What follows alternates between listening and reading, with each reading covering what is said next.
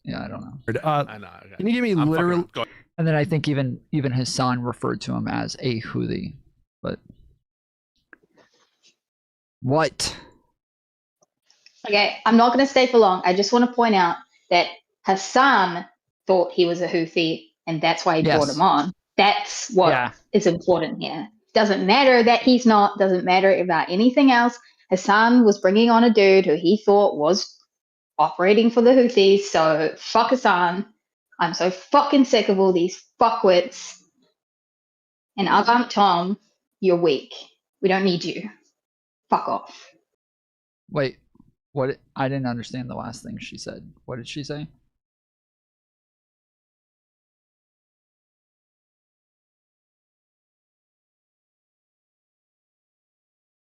Hang on, Tom. You're weak.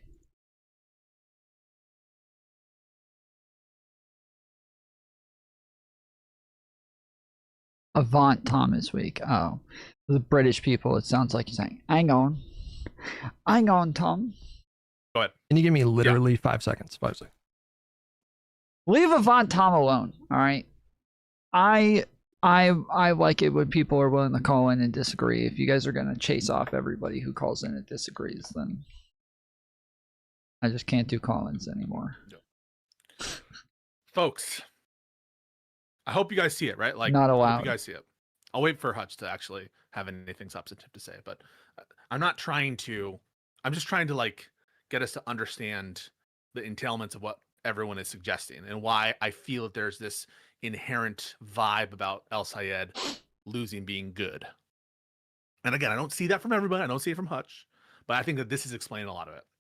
Sorry, Hutch. What I was saying is the reason I'm bringing this up is as explanatory sort of account for why I get this vibe from a lot of people is because I think that they desire this to have a harmful effect.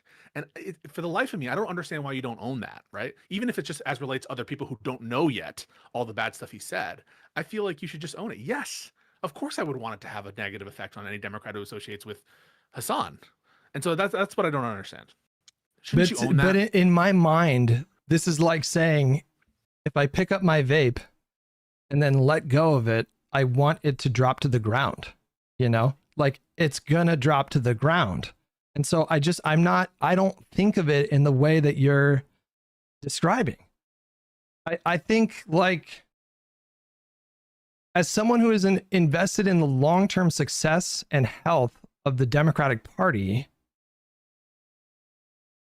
anyone in my position would want the realities of someone like Hasan Piker involving himself in Democratic Party politics to be recognized, being exposed, like more people to finally understand, and having their natural and probable outcomes, right? Right. You don't want Hasan to be like Forrest Gump, and he just is able to be victorious, and like you don't want him to be happy after this, right? You don't want him to be triumphal. Does that make sense? Why does it the framing every fucking time? What he does it's starting to come off as clip farming. It actually is. He's reframing this hardcore.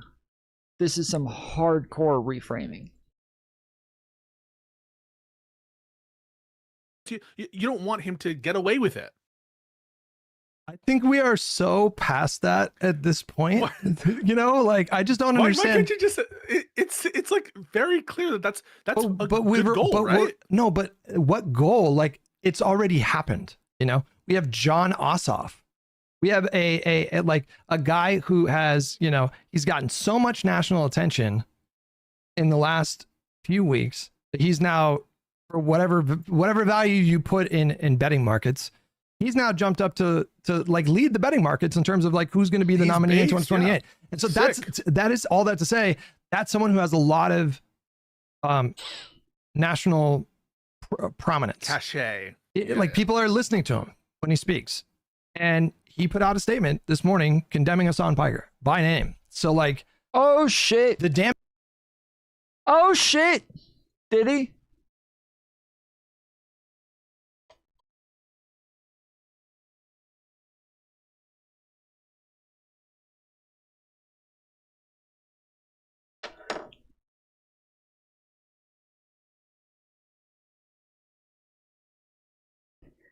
Oh shit.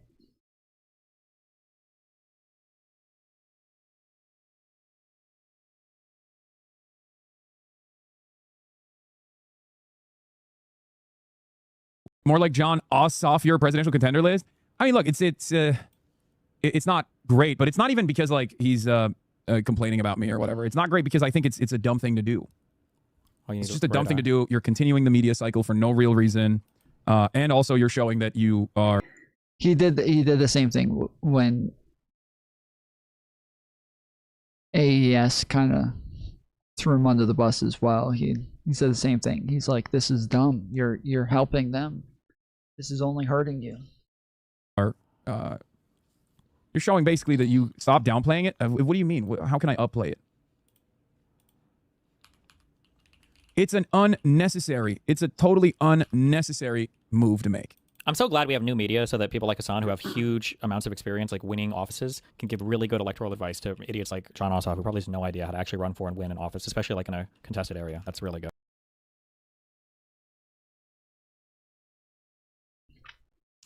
According to the AJC, the Atlanta Journal-Constitution, for those of you who don't know, Senator John Ossoff, Democrat from Georgia, condemns Hasan Piker.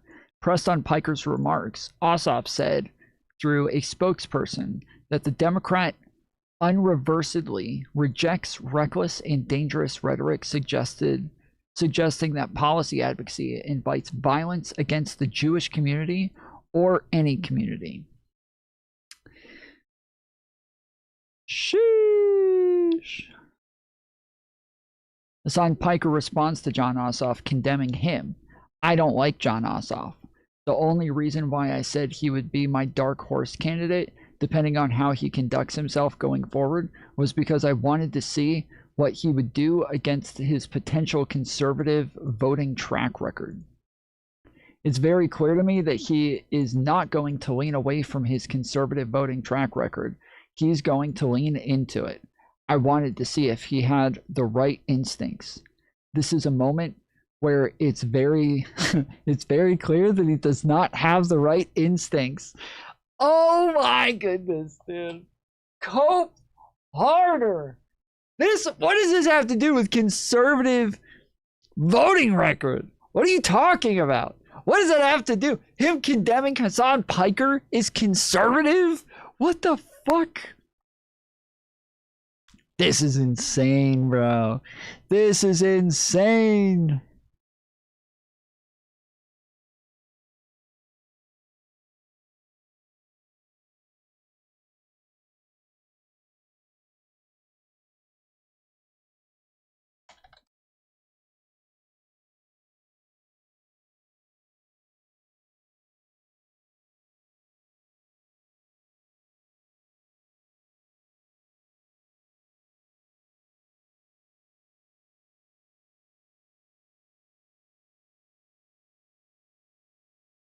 Holy coperoni.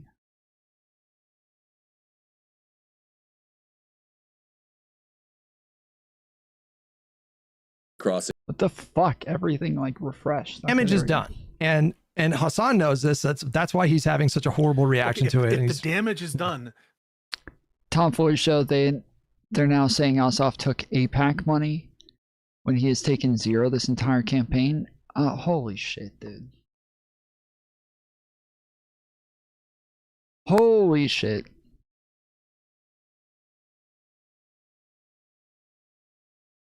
Then the 30% of you should go away if the damage is done.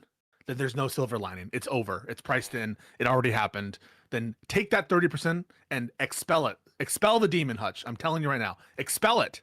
The 30% is gone. I declare it vanquished. If it's already happened, if it's already priced in, if he's already feeling it, then I command you, the 30% leave your body right now. Why is that important to me if you accept the general premises that I'm using to explain like that 30%? Like you agree with that. So I just don't even know. It's like you're acting offended that I I'm have not offended. this. Well, you're saying it's a bad you're thing, offended. but you agree that I think Hasan, it's irrational. you right? agree that Hasan is toxic, and you agree that the Republicans are going to do this literally every time. So you must agree that there would be value in future Democratic Party candidates not making the same mistake. And if Al Sayed is the one to demonstrate the folly of this kind of strategy, it's not already priced in. There's some additional benefit of Al Sayed losing that you want, maybe not to the full loss, but at least that negative effect. There is some benefit to that occurring. If it prevents more future Democratic candidates from making the same mistake, then yeah, there's value there. But again, when I say that's like 30% of me, I mean that shit, because I do think the most ideal outcome is to defend that seat in Michigan, so we don't have to narrowly win another not seat. in an overwhelming fact. You would be disappointed to see him win by 12. Honestly, bro, it would be like, well, I'm a little worried about future races, but I would feel good if it was 10 points. I wouldn't be like, oh, this sucks, like I would feel like good about that, because that would show me that despite Hasan Piker's toxicity, like things are so bad for the Republican Party, he could win by 10 points. So it wouldn't undermine your toxicity point at all if he won by, let's go crazy. He wins by 15 points. We'll go crazy. 15 points. That wouldn't undermine your case at all? I think 15 you're getting, maybe 15 you're getting closer, but I'm just saying, like, things are it just is the case that things are so bad for Republicans right now that, someone like El Sayed could very easily overcome the, what would be liability, like massive liabilities, or much more of a massive liability in a more normal kind of election cycle when you don't have a president who's negative 31, Yeah, then I think we're aligned. I think you would be fine with a El Sayed triumphal victory, and that's your overriding concern. I'd be happy. And so, sure. And even though the narrative would be Hasan doesn't sink your campaign, right? Because that would be the narrative. I don't know how you could get to that narrative at you this don't, point. You don't see the connection there? Well, so this is what I said at the beginning. I said, just because El Sayed wins doesn't mean that I would think that Hasan doesn't have a negative effect on his campaign. Like, those two things are not one-to-one. But Pisco seems to believe it's one-to-one. Like, he seems to be connecting these things. Pisco, listen to me. We're 3 months removed from the midterms, and things are so bad for Hasan that this candidate that he's been taking credit for, literally, he has been taking credit for that guy. He pretends like he's not. I'm no kingmaker, but there's multiple clips of him like basically like taking credit for that. And now that candidate is saying, I don't plan on doing any campaign with Hasan, and he condemned him indirectly. So we already won. No. So we already won. So if Abdul El Sayed goes on to win this race, it will be after he distanced himself with Hasan. And so there's no way that any honest person, no way that Hasan wins. Exactly. He's fucked in this spot, and he knows it too. Then we're good. So then no one should be. Then at this point, no one should be. That's why I'm happy. I'm like euphoric over the last 5 days. Beautiful. Because we're aligned. This is just unequivocally bad for Hasan, and he knows that. It just fucks with his whole brand. Is like he's going to be this new political leader to revolutionize, American politics and Democratic Party politics, and that just got blown up. Like, it's all just completely blown up. And he knows that. That's why he's freaking out. That's why he's putting out these calls for other people to defend him harder. That's why he's like, in the replies to these posts, now he's talking shit about John Ossoff, which is a guy that last week he was saying, I like Ossoff. I like him. He's a dark horse. Yeah, he's a dark horse. Dark horse candidate. A week later, he's like this Jewish senator from Georgia. Like it's all of this is this Jewish senator from Georgia. In the replies, crazy. Yeah, but there's more context to that sentence. But like, this is obviously bad for Hasan, and everybody outside of his deranged cult of personality can see that this is not ideal for him. It just fucks with his entire brand. All of that is just blown up. Okay, then I think that we're aligned that like this whole DSA hand-wringing thing, I mean, it seems like the party's in a good spot. It seems like we're good. It seems like we're all good, right? We're getting there. I mean, it's good. I'm glad to see leadership take a more forceful tone about this and take a more forceful position about this. Like the Republicans did force the issue. Like they forced Democrats to do this. And so I'm glad that we're like ripping the Band-Aid off now, especially with Ossoff. I'm really glad that Ossoff did that because we can this is literally been something that people have been waiting for to find out from Ossoff. And I think I believe I even had a conversation with Mantis and a while ago, and I said, I was like, I think Ossoff's going to be able to like straight up like condemn Hasan and step away from that sort of shit without taking a big L here, and then like he'll be able to like ride the line in a way that's actually productive. And I know a lot of people said, they're like, I don't think so. Like, I think that Democrats are just going to be really weak on this issue. They're not gonna take a stand. They're not gonna make a real statement. And this is something that, everybody's just been kind of waiting on to find out where this is going to lead. And we have an answer now. And I like, that's good shit. Skip the fucking, next year and a half of them pretending that they would be okay with Ossoff, only to turn around and call him a baby killer the second it looks like he might win the primary. We can just skip all that, and now we're at the spot that we were always going to be, which is they're going to be super adversarial with Ossoff. And I think that's good for us. Good. Yes, I think that's really good for us because that guy makes sense for me. That guy's a fucking generational talent. That guy, it could be like the next fucking JFK. He is insanely charismatic, and his messaging, political messaging, is so disciplined and it's so on point, and it's going to connect with a lot of voters. He's going to have a lot of broad appeal, like mass appeal. And if they want to pick a fight with him, like, let's go, bring it on. I would happily line up behind John Ossoff. Feel free to ask me anything you want. Push all that stuff within reason. This is I like what Hutch just said. I think is going to be like insanely beneficial for Ossoff, because a lot of people who may not have even been keeping track of him, or he's been kind of on the outskirts for a lot of people. I think this is a thing to really like have liberals get behind one guy. Like, I think this is a moment where everybody can kind of stand up and be like, this is our guy. Like, Ossoff is our guy. This is the motherfucker that's going to take us to the promised land. We'll see, but I think that this could be one of those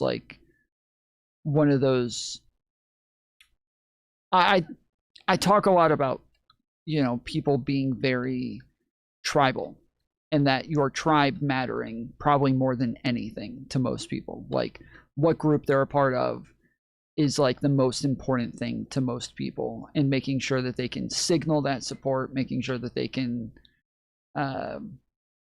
that like everybody sees that identity within them.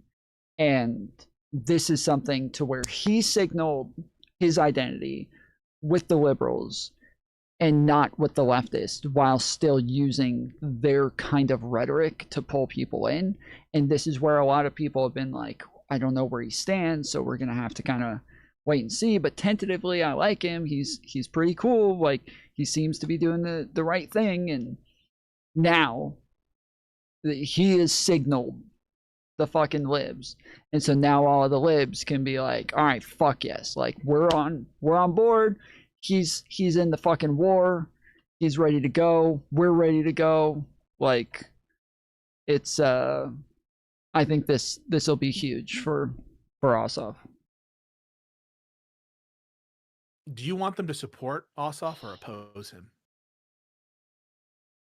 It would obviously be ideal if we could get as much support as we could possibly get. That would be ideal. Yeah. But do I, like, The question is moot. So you don't want them to pick a fight. The question is no. The question is I don't think about these things in this way. I'm not thinking about like what do I want versus what do I don't want. I can't. Well, again, surely you should, right? No, Because, like, I don't. I don't think about life in that way. Like you can ask my chat. I have been telling them for like 2 fucking months that all of this bullshit, flattery and praise that Kyle and Hasan have been, and all of them have been throwing at Ossoff, it was all bullshit. It would not, like, obviously that was never going to last. At some point they were going to fucking turn on this guy, you know? Like, I'm not thinking, I want them to, or do I not? Think about that? I don't want these people to have their politics, you know? I wish that they believed different things and weren't.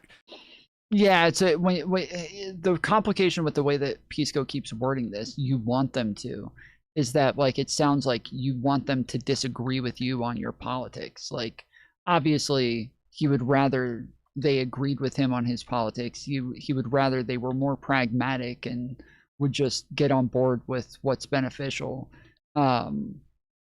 There's like a lot of these like implications in the way that Pisco keeps wording this. Insane people, that's what I want. But I, you know, in terms of like how are they going to interact with Ossoff, it's just predictable. They're because the response is going to be, Hutch, we're damned if we do, damned if we don't. If we support the candidate, you don't want that, and if we oppose the candidate, no, I just told you. I think like what I would want within some kind of realistic framework from the people that I'm talking about, what I would want from them is just just some semblance of pragmatism. Like, I am not asking for them to dole out endless praise for Jon Ossoff. I'm not asking for them to change their ideology and, you know, bend to his ideology.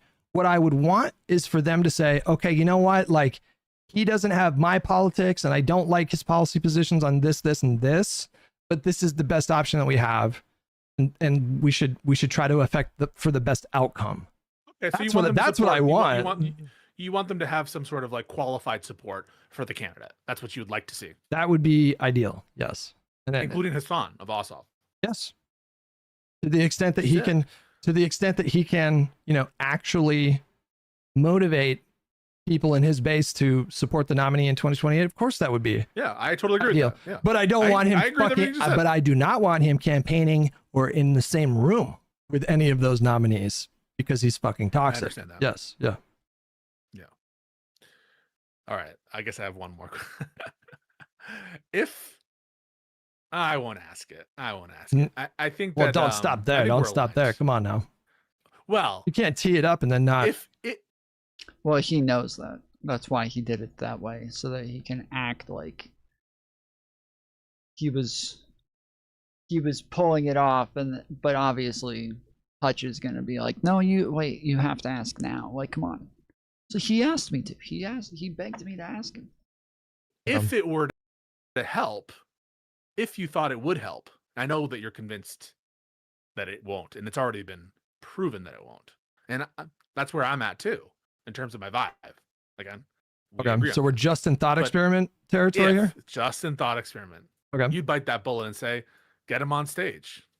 If I thought that by sharing a stage with Hasan Piker, that would help a candidate win an election, and not like, and that like, even if it did potential damage to other candidates maybe in the future, but there was more like value in that, then yes, I would. Then yes, I would. 1,000%. Bro, I think we're aligned on like most everything. Like Liz Cheney is like a perfect example of this. I fucking loathe her politics, but I understood what they were going for by trotting out a Republican who says, I disagree with Kamala. I don't have her politics. We are very different ideologically, but I think Donald Trump is dangerous. And so I thought it was based too. Yep.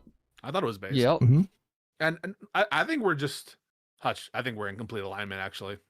Come to think of it, I think that we're, like, I just think that we're aligned in practically every respect. Maybe on, like, the media stuff, you're like, you should be focusing, but I don't even hear you say that. Do you say, like, Josiah should be focusing more on Hasan? You don't say that. I don't hear you say that. No, so my issue with Josiah is not that he focuses basically exclusively on Republicans in his content. I don't have any problem with that. Like, different creators have different niches, and you should lean into what's successful for you. And I would assume that Josiah is a creator first and like a political advocate second, which isn't meant to disparage him. Like, I think of myself in the same way. My issue with Josiah is when he goes on Twitter and wait, what's the thing that he said that you disagree with? He said something yesterday that I was like, it made me sad. What did he say yesterday? It was about. What did you see, Clarice? What did you see? There were some DGG folks, I think, pressing him a bit on like Crystal and Kyle and them, I think. Crystal, Kyle, and friends. Well, I mean, like and that space. And hold on, let me find it. Crystal and Kyle and them. So it's more like Twitter Josiah. You have a Twitter and live stream debate Josiah. Sometimes he'll say things. He'll sometimes say things like Yeah, but like what? Hold on, I'm trying to find it. Okay. Yeah, this is farming. Like someone was pointing out that if you're somebody that you. This is farming, and I'm all for it. Uses the language diet MAGA. I can't find, for some reason I can't find it. Oh, I think I saw that tweet, and he was like, "I disagree with it. I think it's bad." That's what I thought Josiah said to that. Give me one second. I'm pretty sure that's his opinion. Give me 1 second to find the specific thing he said. Sure. He said Hasan making that false equivalence when he says diet MAGA, I think. Plus trying to get Democrats elected via No, this isn't even the one that I'm thinking of. What's the one where he's talking about diet MAGA? Is it this one, Zublars? I've never heard him endorse that term. No. He didn't endorse it. Okay, here it is. Mooten. Mr. Moon. Senor Mouton. Yeah, it's Mr. Moon. Mouton. Said, respectfully, doesn't Kyle do this? Okay, so hold on. Josiah said, in reference to Kyle, until he endorses a Republican or third-party candidate and or creates a false equivalence between the two parties and or encourages his audience to not vote for the Democrats. And I think he meant by that, like... You're an ally. Right. And then Moon... Yeah, that's just how he defines ally. Just to right. be clear. Guys, that's just how he defines the term ally. Right, but that's my problem with Josiah. So, like, specifically... Okay, wait, let me hear that again. Mr. Moon. Senor Mouton. Mouton. Said, respectfully, doesn't Kyle do this? Okay, so hold on. Josiah said, in reference to Kyle, until he endorses a Republican or third-party candidate and or creates a false equivalence between the two parties and or encourages his audience to not vote for the Democrats. And I think he meant by that, like... You're an ally. Right. And then Moon... Yeah, that's just how he defines ally. Just to right. be clear. Guys, that's just how he defines the term ally. Right, but... a candidate and or creates a false equivalence between the two parties and or encourages his audience to not vote for the Democrats. And I think he meant by that, like... You're an ally. Right. And then Moon... Yeah, that's just how he defines ally. Just to right. be clear. Guys, that's just how he defines the term ally. Right, but that's my problem with Josiah. So, like, specifically... Okay, it's the terminology shit? No, this is what's happening. No, like, not... People are loading in the connotation hold on, of the word ally and trying to, like, sandbag him. Okay, let's just... Fine, if you want to avoid defining ally... I'm sorry. I'm just saying that's how Josiah defines ally. No, I understand. And so people are like, wait, okay. But I think that's silly is my point, and frustrating. Wait, why is that silly? I'm trying to get to it. I'm trying to get to it. Okay, so Mooten says... Yeah, I'm sorry. Pisco interrupting over and over. I have no idea what the fuck they're talking about right now and why he's bringing up ally, but Pisco won't stop interrupting to where I can find out. And it's fucking I'm about to get a fucking brain aneurysm. I got confused because my dealer split my package into two and I only saw one and was like, what the fuck? Fucking Pisco.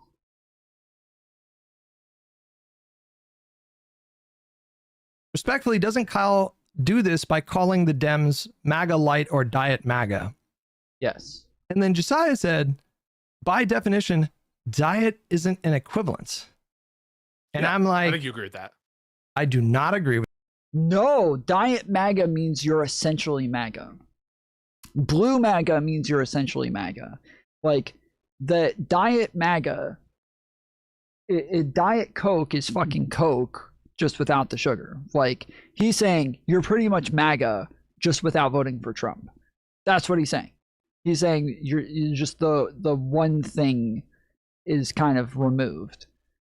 That they are saying MAGA is fucking retarded. They're dumb. They're cultists. They don't understand English. They don't understand American values. They don't understand the Constitution.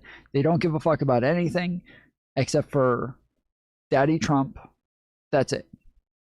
Diet MAGA is saying you're the same just for Democrats. With that, if you're calling Senator Slotkin Diet MAGA, you're calling them MAGA. But no. That's by what definition, I think by definition, what all he's pointing out is that there is a distinction, right? It's not an equivalent. Not a meaningful distinction. When somebody says that's it, Slotkin is Diet MAGA, what they're saying is they're basically no different from MAGA. That's what they mean when they say that. They're not giving some nuance. I say this about leftists all the time. I say that leftists are essentially MAGA. Like, I say this all the time because I think that, like, there is no meaningful difference there. I think that they're just pretty much MAGA. Like,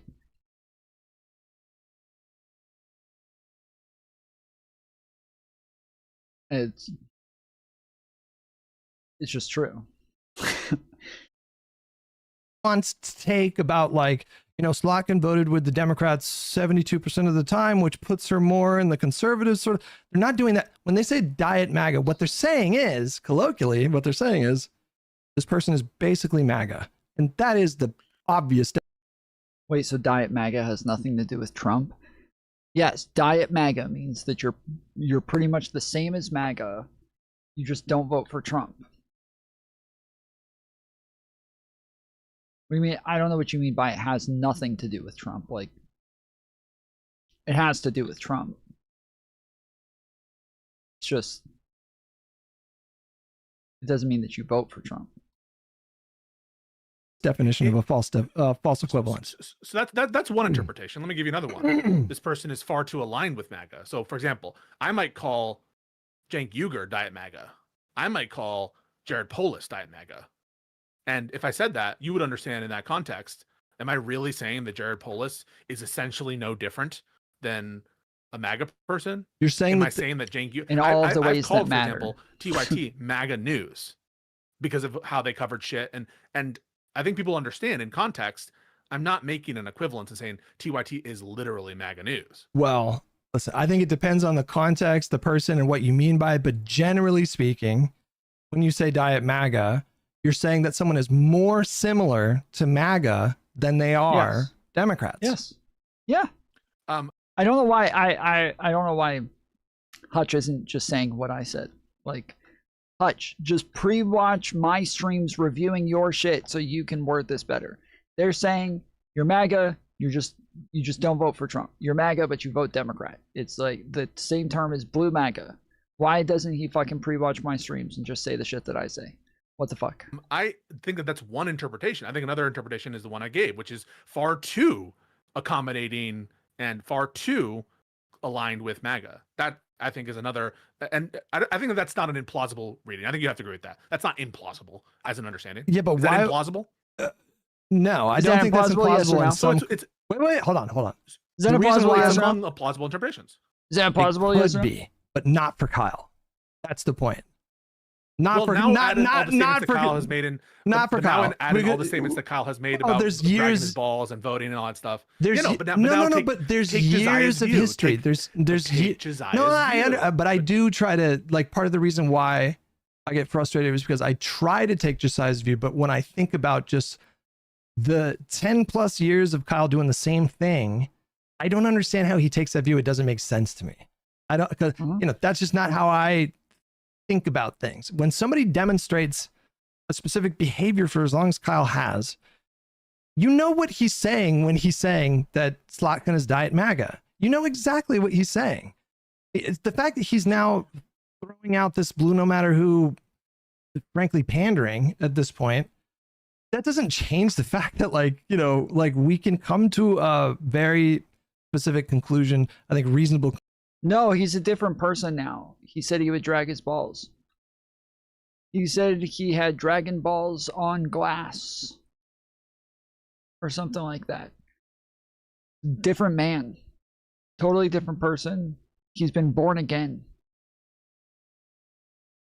Conclusion about what Kyle means when he says these terms.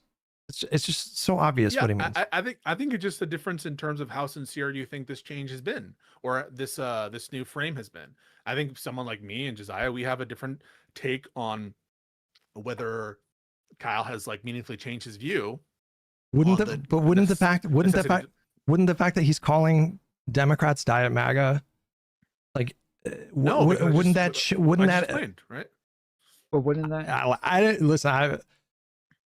I guess at this point so it becomes one way you can take that word, right? It becomes a debate about it becomes a debate about like, you know, how could you think that way? And so just, you know, I don't know where to go with the debate. There's two ways to interpret it, right? So there's two ways to interpret the diamag comment. And by the way, I disagree with him using that. I don't think he should use the word because there could be a meaningful conflation. But there's one sense of the word in which you're essentially the same as MAGA. And there's another sense of the word, which is like you're far too accommodated and aligned with MAGA as a critique, right? You're diet MAGA. You might say that, for example, right? Again, Jared Polis. He freed Tina Peters, or again, to Cenk Uygur, to TYT. I have called them MAGA news. Now, it is totally untrue for me to say that they're equivalent to MAGA, but I think people understand when I say that in context. Again, all I'm saying is he's super accommodating to the MAGA narrative, that he's willing to be like way too charitable to MAGA, that kind of stuff. And I don't think that Josiah is like fundamentally just like confused by pointing out the true fact that there is no equivalence and that he believes Kyle when Kyle says that there's a humongous difference between the two parties, so as to inform the one version of the word or term versus the other. Does that track?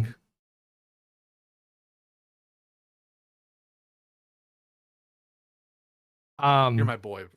I love you, listen, I love the shirts too. Thank you. I appreciate that. Yeah.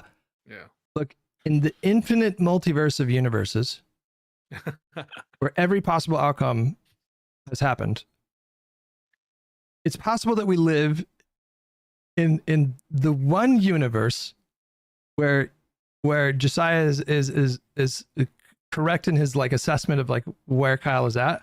I just don't think we live in that universe, because what all you got to do is just, how do we prove you're wrong? Well, I think there's an easy way to do this, which is just to go to Kyle Kalinski's Twitter page and search for the word Democrats and just kind of scroll and see what he's saying. You know, June 25th, when the diet MAGA Democrats, what the diet MAGA Democrats don't understand is that the more they out themselves, the more they put a target on their back to get primaried and fucking lose. The base is no longer taking their horse shit. Proceed at your own risk. You know, like yeah, I think when he's there's a collection of Democrats that he finds to be intolerable that he wants to see ousted. How is that inconsistent with what that he? Yeah, what's wrong with that? He's just saying, he's just criticizing people. Is he not allowed to criticize anymore, Hutch? Are you saying he's not even allowed to criticize anybody? That he finds to be not meaningfully different from Republicans. That's what he means when he's saying that. He's, you know, that, right? May 26th. Even if that were true. May 26th. May 26th. They aren't moderate. These aren't moderates, as I've always told you. They're diet MAGA. They're simply not real Democrats. What the fuck else am I supposed to? No, they say they're simply not Democrats. What do you think he means by that? This is what he means to say is that they're far too accommodating to Trump. It's like something you would say to Fetterman, right? Is Fetterman a real Democrat on your? So what do you think he's saying? That they're literally not Democrats? He's saying is it a point about their alignment and who they're aligned with? That's the problem, though, is that you can look at somebody like Fetterman, who is obviously way closer to MAGA, and see a massive difference between him and you know, literally everybody that Kyle calls Diet MAGA. So I don't know why, like, the idea that you would be allowed to get away with this fucking criticism as though it has any legitimacy, and as though you're not continuing to like separate Democrats from you and your people, which is, I believe, what Josiah said was like going to be a line for him, right? He was saying like that would be a line for me if they started doing that.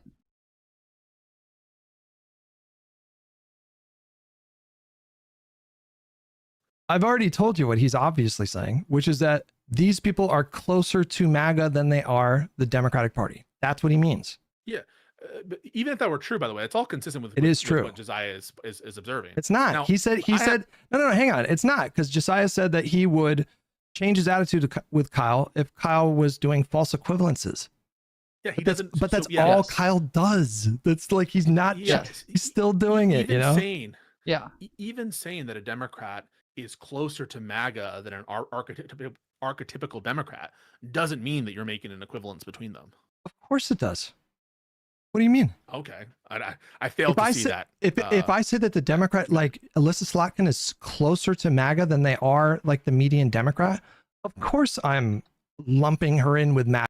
Bro, just use his example back against him. He just said Fetterman. Okay, Fetterman, great example.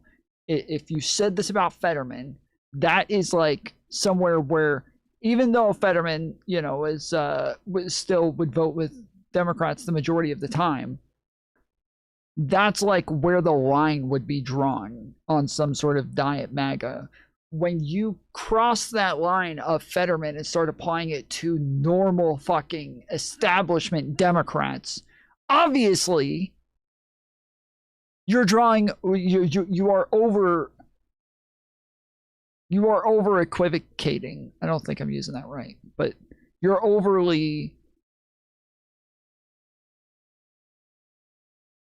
you're over conflating the two. MAGA and creating a false equivalence. Yeah, I'm not convinced that first of all, like I said, I'm not convinced that the term, as Josiah's interpreting it, is having that weight. I think it's more in terms of, because example, if you were to run down all the policy positions with Kyle, you'd be like, you agree Alyssa Slotkin is better votes on this, right? Yes. You agree that Alyssa Slotkin is this and MAGA isn't like this. How do you think he would respond to that, Hutch? If we went through the policy and be like, that's a massive Hutch, difference, yes or right? no? That's a massive difference, right? Do you think he would say no, it's not a massive difference? I think Kyle would flail about and hurl like any ridiculous like Facebook boomer meme, like conspiracy theory that ever landed on his feet about Alyssa Slotkin. He would probably hurl like insane accusations that she, you know, like murdered a kid in Uganda in the 80s or something like that. And, you know, that she probably secretly agrees with Republicans and you know, her whole project is like working against progressives. You have to square his statement, but in order to have your interpretation, you have to square the Manchin statement, and the way you square that is saying he's lying about Manchin, that he would vote for Manchin. He might be lying to himself or outwardly lying to you guys, but he's lying one way or the other, because there's no universe where he's not even gonna, bro, he's not even gonna endorse like Ossoff or Newsom if they win. Like, you're insane if you think he's actually going to follow through on that.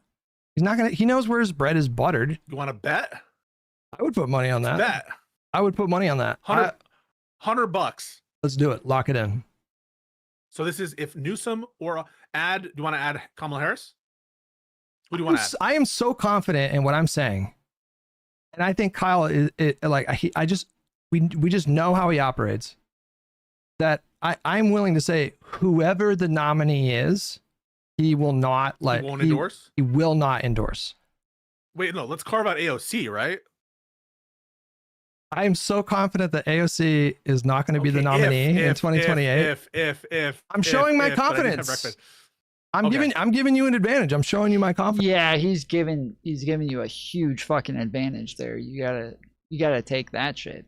You gotta take that shit. Like, fuck that. You gotta take that. Come on. confidence. Although I wouldn't even necessarily feel all that confident that he would endorse AOC. I you know, like, I don't know. Like, I actually don't know. If you're so confident, let's raise it. Are you okay raising it? Let's do $500. You're offering a crack at a crack right now. So obviously, yes, I am on board with increasing the terms of the bet. What do you got for me? $500 and a public apology. Either one of us. $5. I'll apologize to you. Wait, wait. Okay, hold on. Wait, doesn't Hutch have like did Hutch have like a gambling addiction or some shit? Or was it a drug addiction?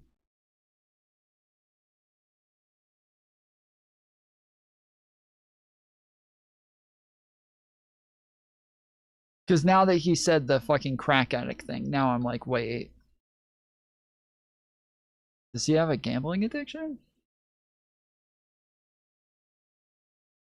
Wait, yes, he has a gambling addiction? Wait, fuck. Wait, what the fuck are you doing, Pisco? Wait, what the fuck? What are we doing here? Does he still gamble?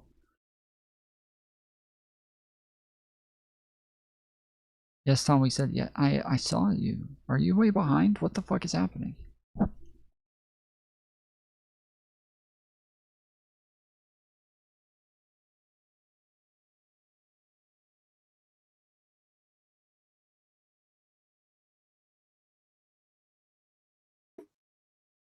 Or you'll apologize.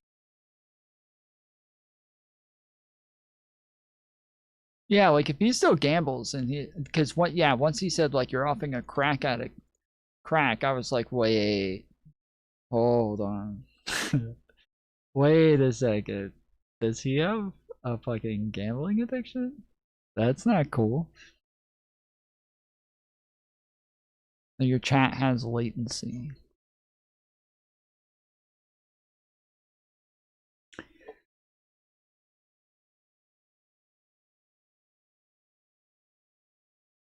Hello, hello. Hello, hello. Hello, hello. Your chat has latency. Your chat has latency. Your chat has latency. Pretty fast. To Josiah.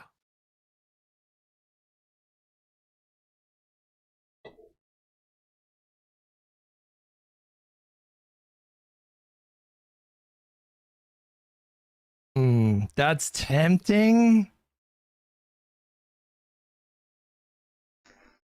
No collusion, by the way. No collusion. I'm thinking. I'm just thinking. I'm doing the Doctor Strange calculations. Yeah. This is why politics is popular. It feels good. It feels amazing to hate all the idiots and bad people while believing that you are above it all and part of the righteous group.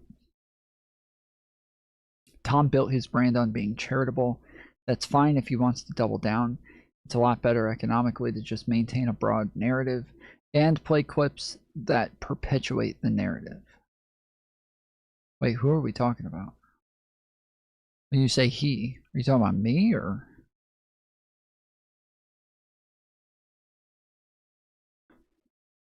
He's an addict. I think he just doesn't gamble much anymore. Okay. Pisco, that's fucked up. If somebody's recovered addict, a gambling addict, you don't offer to fucking gamble with them. There's people in chat saying in all caps, don't do it, Hutch, please. Fluffy potatoes, like spamming, like don't do it, please.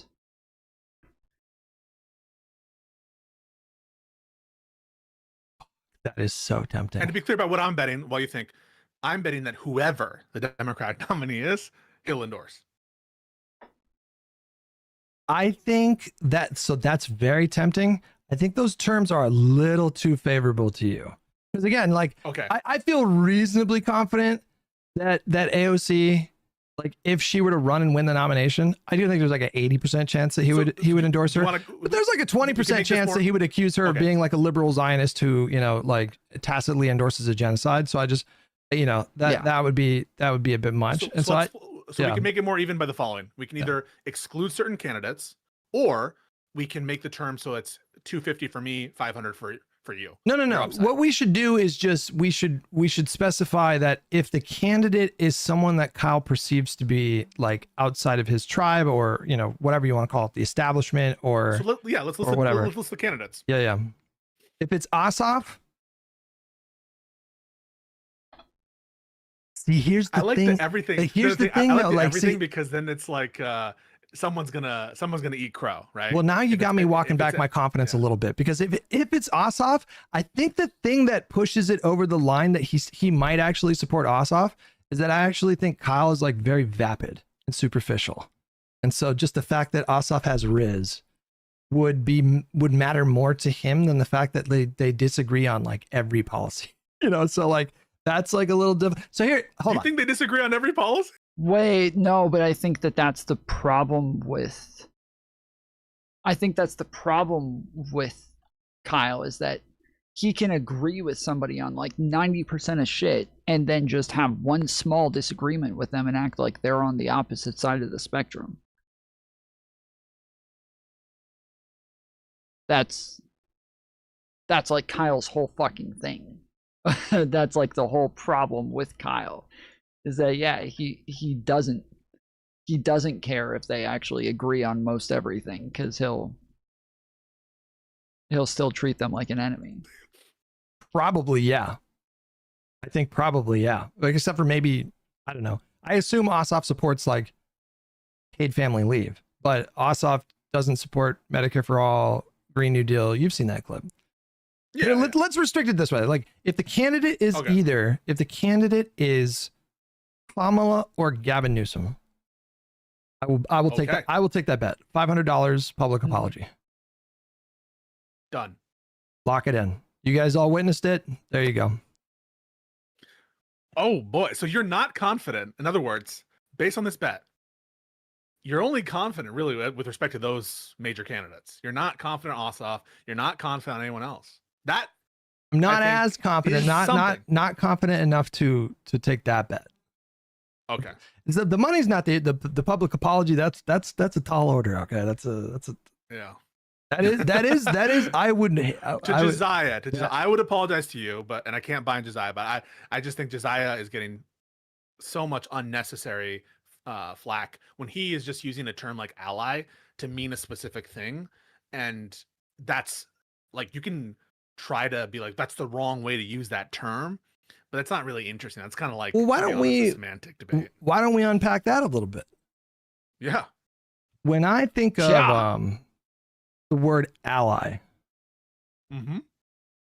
I think of a relationship with a person or an entity that is mutually beneficial.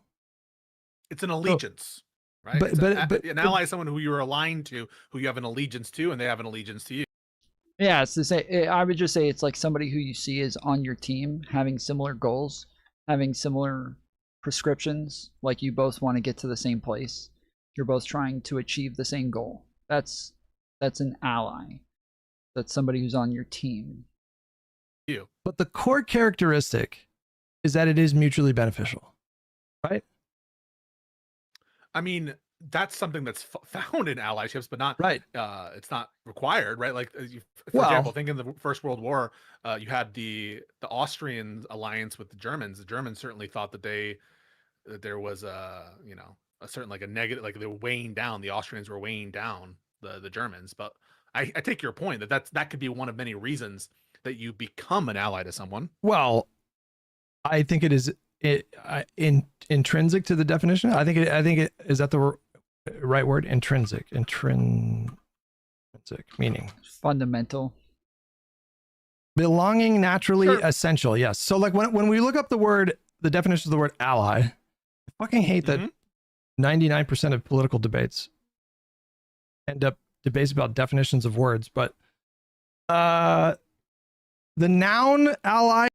Well, 99% of the ones with Pisco do. Is a state formally cooperating with another for a military or other purpose. The verb. Yeah, that's not what we're talking about. The verb. So there has to be an alternative one. Right. The verb to combine or unite a resource or commodity with another for mutual benefit. Or if we go to Merriam-Webster for a different definition, to unite or form a connection or relation between, usually used with or to. That's the verb.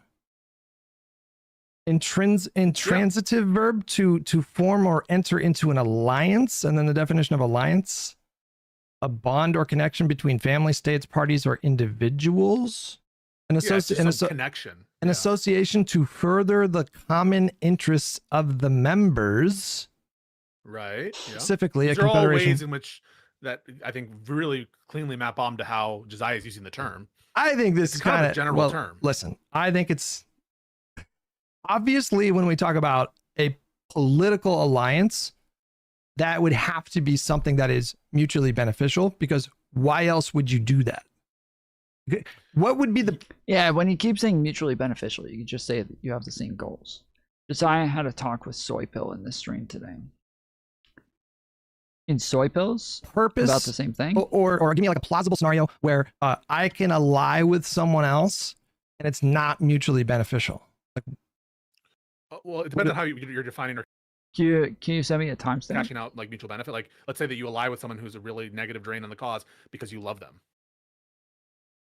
that's not what we're talking about with politics, though. I don't, politicians and people with perspectives don't align with people because they love them, and it's like they're just personal relationship. doing altruism. He likes Hasan. He wants clout.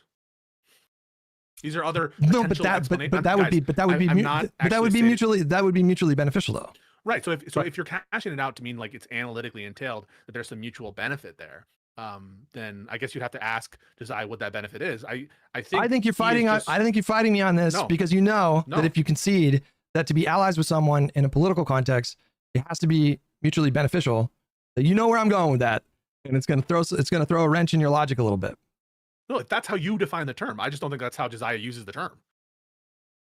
Then I can't possibly conceive of what. I think that's literally how everybody uses the term. Pisco and I had this exact conversation a while ago.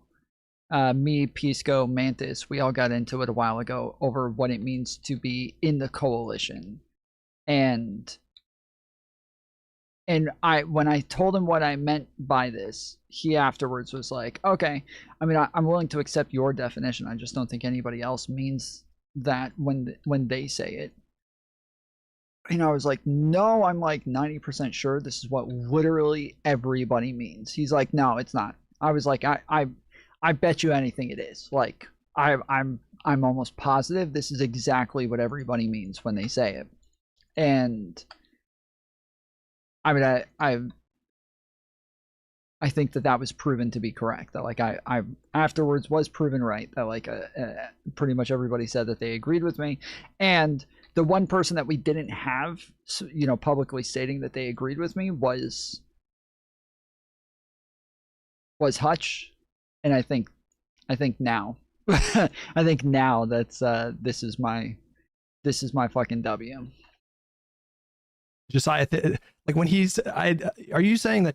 Because yeah, Destiny said that he agreed, and then the majority of people agreed. So Josiah doesn't think that an alliance has to be mutually beneficial in politics? Yeah, I don't think that he's using the term that way, and I don't think any of the definitions you provide have that entailed. It's one of the purposes, right? The purpose is for mutual benefit. That doesn't necessarily mean that it actually results in mutual benefit. No. So I think even on the definitions you provided, it's not entailed that there be. Wait, yes, no, that is what they're saying though, is that the intent is for mutual benefit, not that it has to end up with mutual benefit. A mutual benefit, just that. I just did all of this shit with like the yellow lines, and I don't like it. I'm gonna undo one of the definitions you provided. Again, just one. Wait, I now think you're add going that a as, different like, a potential purpose. Now you're going a different way with it. Now you're saying you can form an alliance with someone, but it doesn't always work out mutually in a mutually beneficial way. That's not what I'm saying. When you form an alliance with someone, the purpose is that you're joining forces to some kind of mutual benefit. If that's what you mean by the term, then yes, I think that's what everybody means when they think of like a political alliance. No, not Josiah. When Josiah says ally, he means something very specific, and he cashes it out. He said all he means by ally is with respect to the goal of destroying Trump or acknowledging Trump as a greater evil. That's all he means by that. That's a mutual You could be benefit. like, that's not the correct definition. No, but that's just okay. That's a mutual benefit though. Like if you're joining someone because you have a common enemy, that's a mutual benefit. So, anyways, yeah, I think this is if you kind were of. to ask him, I assume if you were to ask him, he probably thinks that like all else equal, Hasan, like to the extent that he's dedicating resources towards defeating MAGA, his intuition is that would be more helpful than hurtful. And my guess is he would say that. But again, I don't think that that's entailed in his definition of it. I think he's just using the term the way he says he uses the term. This feels a little pedantic to me. I'm not gonna lie to you. Because what's pedantic? Because So the Josiah idea that thing. someone He says- could have a conception of a political alliance that doesn't involve mutual benefit is completely absurd. Yeah. Yep. It doesn't make When any you say sense. it's absurd, you mean I mean, it the doesn't make word, like sense. you don't understand it. It's a word, right? It's nonsensical. It doesn't. Why would you do that? What would be the purpose of an alliance that only goes one way? It doesn't make any sense. No, he's defining the term. He's using the term in a way that he's explaining. He says when I say ally, I just mean someone who recognizes the Democrats are the lesser of two evils and better than Republicans in every way, and you don't make a false equivalence between them. He just is telling you what it means. You're like, why would you use that term that way? Well, like that's kind of tangential to the discussion. People are asking him what an ally is, and he's why not ask? Like the thing is, here's why, Hutch, I think all this is happening. People want to have the connotation of ally, and they're trying to sandbag him. So instead of asking the question, do you think Hasan is helpful or hurtful for the Democrats for a particular end, they don't want to ask that question. They just want to run a bunch of examples on the notion of allyship, and then bring in the baggage, the connotation. If you were to say something like, Nick Fuentes is an ally, then where he would be committed to saying, yes, Nick Fuentes is an ally if he fulfills the criteria for the given election, he would be committed to that. But that's just his notion of ally in that context. But if you were to ask him a broader sense of ally, meaning like you should be friendly with them or they actually have a positive impact, he might give you a different answer.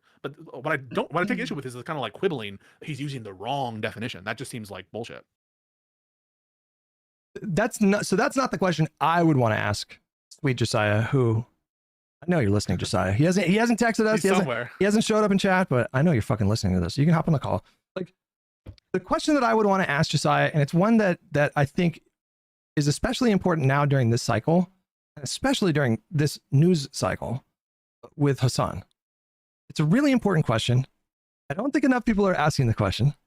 And the question is, what value is Hasan Piker bringing to the Democratic Party? And I think that's an especially important question because if you're mad that party leadership are not defending Hasan from his own rhetoric, by the way, in the form of attacks from the Republican Party, if you're mad that Democratic Party leadership are not supporting and defending him, then I don't think you've asked that question. Like, what possible incentive would Cory Booker and Chuck Schumer and all these other prominent Democrats, John Ossoff, what possible incentive would they have to risk and stake their own reputation fighting a difficult fight? Because Hasan just makes it so easy for Republicans to weaponize his own rhetoric.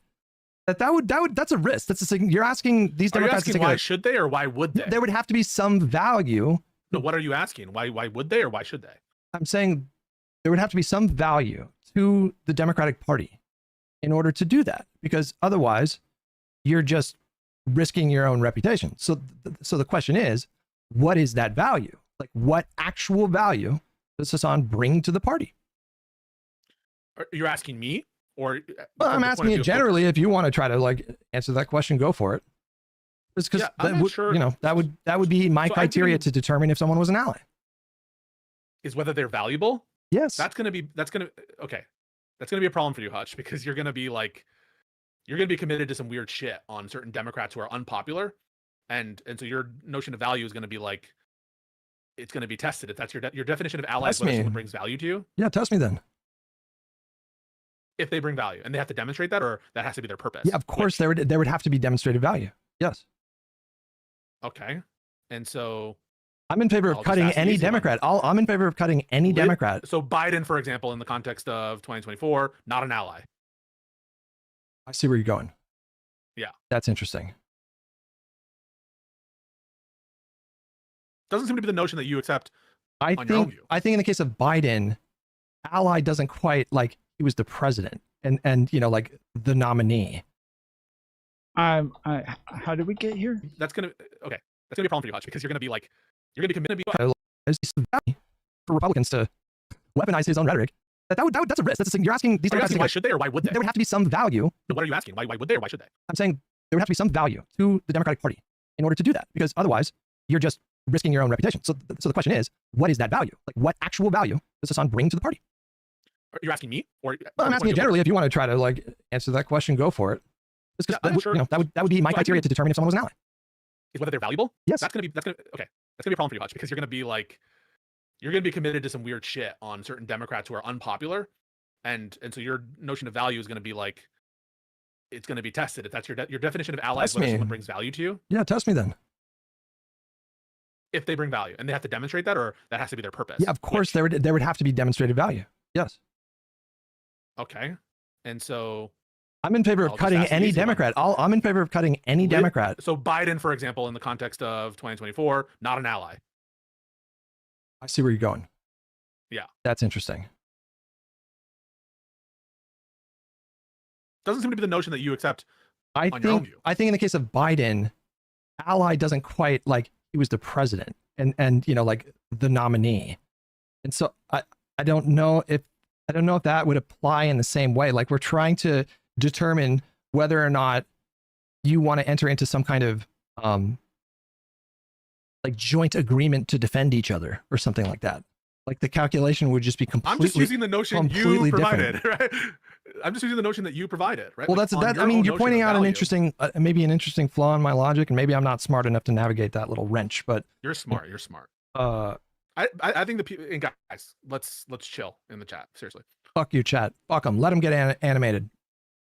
Fuck you guys. So yeah, I think you should like go for it. But I just, you know, let's not stray from the question, because it's a really important question, right? I mean, you would agree, right, with the idea that if you're expecting or wanting the party, like the leaders of the party, to defend or wanting, right? Like, it doesn't matter. Like, you know, in either case, if you either expect support and defense from the Democratic Party or you want support from the Democratic Party, you would agree, right? Obviously, you would need to, like, if you're in Hasan's spot, have demonstrated some value to justify the risk to their reputations. So I'll answer both the expectation and then the kind of desire / normative aspect. I would agree that if you want to expect people like Cory Booker et al. To defend you, it's kind of like, I scratch your back, you scratch mine. No one should expect these people to defend Hasan Piker. That's the expectation front. In terms of like whether it's a good thing for them to defend, I actually think that like whether you've demonstrated value in the past, maybe that factors some in terms of the future, but I think that they're also looking at like future value / detriment, right? Like, even if it's the case that he's shown value, and I'm going to be honest with you, right? I have an intuition about Hasan being a negative on a candidate in a general, but overall in the electorate, my intuition flips. And my intuition is just having like a handsome person activate people politically who are generally on the left. My intuition, again, without data, and we should get the data, someone should commission the data, is that all else equal, that will probably just activate more people and they'll vote for the more left-wing candidate. We do have data. That's just my vibe on what? We do have data. We do have national polling from like 3 or 4 independent. That's on his popularity. That's different. That's on his popularity. That's different than his effect on voters. That's different than his effect on voters and their decisions. Well, I think we could draw a reasonable inference or deduction from negative polling. That's some kind of empirical shit that someone needs to do. That's some kind of like thing that someone needs to think about. I'm not willing to just jump. Again, maybe it's true. Okay, listen, I'll concede that point. Yes. Yeah. So like I have an intuition that he's going to be a drag on a particular race in which he's heavily involved in the general, right? But my intuition flips on the net effect on voters, and these are just vibes I'm telling you. But even if that were all the case, right? Like, I almost think that what you do in the future should be dependent on like your intuitions about the effect he's going to have in the future. And on that, yeah, like, why defend Hasan if it doesn't provide a benefit? I'm with you there. That's the same thing that you say, by the way, on Biden, right? You say, listen, if you want to throw Biden under the bus, if it's helpful, you've been the first to say, or Kamala, right? I think with Peltola in Alaska, you've said, like, I don't have a problem with her throwing Kamala under the bus or not accepting her. Or Rob Sand in Iowa is another really good example. He's out here saying, like, he's shitting on the party, and I'm rooting for it because it's fucking Iowa. I so agree with you. Yeah, for me, like, consequences are going to be a big factor in, like, should we help Hasan on something? And I'm not convinced that, like, full-throated defense of Hasan right now is in the best interest of the party. I mean, I know you're not convinced of that, and I'm sure that, like, past experience plays into that. But that's just kind of how I view the situation. I mean, I think that's putting it mildly, though, when you say you're not convinced of whatever sentence you just said, because, like, it sounded like earlier you agreed with me that the Republicans are using Hasan to force essentially like a no-win situation, like in Michigan, and they're going to do what I would do. I wouldn't defend Hasan if I were a Democratic nominee. If you're asking me what I would do, okay, what I would suggest. All right. Well, listen. But I've never done that. I've never said that. Yeah. Well, listen. I think you came to that conclusion because it doesn't bring any value to the party, or net value. You know, you could bring some value and have the negative stuff outweigh it. Yeah, you could just go through it and be like, okay, yeah, fuck what he said, fuck him, whatever, and that decision benefits you as a candidate probably. But also, I don't have a problem also if someone makes a decision strategically that, you know, I don't agree with that statement, but I want to focus on MAGA. I think you would have a big issue with that statement. Would you? No. Yes or no? I don't think. Well, listen, it's not about me. We're aligned. It's not about me. I'm asking you. I'm having a conversation with you. No, but I care about what you think. No. But that's the wrong question, because Abdul El Sayed, he's not worried about getting my endorsement. He's got to get the endorsement of the various groups in Michigan politics that whose support he needs. And so if he's got different advocacy groups or state representatives, state senators, or like prominent Democrats in that state that are saying, like, look, I want to endorse you, but I do not feel comfortable with your association with Hasan Piker, he's got to think about them. And so to that end, he's got to do, he probably should do a more forceful condemnation. So I think I'd take that back immediately. No, I don't think it's enough. Okay, yeah. So let's talk about Ossoff then. Let's talk Ossoff. Ossoff says, listen, guys, I don't give a shit about Hasan. All right. I'm focusing on the issues in my state, in Georgia, and that's Collins. Would you take an issue with that statement? No, I would not. No. But I think a lot of people in your audience would take an issue with that statement. One, if I'm right about that, chat. Two, if I'm wrong. I guess like I want to see prominent Democrats like draw these lines, but it doesn't have to be everyone. You know what I mean? So if everyone took the view that, or took the same approach as this hypothetical Ossoff, but just avoiding the confrontation or avoiding the question, then I think that would be bad for the party. Because I do think there needs to be a public, like right now the Republican Party, they want normies to think that Hasan Piker is in the driver's seat of the Democratic Party. Do you agree with that? The Republicans want the normies to think Hasan is some figure of esteem and repute within the party structure. So Yeah. Yes. Okay. So stands to reason that we do need Democrats that are very publicly signaling to normies that this is not the case. And the only way that you can actually do that convincingly is a pretty forceful condemnation. I mean, it can't be mealy mouth. It can't be like, oh, you're muting. You're muted. I can't hear you. He's talking to his chat. What the fuck happened? Oh no, it's Japan. He's so the other day I was talking about the fact that this used to happen to me all the time when I had a Scarlet, and I messaged Pisco right after, and I was like, "Yo, are you using a Scarlet?" And he's like, "Yes." I was like, "Dude, I used to have the same thing, and it would always go out. It would just cut out. Either it would cut out and I would get muted in the middle of talking, and my chat would have to spam muted in the chat, or they would spam mic in the chat. That's right. That's what they would have. They would spam mic every time my mic would go out, and it would either just mute me to where you couldn't hear me anymore, or it would go like, and you would just hear this like really loud fucking blast into the mic until I unplugged it and plugged it back in. So fucking annoying.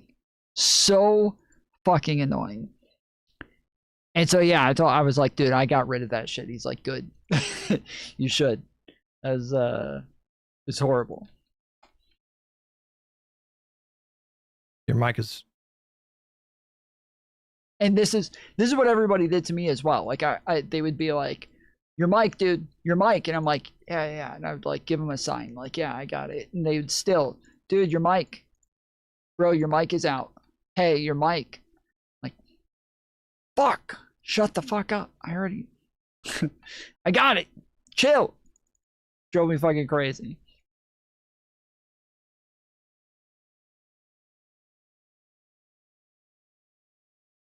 Boomer technical issues.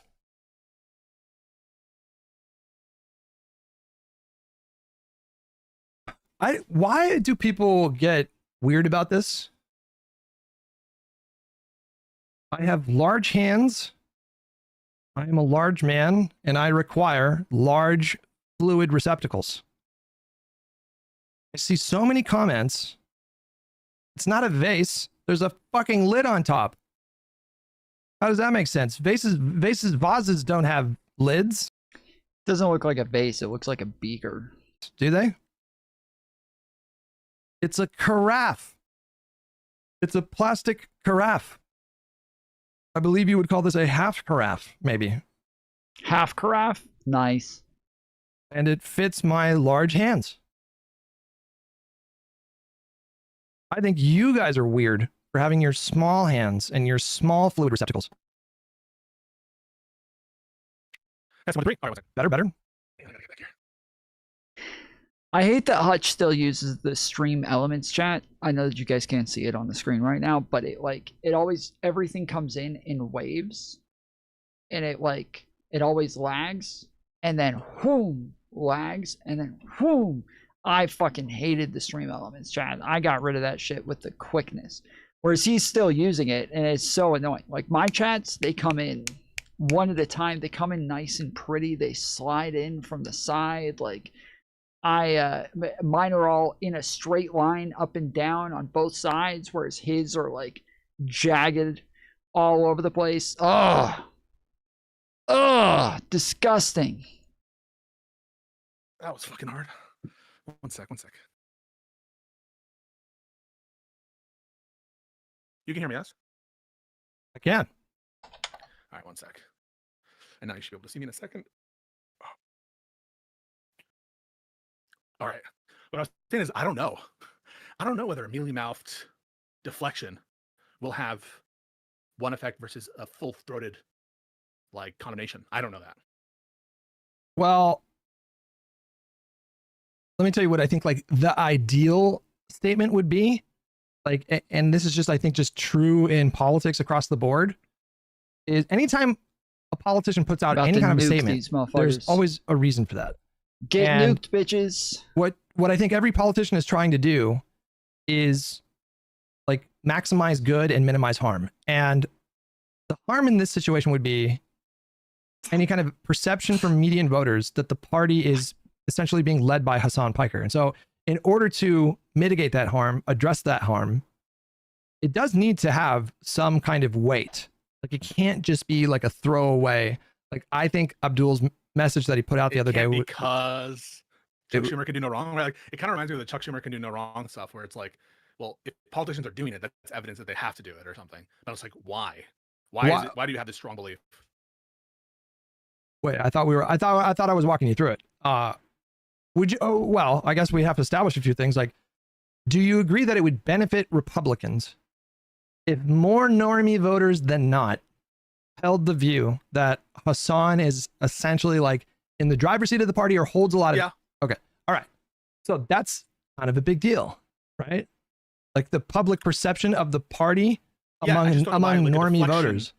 No, but I was going to get there. I was going to get there. Like the ideal statement, I think, in a lot of cases, and I guess it just depends on the electorate too, because maybe if you're in like you're a representative in an R+20 state and you're in like a D+5 district, maybe you need to be more forceful. But the ideal kind of like deflection or the addressing of the perception would involve a kind of deflection.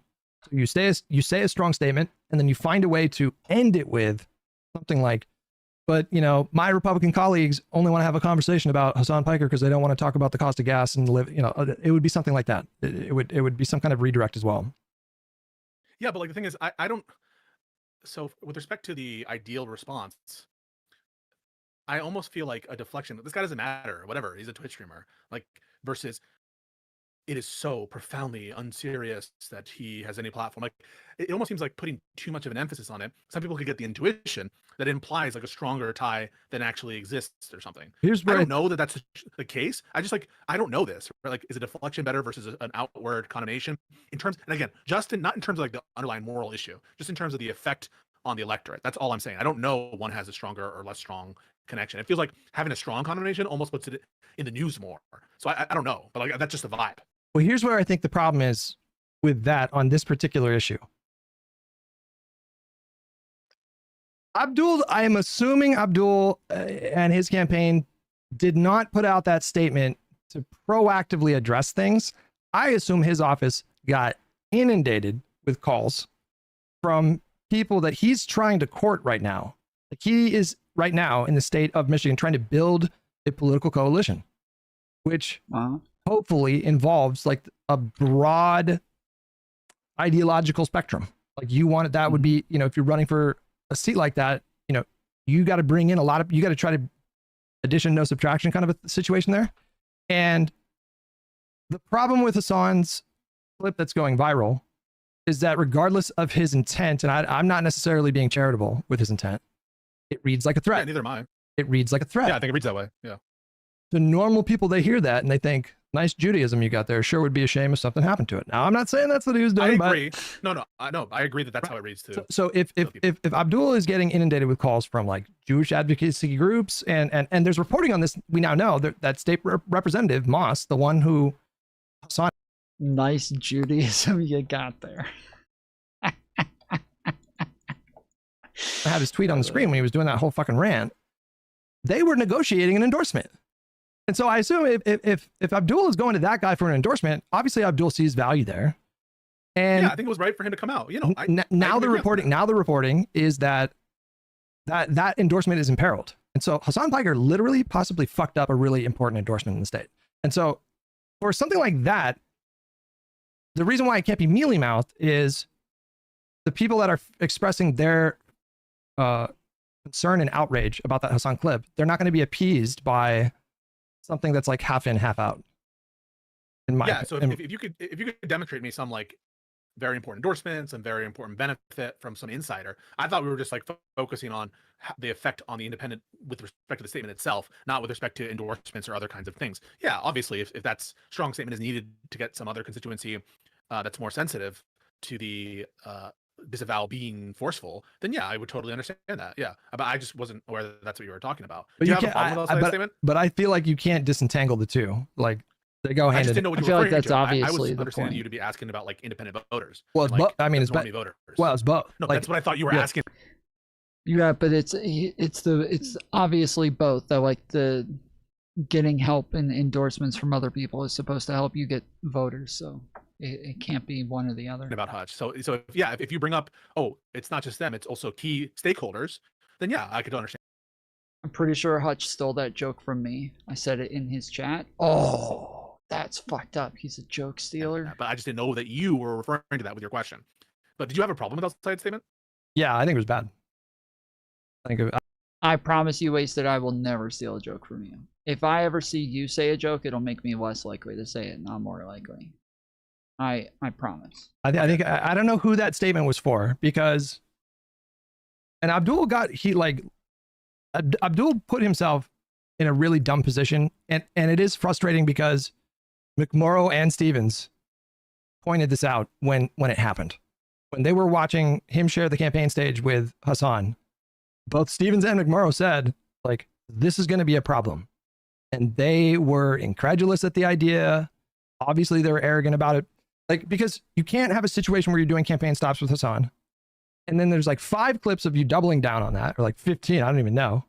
And then you're taking pictures with Hasan Piker at your victory party, professional pictures, like the media, they wanted that relationship publicized. Like that's Oh, no, yeah, no, but we're talking about the statement, right? Yeah. So I get that. I get well, I'm trying to everything you set up. I'm trying to set up like the reason why I don't think it was a good statement.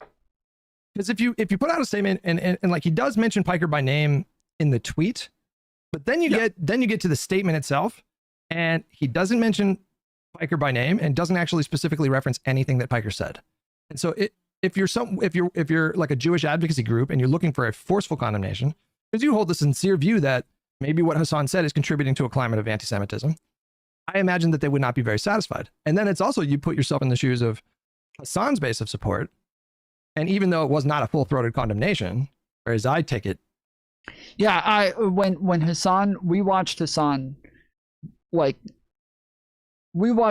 respond to this, and he said he shouldn't have done this because this is not going to be good enough for everybody else, but then it's also going to turn off the people who want him to defend me. And so now all he's done is just piss off two groups. And I said, Hasan is completely correct here. Like he's actually correct that this was like the worst case scenario in the way that he could have dealt with this. Like he didn't actually give a full condemnation, which is what people want, and then he also didn't choose their side either. So he just ended up not picking a side whatsoever. And now everybody's going to be mad. Whereas I took it, I don't think it was. Then they still see that as a betrayal. And so when I look at just the reply to that post, it just feels like it pissed everybody off. I don't know who the post was for. It's like either do it or don't. I would have rather he not say anything. Really? Yeah. Than that. I mean, I would rather him come out with a forceful condemnation and just like straight up say he has no part in this campaign. I was a mistake to involve him ever. I don't know if it's smart in politics to admit mistakes, but I mean, that's what I'm saying. The kind of forceful condemnation that you're suggesting seems to be at odds with not admitting a mistake, which you obviously think that it was a mistake. But just putting that aside, is it like, imagine that he were to say Hasan does not represent this party. He's a disgrace. He's an anti-Semite. He's a hateful person who supports terrorism. And that it was such a and therefore he's a bad person. You wouldn't want that statement, right? No, I don't think I would want it in that way. So like, how can he win on your eyes? He either doesn't condemn it or he does this condemnation, but you actually don't want him to go too hard. He can't. What's the kind of statement you wanted? Well, it's crazy. Well, the point is he can't win, and it's his own fault. That's the point. So then why are you upset with the fucking apology? What would be better? Because I want him to go with the least bad option.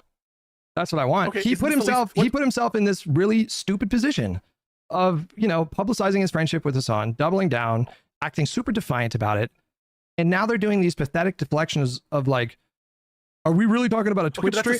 That's his sunk cost. That all happened, right? So what should he have done at that moment? What would you have said that was good that he did this? He needed to identify the language that was problematic, describe why it was problematic, affirm a commitment to Jewish people in the state that saw that comment, and he said that he's committed. No, I'm just saying. Right. I know he said that. I'm just saying, like, I'm giving you all of the necessary components of what I think qualifies as like an adequate condemnation.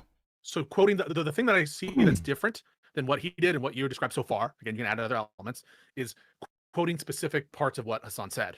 You don't need to quote it, but you need to reference this with specificity, like the thing that made people uncomfortable or angry or whatever. Like you needed some degree of specificity. And when I read that message, it read like Abdul El-Sayed wanting it both ways. Like he wanted to assuage the concerns of people whose support he ostensibly needs in that race, but he didn't want to alienate Hasan's audience because he understands that. This is why it feels like Goldilocks to me. Like I get that, and that's his fault. But that's his fault. Yeah, whether it's his fault or not, right? It does feel like a no-win scenario because on the one hand, you wouldn't want him to be like, Hasan is a Maoist. It's clear he doesn't care about democracy. It's clear he supports terrorism. It's clear that he wants to destroy the Democratic Party. You would like not want him to say all that shit. I wouldn't want him to say that because it would be completely, it would be completely inauthentic coming from him. And so, obviously that would just be, people would be like, what the fuck is this? And saying nothing, like, let's be honest, saying nothing would be like something that you, all else equal, don't want to happen. No, I don't want that to happen. The critique we've landed on is like, well, it should be kind of a middling condemnation, but it should have been a little less middling than what he actually did. I don't think it should like, be. maybe, No. I wouldn't use that language. I don't think it should be middling. I think it should be. I think it should directly address the concerns that people had as a result of that clip, and I don't think that statement did. Do you get the same sense? Do you agree with me? Like, I think that Abdul saw that like the grassroots online support that he got from that space was probably like really crucially important to that campaign, and you know, primary? Yeah.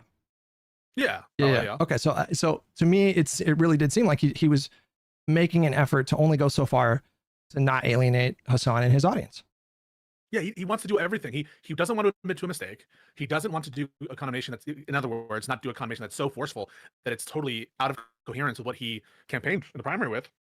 He doesn't want to alienate too much his base, even though I think that's kind of like whatever.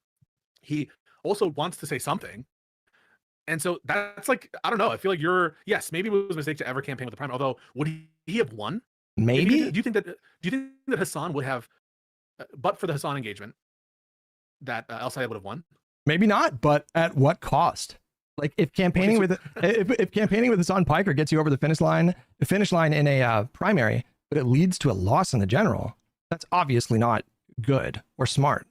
We can't. We would never give credit for someone winning a primary if they lose the general. We would just never do that, right?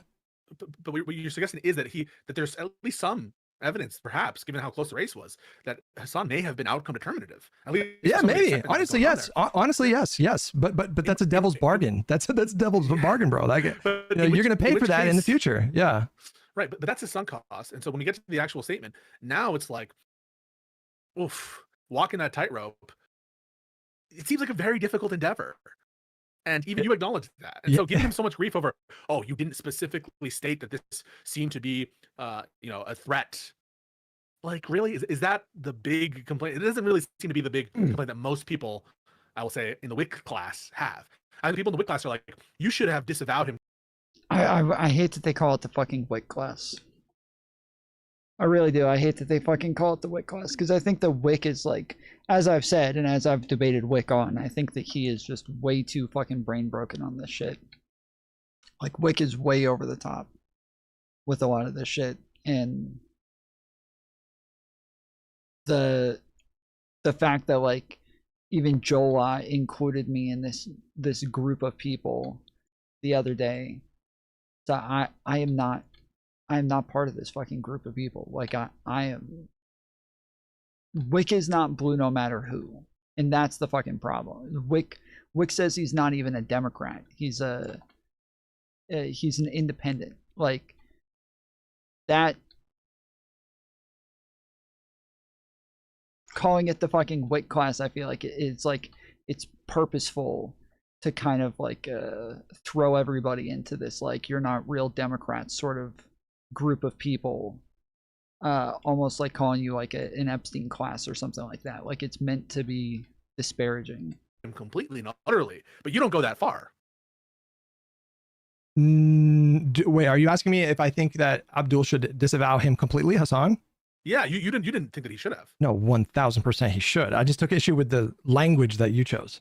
He should absolutely. Should he say, I disavow Hasan completely? Yes, he should signal that he is cutting ties with Hasan, and he should have done this the fucking moment the primary was over, instead of taking fucking professional photographs. Yeah, it was also Hutch should have said that initially, because what he said instead was that it was a no-win situation.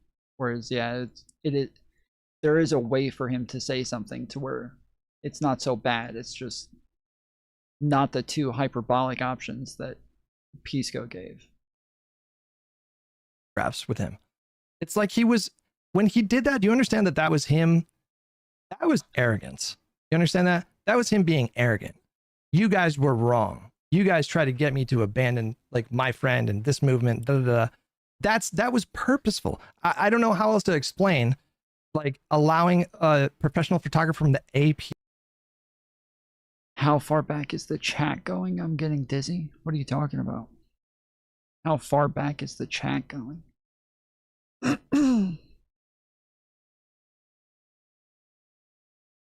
take a picture like that. That wasn't an accident. How does that look? So you win the campaign with Hasan in your mind at least, plausibly being outcome determinative, and then you immediately, without any prompting, like, I disavow Hasan Piker on the night of your election. Like, well, if you how does wanna, that make any sense? It Like, doesn't. It doesn't. But that highlights the point that I'm making, which is that it doesn't. Yes, that is the problem with campaigning with Hasan Piker. Like that is the issue. That is the stupid fucking position that he put himself in to fuck himself over and put himself in such a stupid fucking scenario that was obviously going to happen. Like the idea that you have such a lackluster like group of people working for you that you guys didn't know this was coming. Bull fucking shit, dude. Bullshit. You guys went and associated with Hasan Piker. You like openly took pictures with him and were pressed on where the people asked questions about you associating with him. Like at any point you could have stopped and done some fucking research on the guy. And I'm sure you did. There's no fucking way that you just didn't do the research that entire fucking time. There's no way that they just didn't know what they were getting into. No fucking shot, dude. So it's they put themselves in a really fucking stupid scenario, and seemingly knowingly. Like they knew they were putting themselves in a really stupid fucking scenario, and they did it anyways. And now they're stuck trying to figure out how to deal with it because they were fucking stupid. Doesn't make sense to feature Hasan or to campaign. That's priced in, right? That's right. That's priced it is, in. but everything cascades from there. So like, there's nothing but bad options once you decide to do that, because the tax man's going to come and collect his fucking due. And that's exactly what the fucking Republicans, like, you took on a debit when you did that, Abdul. You took on a fucking debit, and the Republicans are, showing up to collect that right now. And if I had to guess right now in this moment, Abdul probably regrets what he did. Okay, but all right, maybe he does. Although, would he, if it was necessary for his victory in the primary? I don't think he would regret it. Would you? Would you regret it? If I did something that helped me win a primary, but was the reason why I lost a general, of course I would regret it. No, but like, I think he thinks he's gonna win. I think he wants to win. Well, he obviously wants to win, but he obviously thinks that the Hasan stuff is hurting those chances now. So it's like, agreed. But he's also not disavowed Hasan totally as a person. And I think that your inclination there, it's running into the same problem. If he disavows Hasan as a person, they're like, okay, what made you change your mind from taking his picture and disavowing him? It's like, oh, he said this one thing. Oh, so it wasn't when he called Orthodox Jews inbred. It wasn't when he said, like, do you understand how he would have horrible that would look? He would have to somehow convey authentic concerns about, like, he would have to authentically validate Jewish Michiganders' concerns. And hopefully it would be authentic. It would be sincere. He would listen to people speak, explain their experience, explain why they think that language puts them at risk. And ideally he would take that in and realize, like, yeah, they have every right to be concerned. It makes sense to me. And then communicate that. I don't know if that's what's going on over there right now. I can't explain what Abdul is doing. It doesn't make sense to me. What would be more assuring to the Jewish community than throwing this motherfucker under the bus completely, totally, utterly? Well, that's what I think he should do. What do you mean? But okay, so then give me the statement he should come out with tomorrow. I'm not a fucking speechwriter, but like, you don't need to like. But the kind of thing, like, he should come out and say, I'm giving you what I think whatever the language is, I'm giving you what I think the goals of the message should be, which is to. Well, I think it's pretty obvious. Like, he can just come out and say, I disagree with what it is that Hasan said here. This is obviously harmful to Jewish communities, and I can understand why they would be afraid, why they would see me campaigning with somebody like this and have fear of what it is that I believe and what it is that I would implement as a politician. And so from this moment forward, I am no longer going to be associating with him anymore,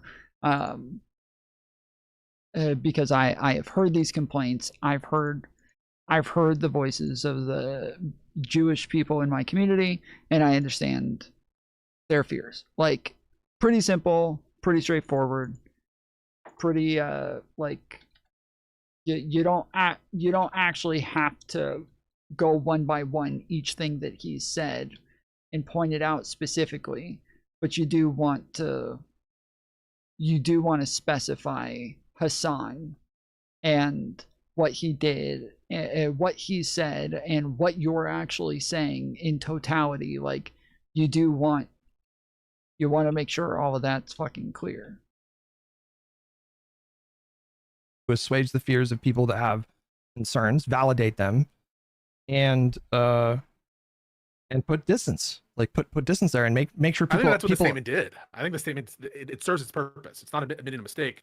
It's to head off any kind of question he might be asked on, like Fox or something. He could be like, "Listen, I did not agree with that statement. I came out against it forcefully, but this is not the issue." Like, he wants to be able to say that, and to deflect. It's not working. For. It's not working. Okay. It's not. It's not going to work. And Hasan himself. Will the alternative work? Will the alternative work of disavowing totally? Will that work better? I don't know if it might be too late. I don't know if it would work. Then how can you say you disagree with his statement if you don't know anything about whether it would be better to do the complete disavowal? Because my calculation is that the statement that he put out was worse than the least bad option. The least bad option is validating, like, the people who have, like, he is, you understand, like, he is courting the support of Michigan Democrats. He's trying to get as many endorsements as possible. His numbers were awful with Jewish voters in that primary with Stevens. So he's got work to do.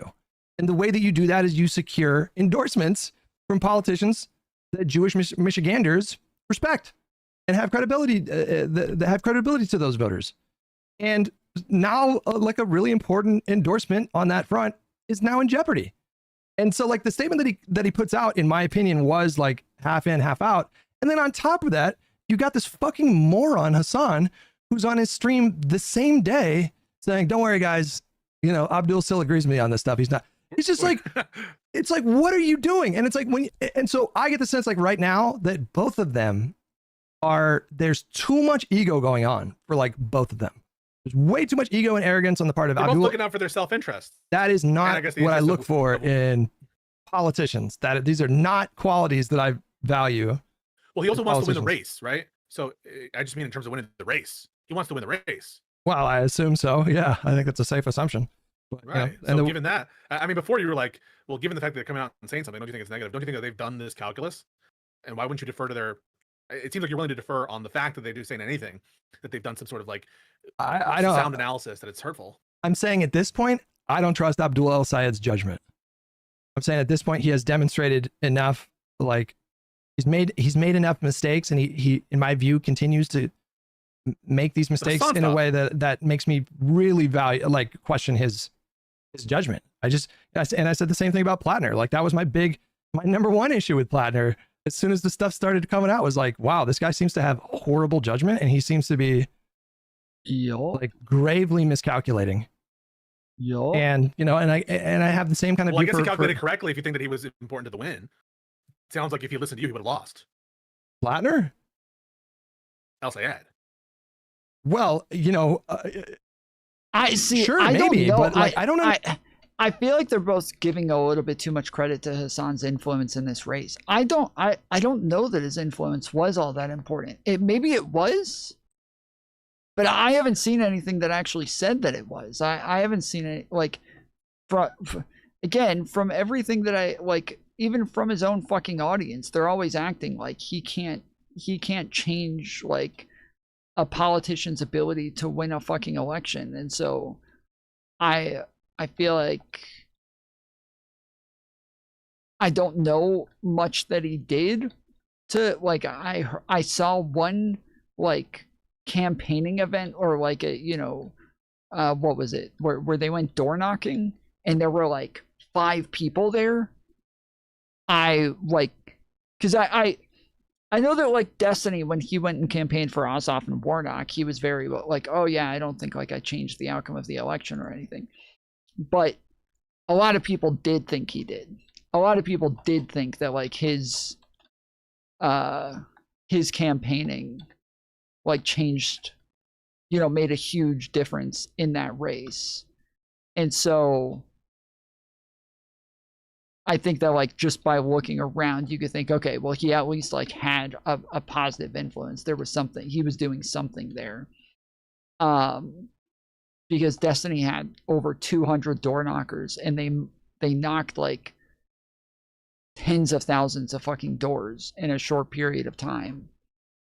And so I think it was fairly obvious that he had somewhat of an influence. But here, I didn't see that. And maybe it happened. I'm not denying that it happened. I'm just saying I didn't see it. And I don't know where they're getting this from, that he was like a positive factor on his primary campaign. Tom and I personally saved democracy by helping elect Warnock. I did not go door knocking, but I was there. I was there documenting, and I saved liberalism by documenting it.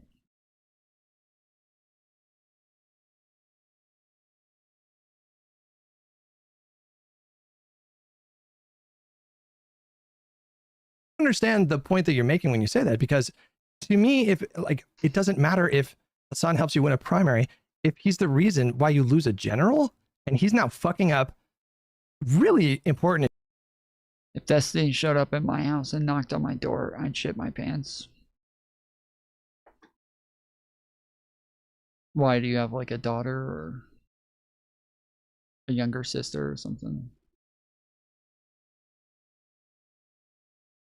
Endorsements in the States, that doesn't justify the decision to do it in the first place. It's myopic and short-sighted. I would agree that if you think that this is going to be a huge like weight on you in the general, and that's the only way you're going to win, right? It already is. Fuck that, right? Yeah. But if you think that, like I do, that he still has a good chance of winning, maybe you think differently about that. The last question I'll have, and then I'll let you go. I know that I sprung this on you. I thank you for being game or whatever. But what's the name of the guy, the endorsement that you just referenced? I forget his name. Or something Moss. Okay. Would you condemn if he doesn't endorse El Sayed? No. Why? Because I'm not going to tell a Jewish person that. Oh, you're doing this? I am, and I did the same thing with Palestinians in 2024. I'm not going to be some white Gentile, telling a Jewish person, get over it, bro. I'm not going to do it. And I didn't lecture Palestinians with a direct tie to Gaza. You can call me a coward. It's just I don't. I mean, what about all the black people who are saying they're not going to vote for Tallarico?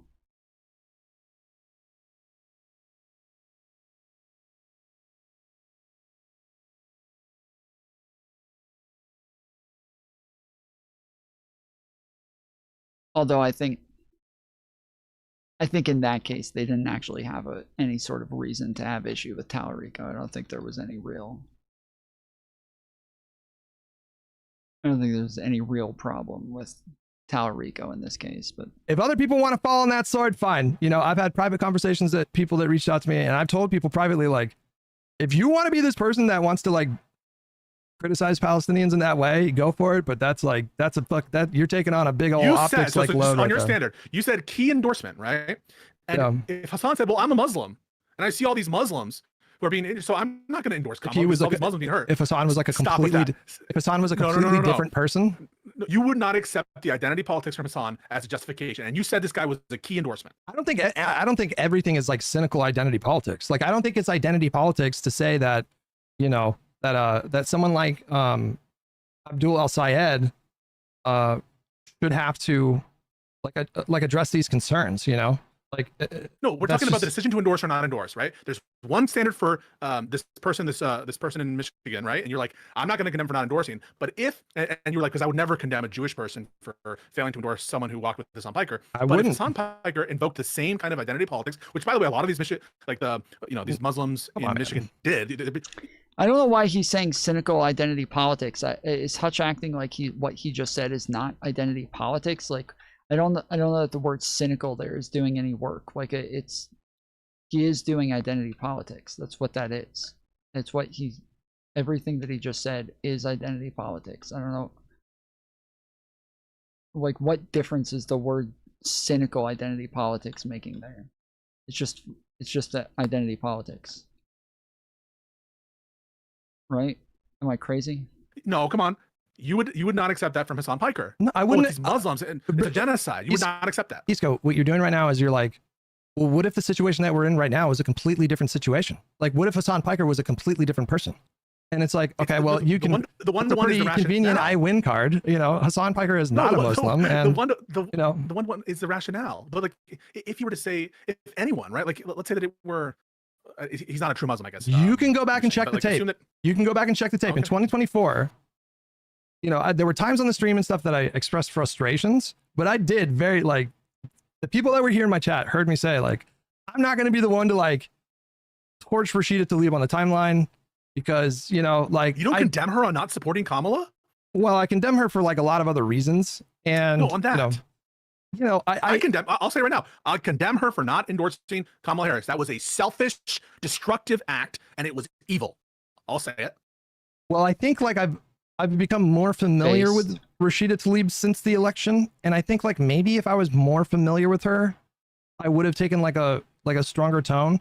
But I did say at the time, like, look, I get it. Like, if you have family in Gaza and it's your sincerely held belief that Joe Biden and Kamala Harris by proxy are enabling a genocide, then you know this is politics, and so it is the job of the candidate to earn that support. And you know, I happen to also think that Kamala Harris was in a bit of a no-win situation there because, like, no matter what way she could have gone, you know, that she was going to piss off a lot of people that she was going to for endorsements, and she inherited all that from Biden. And so, like, again, at the end of the day, like, 95% of my anger.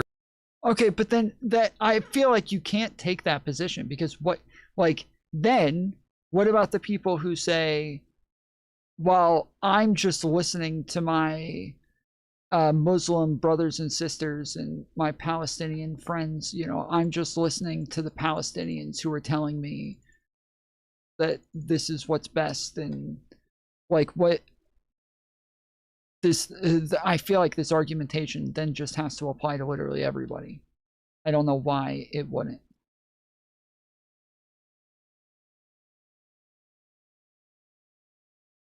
This doesn't make sense. Over the campaigns and like losing to Donald Trump is reserved for Biden. I don't think it's fair to put that on Kamala Harris's lap. Or on Hasan Piker. What do you mean? So, like, you would apply the same you apply a different standard to Rashida Tlaib than Hasan Piker because Hasan Piker is not Palestinian, right? And in your mind, not a Muslim, right?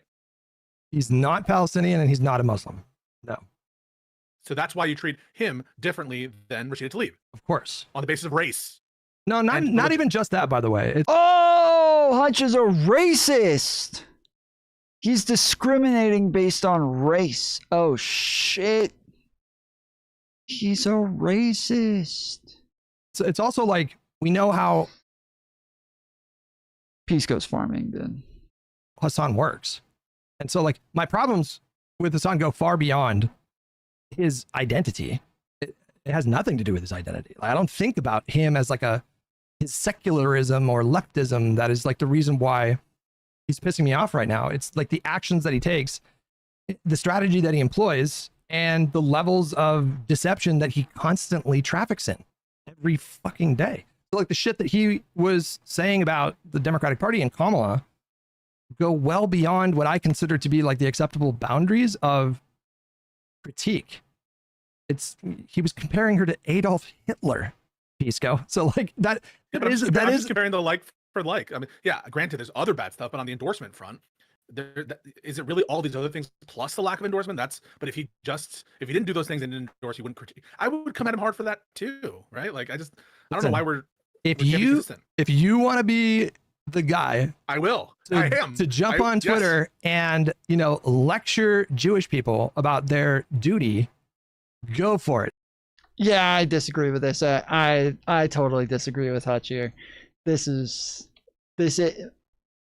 not cynical identity politics. It is. He's just doing straight up identity politics here. This is just normal, regular SJW identity politics. And yes, I disagree. I disagree with this thought process.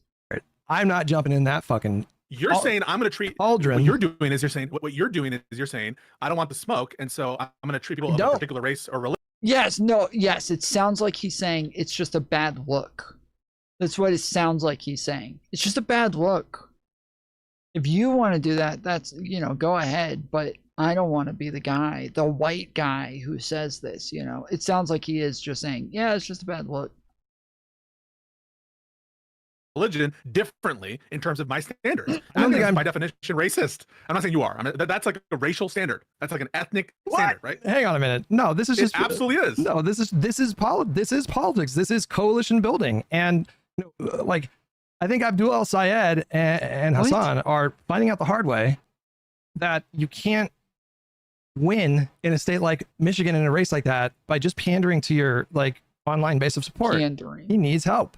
He needs help from people that have, in my view, very legitimate concerns about like what like the consequent, like the kind of leadership that Abdul will use, whether or not he will take their perspectives into consideration. Like, I don't fault people for, you know, who are so like invested in a particular issue that they use that kind of leverage in a way that tries to move people. You know, when I look at like the uncommitted movement, there's all kinds of issues that I have with their rhetoric, the way that they went about it, but I don't begrudge them for trying to create a leverage point. What is the uncommitted movement again? Is that just people who aren't like picking a candidate, or to affect a better outcome for, you know, a place where maybe they have family and there's just like all this death? I don't think I'm being unreasonable or, you know. I think it is.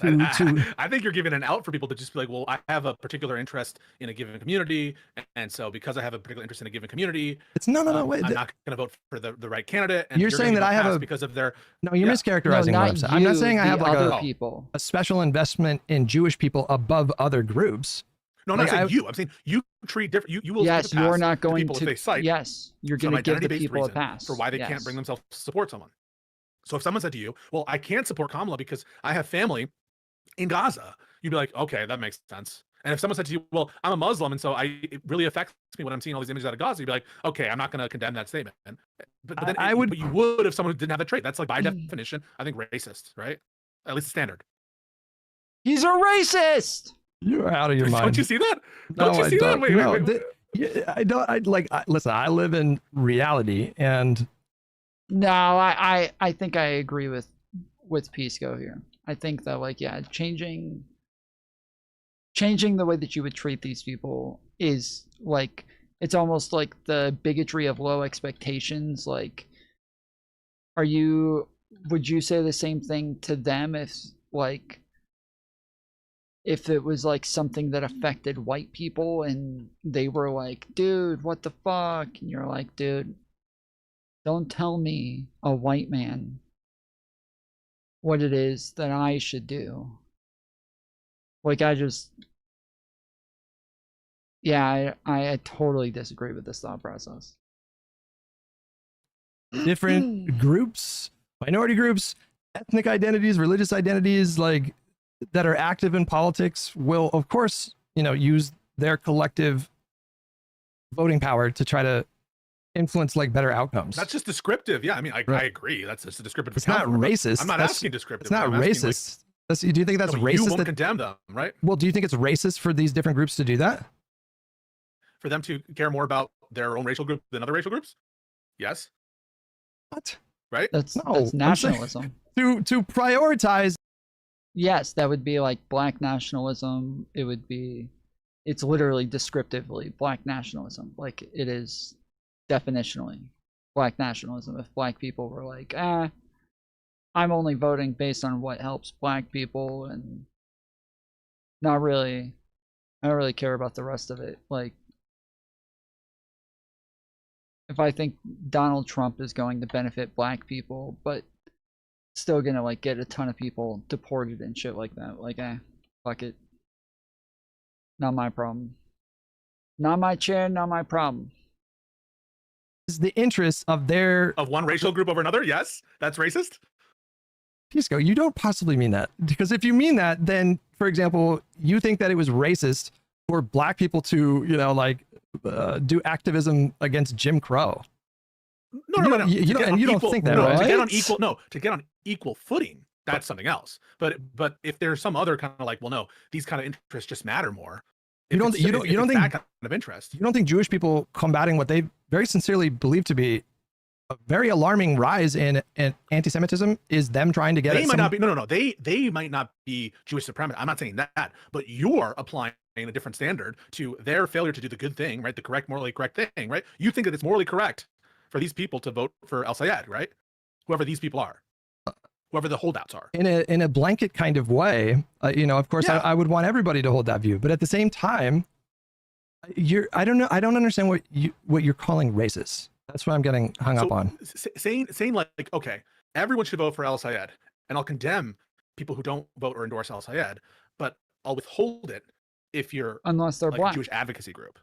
That to me sounds like an inconsistent standard.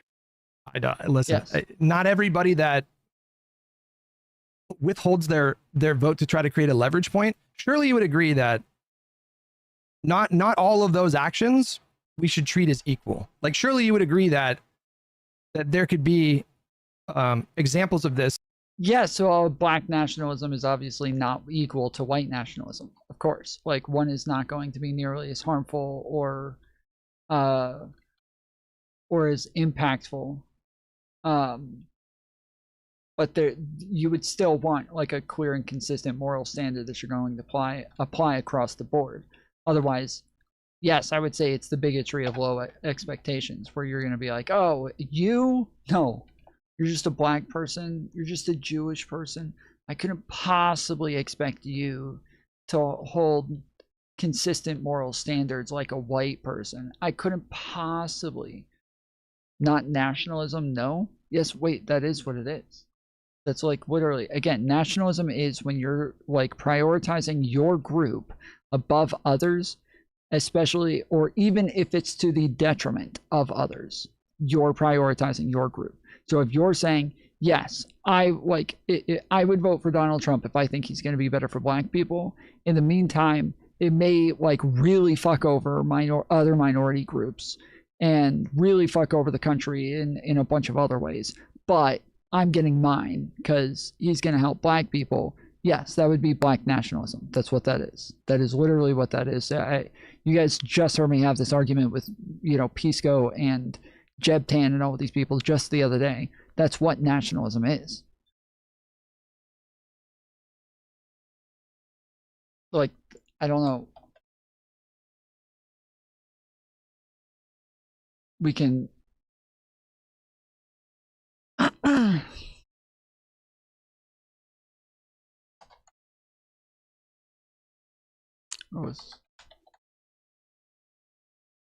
So nationalism is a political ideology and movement that asserts that the nation and the state should be congruent, meaning specific cultural or ethnic groups should govern itself within its own sovereign territory.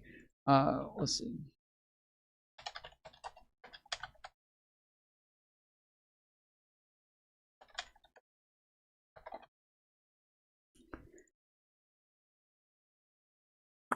Nationalism is a rigid belief that your nation is superior to all others. I don't know where the fuck this is coming from. Inclusive nature, peace. They keep kind of doing like white nationalism, where that's not what nationalism is.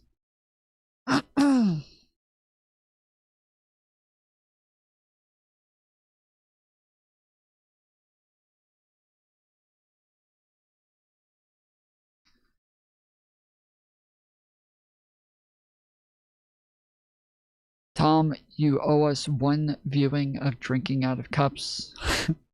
Not my jam, not my problem. That's what I always say. Nationalism and patriotism, while also have distinct origins, meanings, and implications. Patriotism is a feeling of attachment and commitment to a country, nation, or political community, and its conception has roots striking back. Nationalism, on the other hand, is a more modern ideology that emerged in the 18th century, focusing on the individual's loyalty and devotion to the nation state, often surpassing other individual or group interests. So it's nationalism, right? Surpassing other individual or group interests. So if you're saying, I'm putting my group above all others, that's nationalism. That's what that is. So a Palestinian American says they don't feel comfortable voting in an election because both sides aided in their people's genocide is them being nationalistic.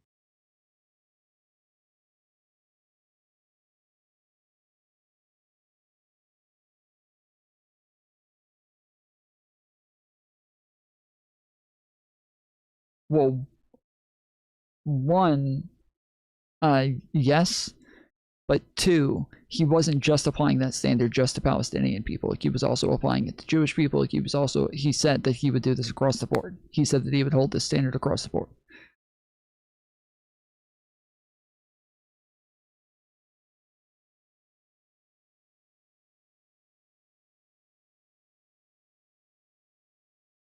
There have been no less than 100 times in the last 20 years that I say something from that video in a room full of people that have no idea what the fuck I'm talking about. Well, I gotta run to the restroom, so why not?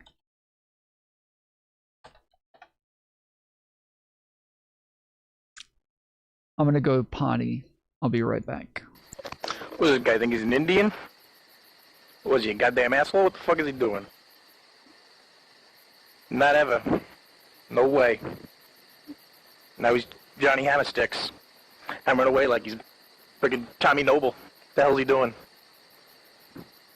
Thinks he's got it going bossing over. No way. No way. What is this garbage? What is this? Oh, I'm king of the trees. I'm the tree meister. I count on them. When sometimes I pride, I like the steelest. Yeah, right. Yeah, right. This guy's a faggot. Guy's some sort of faggot Indian in the teepee. Oh, this guy thinks he's Captain Knots. Thinks he's Captain tying knots. When everyone needs some knots tied, they go to him. Bullshit. Bullshit. This woman's such a bitch. Thinks she's Miss Sand. Drinking out of cups.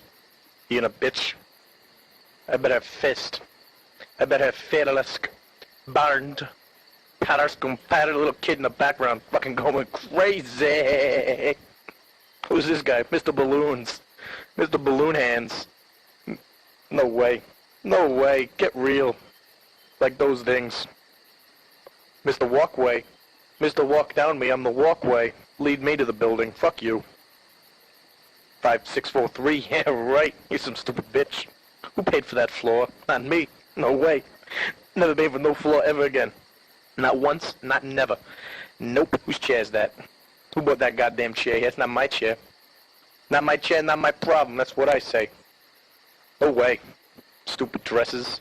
Stupid flowers. Lighthouses rule. If you don't like the lighthouse, you suck. What is this, seahorse captain? What is this, seahorse seashell party? Who didn't invite me? Why didn't I get invited, seahorse seahell? What is this? Get real. I'm in love with seahorses. I'm in love with them. They're so beautiful and cute. I'm in love with the seahorses. They're fucking unreal. I love them. They're like all the clocks. I love them. I love seahorses, and I love looking at them, and I love seashells. I love seashell things. I love things with seashells and seahorses on them, like blankets and towels and little bags. I love them. Seahorses forever. Seahorses forever. Not my chair, not my problem. That's what I say. It's so funny. So if you guys don't know like the lore of that video. Not once. This came out, okay? And the lore behind it on the internet was that this was a guy who was like tripping hardcore on acid, okay? And he was laying in a closet, just rambling, just laying down in a fucking closet, just rambling, just saying all sorts of random shit.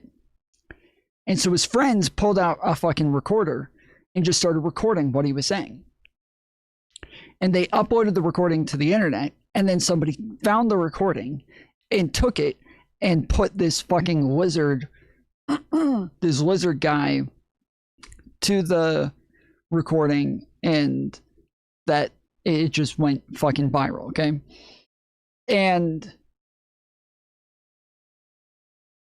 is one of the most viral videos of all time. Like, if you guys don't know about this video, like, this is one of the most viral videos of all time. This is 11 years ago, 6.6 million views. On this one, 228,000 views, 917,000 views, 4.5 million views, 17,000, 788,000. Like, just between these, like, we've already exceeded 10 million views just on those top couple videos. So yeah, so the idea is this kid is just sitting in a closet, tripping out on acid, and his friends recorded him. Okay, it actually turns out it's an artist. There's an artist, I forget his name, but there was an artist, kind of a crazy, weird guy, and he would do like little skits on his record sometimes, just put out like little shit. And apparently he wanted to do a skit of like a Long Island, New Yorker sort of guy, Staten Island sort of guy. And so he just started like recording himself practicing. And so he started flipping channels on the television, and he would record himself practicing his Long Island accent and his Long Island character. And then eventually his other friends like heard it, and they were like, you got to put that on the record. And so he did. He put it on the record, and then somebody heard it on the record, and then yes, went and made like a wizard thing.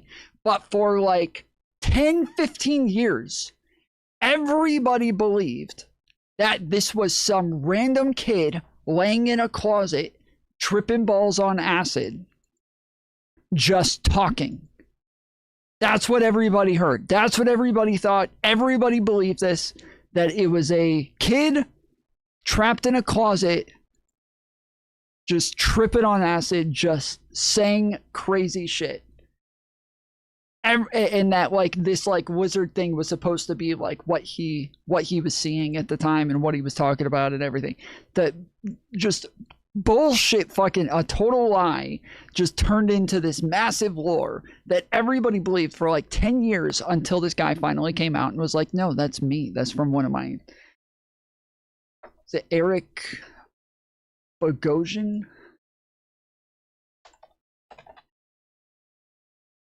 No.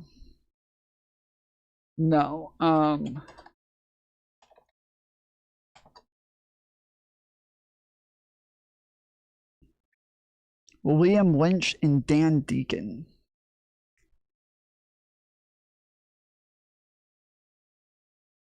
Video and LSD rumor. So this is the Wikipedia for drinking out of cups. The track is spoken free association description of various scenes in an exaggerated. So he was like, what he was doing is he was like flipping through the channels, just like saying what he saw on TV with his accent. Once I heard it was him watching TV, it all made sense. Yeah. It's a free association description of various scenes in an exaggerated Long Island accent with no discernible association between topics. The song went relatively unknown until fellow musician Liam Lynch created a video for it in 2006. The video features an anthropomorphic wizard speaking the lyrics of the song, with various scenes that are being described shown in the background. An urban legend surrounding the video suppose that the person speaking on the track was describing visual hallucinations during an LSD trip, a rumor that is also furthered in the description of the YouTube video itself. Dan Deacon has denied this rumor. He stated that he was describing various clips that he was watching in real time on television. Dan Deacon has stated that he has never done LSD and that he was sober during the recording. The video has received millions of views on YouTube and is considered an internet meme. The funny thing is that like it's hard to believe that this guy has never done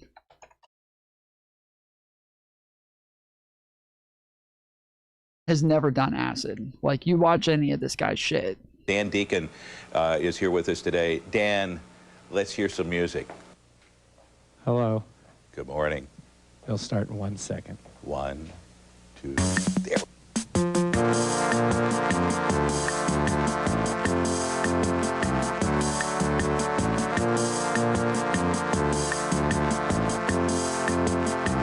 He's never done acid.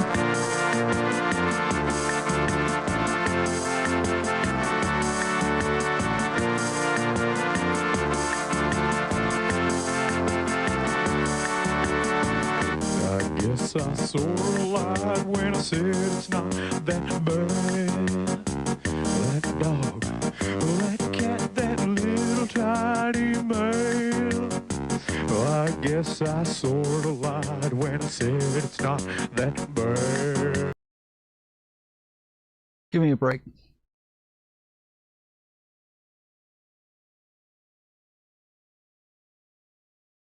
Give me a break. Welcome from Mr. Dandy.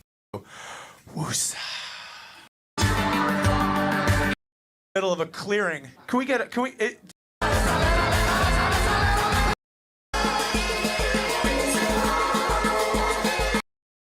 Anyways.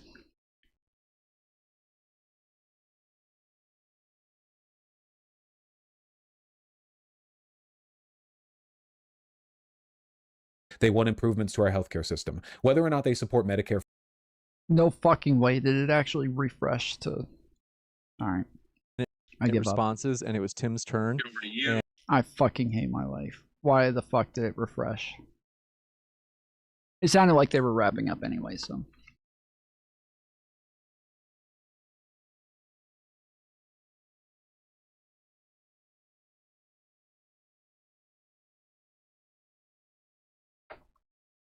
Super chat. No, that's not how that works. All right. Add to stream. What's good, buddy? I'm just here to keep you company. Okay. Sounds fun. I always like having extra people on. Do you? Did you watch that debate? I did, and I'm so proud of myself. You should be proud of me too, because what did I do? I just listened. I just listened. And there were times I wanted to jump in. Like the idea that Stalin and the USSR were not allies during the Second World War. Literally, legally, formally, they were allies. And I know they know this because they've been pointing that out as, hey, didn't you know the Soviets allied with the Nazis before with the Molotov, what's it called, the Molotov Doctrine or whatever they call it, Ribbentrop Pact or whatever. And I mean, to be clear, the alliance we had with the USSR was not like a bilateral formal alliance like we have in 2026 with United Kingdom or whatever. It was like done through multiple declarations, declaration by the United Nations, the Lend-Lease Act and shit like that. But there were like legally binding ties between us all.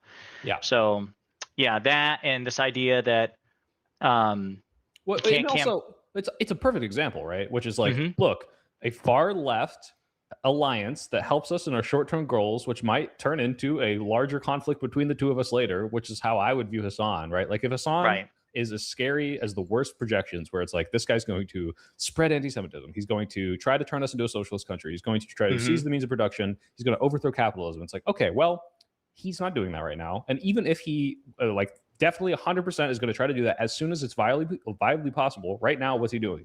He's getting Democrats elected against MAGA. Now, if these candidates are all secret socialists, they're going to mask off as soon as enough of them. As soon as you say Hail Hydra, Hail Hydra, and then Hydra, and then they go, oh, well, sleeper cell activated. That's a different story. But as far as I'm concerned, if this guy's going to help get Democrats elected, that's what I've been bitching at him to do for a year and a half now. So I'm all for it.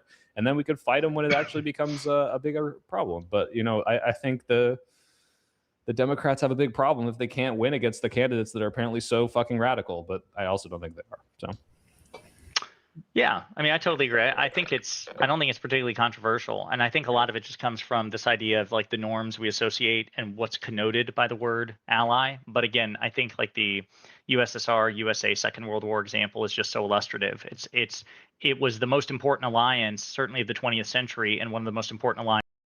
Everybody take a second, hit the thumbs up button. Appreciate you joining. If you haven't yet, make sure you subscribe and join the Discord. Link is in the description.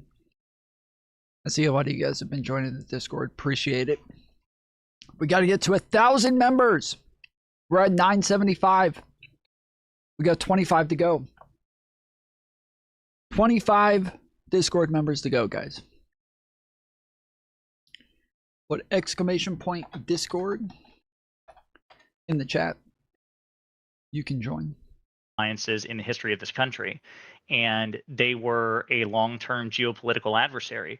We, formed an alliance for 3 years, and then basically as soon as Berlin fell and Japan surrendered, it became nuclear arms race, and it presaged 40 years of a Cold War where we almost had nuclear Armageddon, with the Cuban Missile Crisis and shit like that. So there's nothing controversial about this, and it just some people, I think, when they hear ally, they hear friend, or when they hear ally towards a specific goal, it means like a general purpose ally in all situations. The exact same thing. It's like, no, we clearly don't, but this is going to help me in the short term. Yeah. Which is why, I've heard you do it, and I do it when I've been sparring with people on Twitter and such, which is like, I try to be clear about the terms. I'll say ally with respect to electing Democrats over Republicans, so we try to be clear about that, and I don't think it's particularly controversial. And it's why,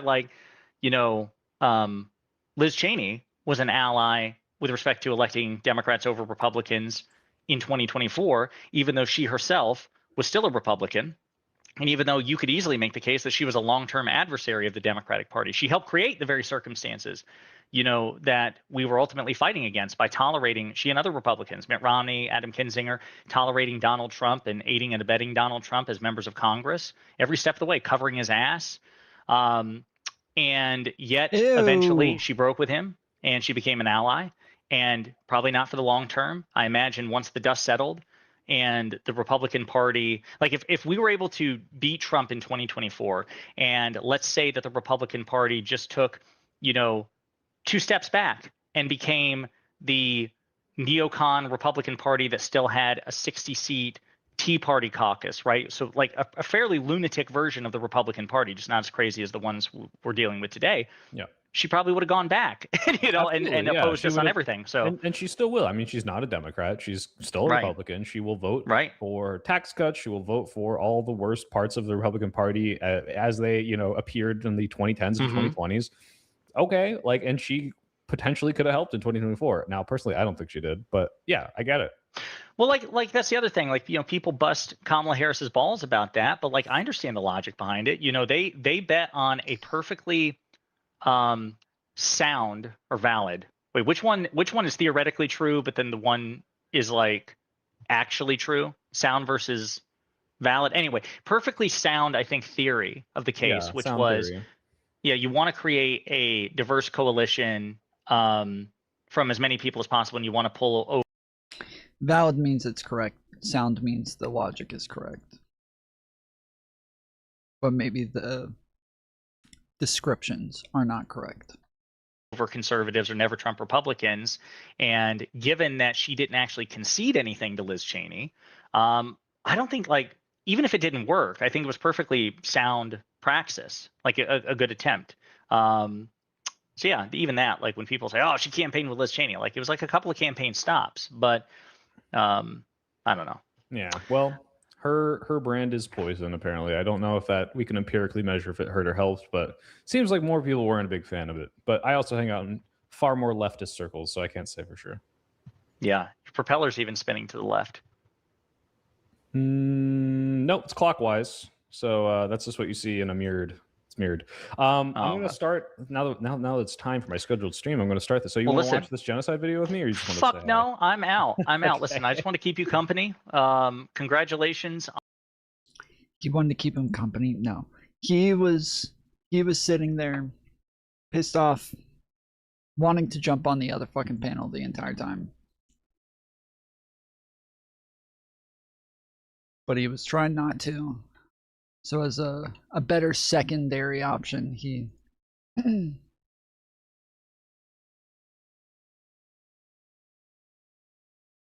he jumped on here instead, which apparently he's still on here for another 20 minutes. On the stream setup, did you said you're using Restream now? You're changing your whole format? Well, yeah, because I had bought a subscription to it when I joined Live and Learn so that I could dual stream it out, and now I don't need that anymore, I guess. But it renewed, and I was like, well, shit, I should probably dual stream to Twitch and into here, and I even bought the 1080p upgrade. I don't know if everyone who complained about it 2 days ago noticed, but look how HD it is. So yeah, I'm just gonna start using Restream, and then I don't have to worry about like internet problems or which service is it? Tick. I would kill myself if I wasn't in HD. I would end it all. Or the kick or the whatever the fuck, you know. I just want to say this. One of your chatters said, I think the Steelman opposition argument is that Liz types #1 goal was to beat Trump, whereas DSA types think they're subversive and their real goal is just socialists taking power. No, but I'll grant you. Yeah, isn't the Republicans' real goal to make Republicans in power? They don't want Kamala Harris to be like the president forever. They just don't like Trump. That's the short-term goal for the long-term goal of getting Republicans to be president. Just not that. Exactly. Exactly, 100%. You know, I grant the premise about DSA. They treat the Democratic Party as a means to an end to affect their political project, but it was the same thing with Liz Cheney.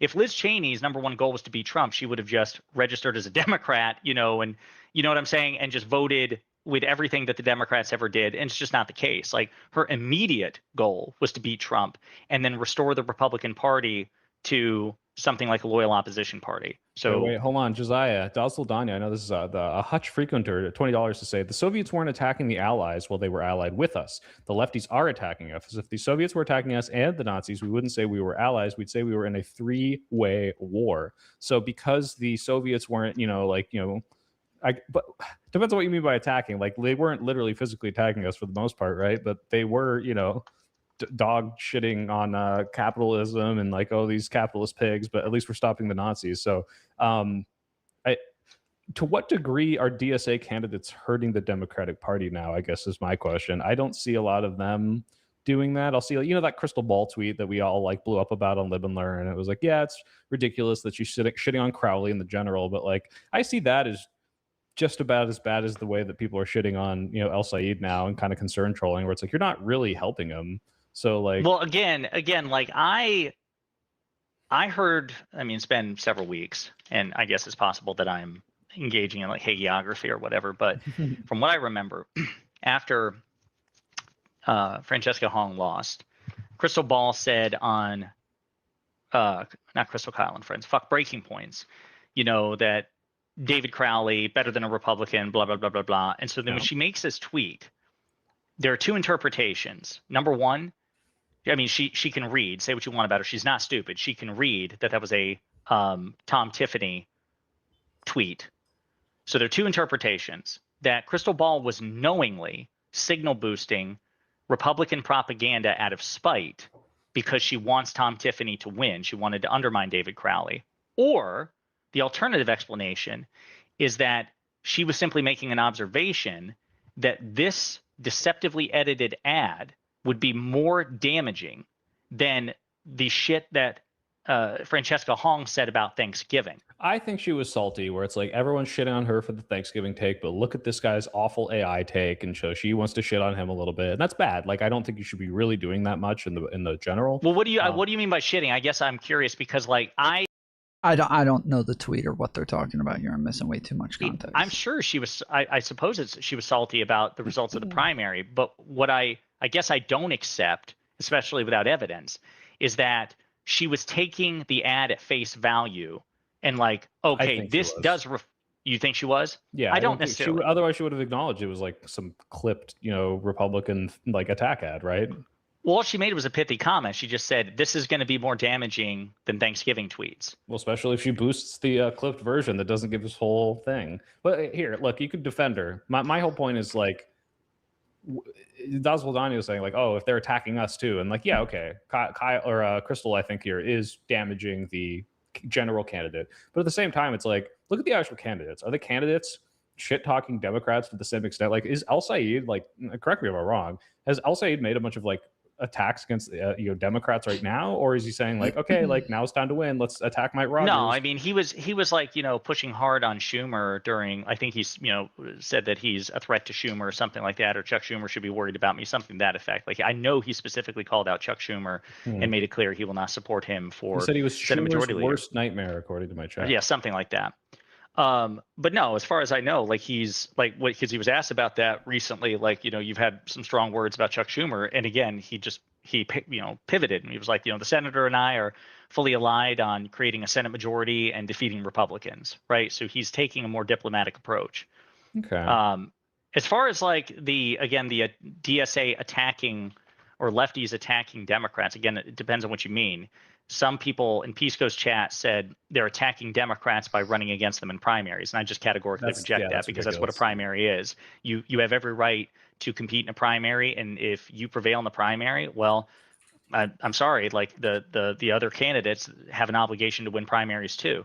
And somebody said, well, I believe I believe they can't be allies because they're putting forth underperforming candidates in a general. And I'm like, well, if that's the case, then Wick isn't an ally because he supported Biden in 2024 instead of Kamala, and Joe Biden would have been creamed, if he'd stayed in the race and gone up against Trump. Yeah.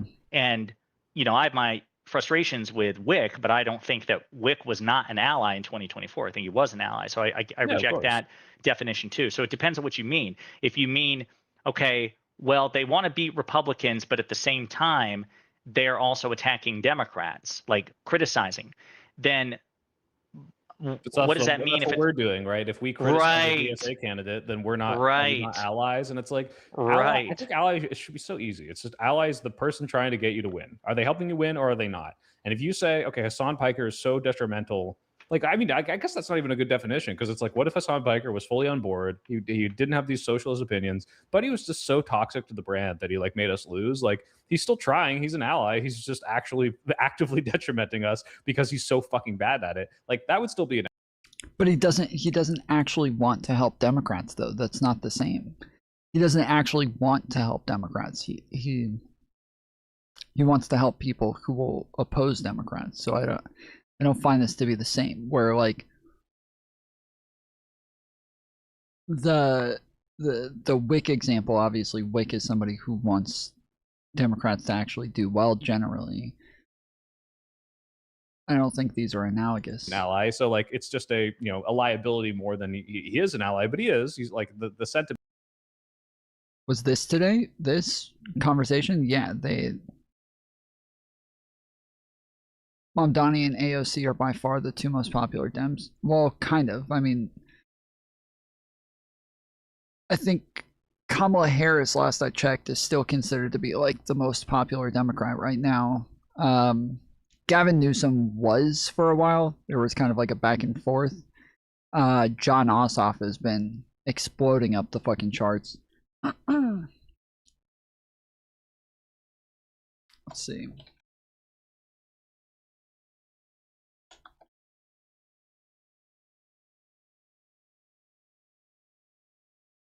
So Barack Obama, then Bernie Sanders, then Kamala Harris, then AOC, then Joe Biden, then Mark Kelly, then Mamdani, then Tim Walz, then Bill Clinton, then Hillary Clinton, then Madeleine Albright, Elizabeth Warren, Cory Booker, Pete Buttigieg, Gavin Newsom.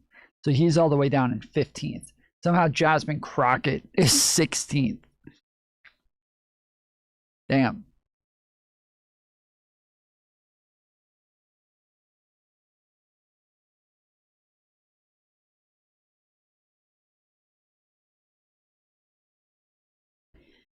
JB Pritzker's in 23, and John Ossoff is 24. Ilhan Omar is 25. Raphael Warnock is 26. We got both of my senators right here in the top 30. Let's go.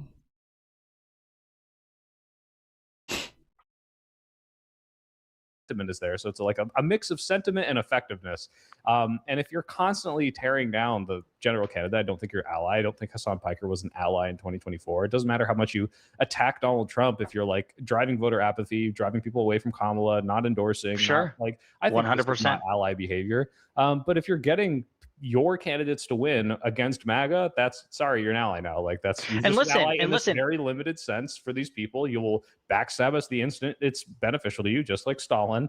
But that doesn't mean we have to treat you like, oh, we're friends. And it's an ongoing process. Yeah. It's an ongoing process. Like I know Ossoff called him out, and previously Hasan said something. True. I think he said it to Adam during their conversation that he likes Ossoff for 2028. Yeah. So True. again, this is an ongoing process. If Hasan gets so offended by the fact that John Ossoff called He did him out, that he like tries to undermine John Ossoff or whatever, then you could say he's not an ally, right? If he's like he did. No, he did. He got so offended by it, but he said he doesn't like Ossoff anymore. So yes, he literally did exactly that. We just went over it a little bit ago. Wait, do I have it up over here?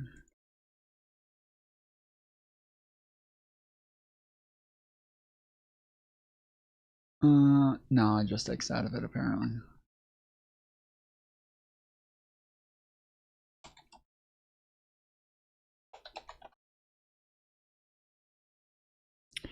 Hasan Piker responds to Ossoff condemning him. I don't like Ossoff. The only reason why I said he would be my dark horse candidate, depending on how he conducts himself going forward, was because I wanted to see what he would do against his his potential conservative voting track record.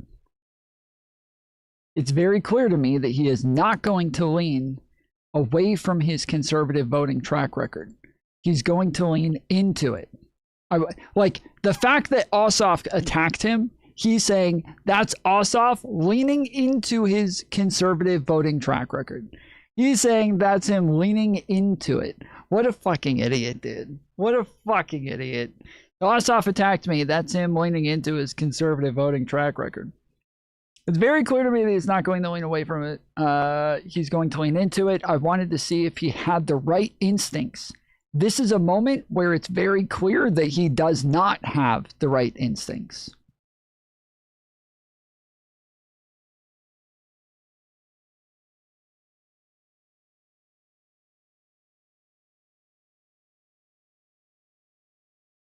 And he is very conservative, but he is a liberal populist in his commentary.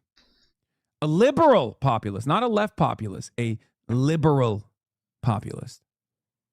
I'm using my words very carefully. Good. Okay?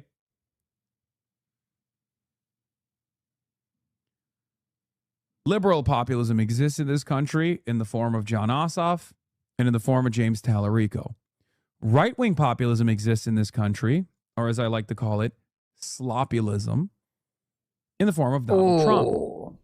The only true populism is left populism. But in any case, getting back to John Ossoff being able to package a Pete Buttigieg style in a much more media-friendly way, in a way that, like a lot of liberals, respond positively to. You are not beating the liberal sheepdog allegations, big man. Can I do any fucking commentary? No. Without the atypicals crawling up my asshole? Nope. And just misunderstanding my position? Can I just say anything about John Ossoff beyond he fucking sucks? Nope. Can I just look at a fucking politician and recognize why they're popular amongst the liberal base? Or do you guys always have to fucking chirp at me for every fucking thing? I'm a fucking political analyst. Shut up. I am offering analysis. It is not an endorsement of John Ossoff. This is analysis. Okay?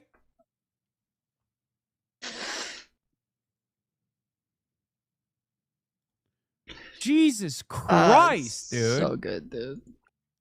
I can't get a word in edgewise without people being like, whoa! It's pretty obvious that Hasan is not going to move away from his conservative voting track record. It's pretty obvious. Whoa! Why are you saying you want to go on a date with John Ossoff in Atlanta, Georgia, and maybe get some fries after? Maybe dip those fries in a shake and really take it all in, the ambiance. And then afterwards, maybe you guys will go see Odyssey but obviously not in a 70 millimeter IMAX theater because there none exists in Atlanta.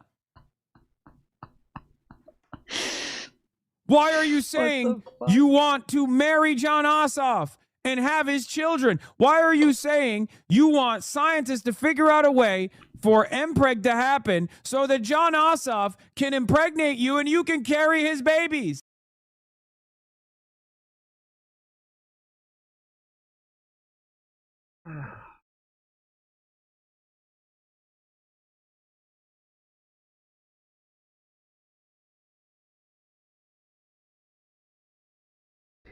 Breaking news. Hasan wants to marry John Ossoff. He wants to marry John Ossoff and have his babies. John Ossoff in Atlanta, Georgia, and maybe get some fries after. Maybe dip those fries in a shake and really take it all in, the ambiance. And then afterwards, maybe you guys will go see Odyssey. But obviously not in a 70 millimeter IMAX theater because there none exists in Atlanta. Why are you saying you want to marry John Ossoff and have his children? Why are you saying you want scientists to figure out a way for this fucking crash out, dude? Hasan Piker calls John Ossoff his boyfriend and bestie. My boyfriend, who I have sex with all the time, my bestie. No, that's Mitch McConnell. This is my best friend. John Ossoff is my best friend, and I cannot believe he said this.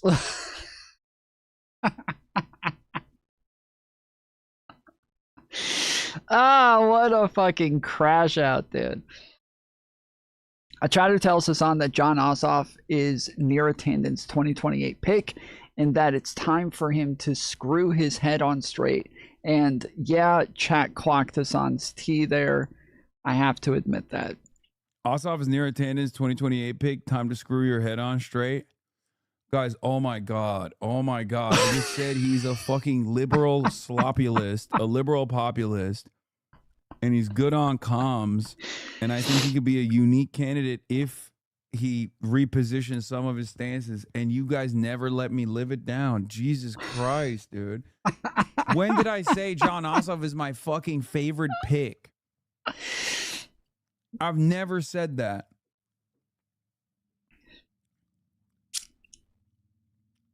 Jesus Christ. Bro. Bro, you just said he was your GOAT. That's my GOAT. Yeah, John. I like Ossoff even better, dude. Ossoff apparently is able to get Hasan to just absolutely crash out over nothing. This is beautiful.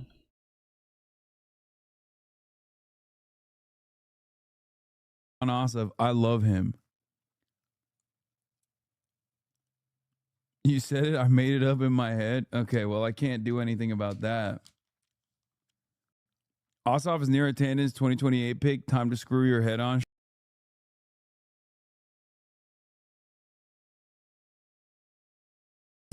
Your boy hates you, my best friend. No, not my best friend, John Ossoff. Not my boyfriend.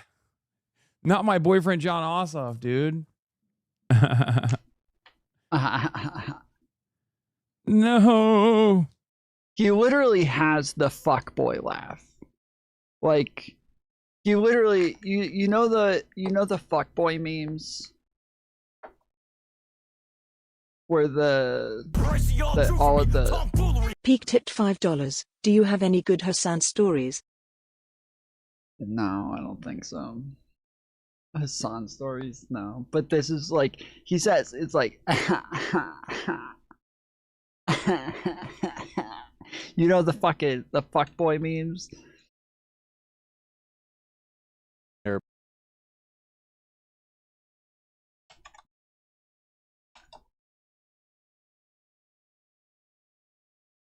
My name is Julian Rodriguez, and today we're hunting the Western civilized male fuckboy.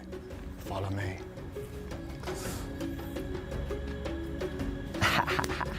What's good? See, there you go. excited. Oh. What the fuck am I laughing at? What's up, guys? It's Trent Lee Chandler. I'm out in LA. I'm at a park. I'm about to go to the No Jumper store, meet up with my guy, Adam22. This is literally Hasan's laugh, dude. Your boy hates you, my best friend.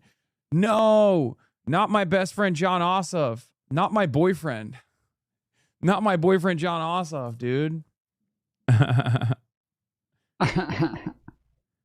No. AJC. Senator John Ossoff, Democrat of Georgia, condemns Hasan Piker. Pressed on Piker's remarks, Ossoff said through his spokesperson that the Democrat unreservedly rejects reckless and dangerous rhetoric, suggests that policy advocacy invites violence against Jewish community or any community. Not your boyfriend who you kiss and make out with? Yes, dude. Yes. My boyfriend who I have sex with all the time. My bestie. No, that's Mitch McConnell. This is my best friend. John Ossoff is my best friend. And I cannot believe he said this. More like John Ossoff, your presidential contender list. I mean, look, it's not great, but it's not even because like he's complaining about me or whatever. It's not great because I think it's a dumb thing to do. It's just a dumb thing to do.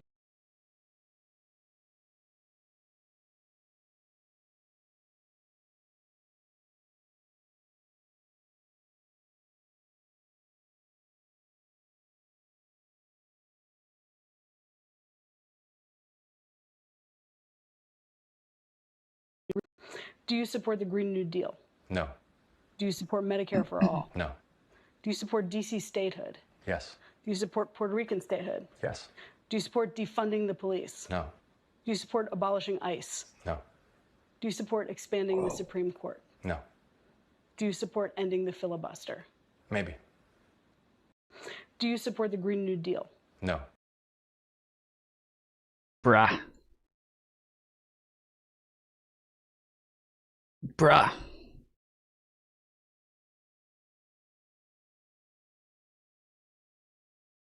Big dick energy. Because I got a big dick.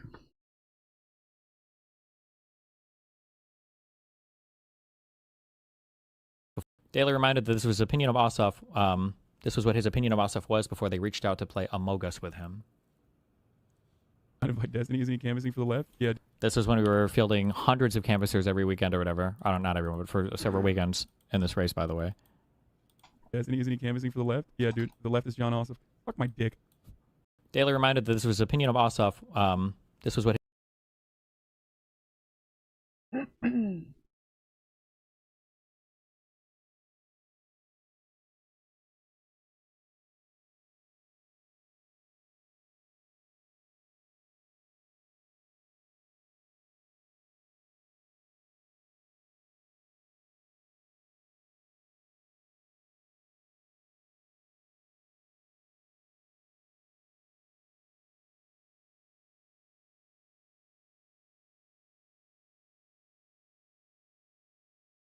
Actively like trying to hurt the Democratic Party. So again, it's an ongoing process, and all the people that we're talking about, it's just like progress reports along the way. That's why, you know, the longstanding criticism of, well, what about what Kyle did in 2024?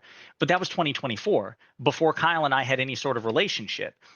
If Kyle doesn't support the Democratic Democratic candidate in the general election against a Republican, then he is no longer an ally. And everyone who stupidly says, well, what about 2024? No longer.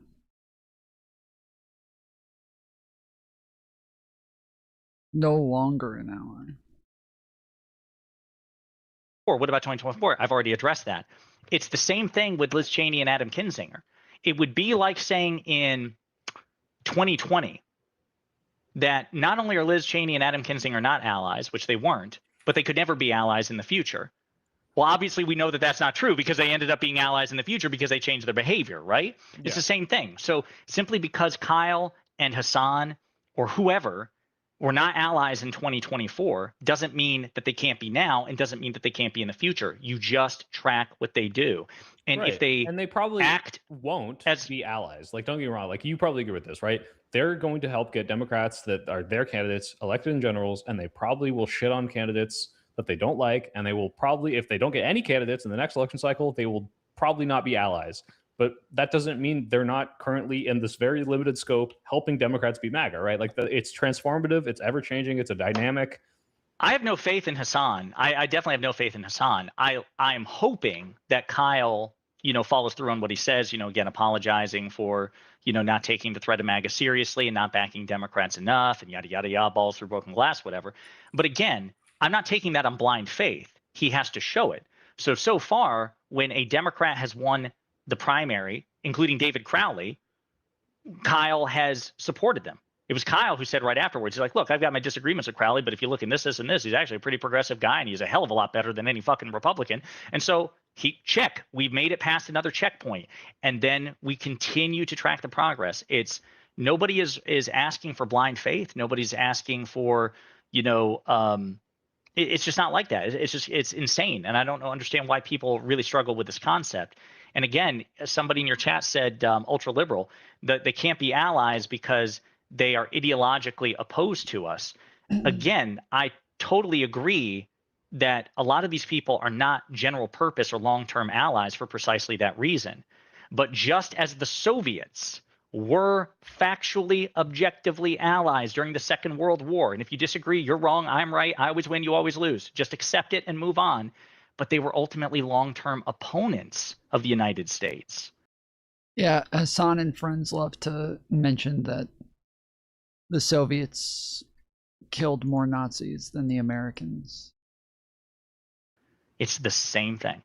Yeah. Just think of the Soviet Union, right?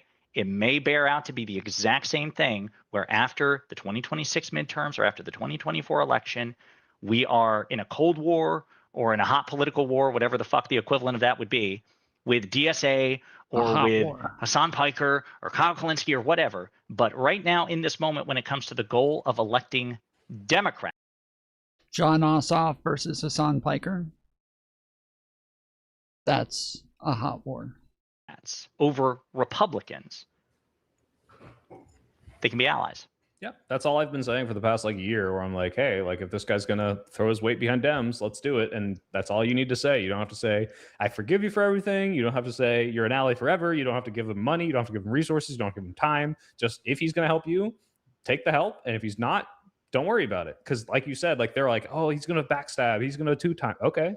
All right, I'm not asking you to commit to this person. I'm just saying. And nobody's asking you to toss the keys of the Democratic Party over to him. Like, exactly, yeah. I don't want to marry him. I don't want to replace Ken Martin with Hasan Piker. I don't want to replace Ken Martin with Kyle Kalinske. I don't want to It's just we are allies of circumstance, if nothing else. And again, all you do is just check the progress along the way. I don't understand why that's so complicated, but I'm increasingly convinced people just don't like to read. Like people read what you say, and they just don't want to read or react to it. So, all right, buddy. Listen, I know I've kept you. Sir. No. Why would we read though? What would that do? That doesn't make any sense. No. I'm a spectator. I was watching Pisco, and we're listening to him, I suppose, in this case. I saw you listening, and I'm like, oh, fuck yeah. Get on in there. Yeah, I wish. No, I'm banned on Twitter for the next 3 days. I tried to join. It wouldn't let me. When do you get unbanned? Sunday. That was a week-long ban. Oh, that's right. I forgot about that.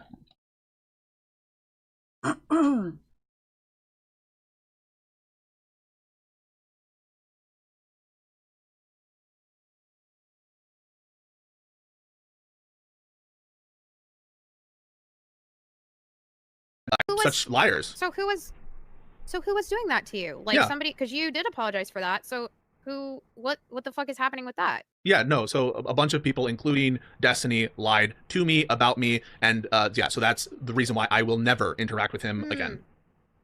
Really? Yes, that's correct. Okay, wait. So Destiny lied about you? Yeah, but listen, I'm not going to linger on it. You brought it up, but that's the answer. Okay, I think it's I think maybe I don't know enough. From the clips that I'm seeing, I see that you apologized and you moved forward. I think maybe you should have a conversation with him. No, You know, I don't no, think that. I don't it's think malice. It's malice. It's a purposeful, knowing lie, and he will never accept it as such. And I would never accept anything less than an acknowledgement that it was a purposeful, malicious lie. And I have no interest really in interacting with such people. And so, just to make everything clear, I will never really be interacting with him again. Such liars. So who was doing that to you? Like Yeah. somebody, because you did apologize for that. So what the fuck is happening with that? Yeah, no. So a bunch of people, including. Damn.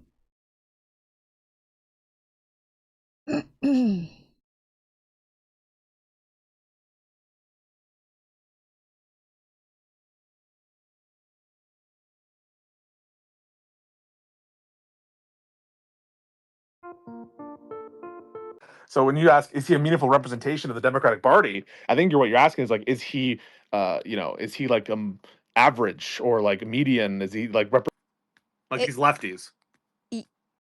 So there's like a full-on crash out here, Dan. Full-on fucking crash out here. What? Like the lefties? The lefties? Yeah, the lefties like they didn't get their perfect candidate, and then they cried about it. What? Who are you talking about? The lefties who complained about Kamala and Biden. There was nobody else. They just straight up just didn't vote. I mean, like, I don't know what I'm doing right now. You're actually acting as though the people didn't complain. The lefties didn't complain about Kamala and Biden. Yeah, I'm sure they did. You're but just being oppositional for no fucking reason. You know, that was like a gimme that you should have been like, oh yeah, I understand that, and they didn't feel good when they did it to me. And you're resisting me for no reason. You seem to be getting very angry. Like, yes, Pisco has a full crash out here. Justifiably, he talks to Alish and North in this conversation, so it is, in my opinion, a fully justified crash out. But angry, are you okay? Oh, it's like one of the most insane conversations I've ever had, and I've had a lot of crazy conversations. This is the most insane conversation. It's one of them. It's you've top ever 10 had. for sure. Is it because you're not? Is it because you're not winning? Yes, that's why. It's because I'm not winning. That's why this is insane. Is it because we decided? Is it because we decided that maybe Hasan does not share an equal goal with the Democratic Party? Oh, equal goal. Now you're modifying it. There's more. Add more adjectives. Good ally. Right. That's another one you used. Yeah. So you think that his self-motivated goal of getting El Sayed was for the DSA and not for the Democratic Party, which we all kind of stand for. I mean, we all like the Democratic Party, right? Yeah, but I'm just going to grant you that he cares more about the DSA than the Democratic Party. Why do you think that that's an own? I have no problems and compunctions about acknowledging that. You think I'm scared to it? Oh, you're scared to admit Hasan cares more about socialism than the Democratic Party. No shit. Yeah, so in other words, we can say that maybe we should take a second look at the candidates that he actually backs. I took a second look, a third look, a fourth look, and I liked what I saw. And so I did my due diligence. So, okay, so you're DSA then. No, I'm not DSA. What the fuck's wrong with you? So you're DSA. I mean, you looked at his policies and you said, yeah, and then Hasan backed You know, him he's and not you're DSA, like, oh, okay. right? He's not DSA. No, but he's being used by the DSA party, is he not? Oh, okay. So now every Democrat who votes for them in either the primary or general, they're not real Democrats, they're DSA? No, I didn't say they're real Okay, so Democrats. then why am I a DSA? I think so. No, yeah. why? I think that's what you're... If all those why thousands of Democrats aren't DSA, why am I? Because you're sweeping very hard. What am I sweeping for? What did I say that you disagree with? You very much conflated the idea of allyship and like when I made a very very clear. I was trying to disentangle. That's literally the opposite of what I'm doing with these questions. I don't know, Pisco. You're doing a lot of I don't understand, but if I did understand, this would be my answer. But I actually do understand because I can explain what you're crazy. saying. I'm literally going insane. I must be crazy then. Listen. Sure. Sure. Do you want to bring somebody else up? Maybe somebody else can help you. You don't want to bring anybody else, so maybe somebody else can help like disentangle it for you. I don't know. You seem to be very confused talking to me. If you don't want to talk to me, there's other people that maybe the only person I'll do is North. Yes, bring North up, please. Yes, bring North. For the content. Everyone Perfect. else, you're wasting your breath. I just want North. All right, North. Perfect. Let us know when you're on. I know North had his hand up. Hello? Hey, what's Can you up, hear me? bro? North, Can my you- man. Mic test, mic test. I'm using very shitty Wyoming internet right now. Are so you I don't- is it door dashing right now? I just want to make sure. No, I just got back from hiking. I did a 20-mile hike and good shit. Yeah. Was it enjoyable? Been out. As enjoyable as, climbing a couple mountains can be, I guess. Well, I'm glad that you're at least going and experiencing grass. Yeah. You should join me sometime. You could deal with some grass touching. Oh yeah? Yeah. Ooh. Okay. Give me one moment. I'm getting some things in a motel room, and then I will unmute. You're in a motel? Yeah. I'm sorry, it's is a Wyoming. What do you motel think? not I'm gonna good get, enough I'm, for I'm gonna you? get I didn't know haunted? where I thought you like lived. Why are you in a Wyoming hotel? He Because doesn't I live was in hiking Wyoming? in Wyoming. Oh. Okay, cool. I don't okay, Okay. it's irrelevant. What do you want to say? Okay. Holistically speaking, I would not consider Hasan Piker to be an ally of the Democratic Party. His goal is to promote the DSA, and in my opinion, we have to. Sorry, I forgot you're on your whole definition thing. By ally, I mean he will not holistically support the Democratic Party. That's what you He mean will by the only term support- ally. The definition of ally means not holistically supporting the Democratic Party, right? Wait, hold on, say that one That's more what your time? definition of ally is there, right? By ally, I mean that they will holistically support you. That is what I'm using as ally. Okay, here. then I agree. He's not an ally on that notion. Yes, okay. Do you think that Hasan Piker represents certain values that are incompatible with the Democratic Party? Certain values, yes. By which, and Okay. by the way, incompatibility here, I'm cashing out in terms of ideological proximity, and the notion of the Democratic Party is some gestalt median ideology that I'm discerning. So yes, some incompatibility is Sure. there for sure. Yes. Okay. Would you consider anti-Semitism to be part of this? Part of the values by which he's incompatible, yeah. That are incompatible. Yes, the Democrats love anti-Semitism. He's not compatible with our anti-Semitism. With the Democratic Party. Sure. Okay. Okay, so if we have a candidate like Abdul Al-Sayed, who campaigned with Hasan Piker, yeah, I think he's gone on his live stream, or they were like at least together on some like campaigning events. Abdul Al-Sayed has been informed of the controversial statements that Hasan Piker has made, and he refuses to make a definitive condemnation of him. Do you think he did? Yeah. Of the statement, yeah. Okay. Is there a different statement besides the one that he posted on Twitter? Not that I'm aware of. about? He also indicated he wouldn't, I think, campaign with him, but I think that's fine for me. Hold on. Do you realize there's a difference between Yeah, you're saying politicians speak of, definitive, "Oh, this is my-" definitive renunciation. What do you mean by definitive renunciation? As in Hasan Piker campaigned with Abdul Al-Sayed. Hey, and thus I would hey, consider North, that I'm not almost going to be play a these monkey tacit- games with you anymore. I'm not going to Okay, do this sure. fucking shit. Answer the fucking question. Hey, what do you mean by definitive? Definitive in By that definitive, sense. I mean explicitly saying the terms "I condemn Hasan Piker." Yeah, no, he Or didn't. something No, similar if that's along what you those mean by lines. definitive, then no, he did not do that. Yes. Okay. So, why should he?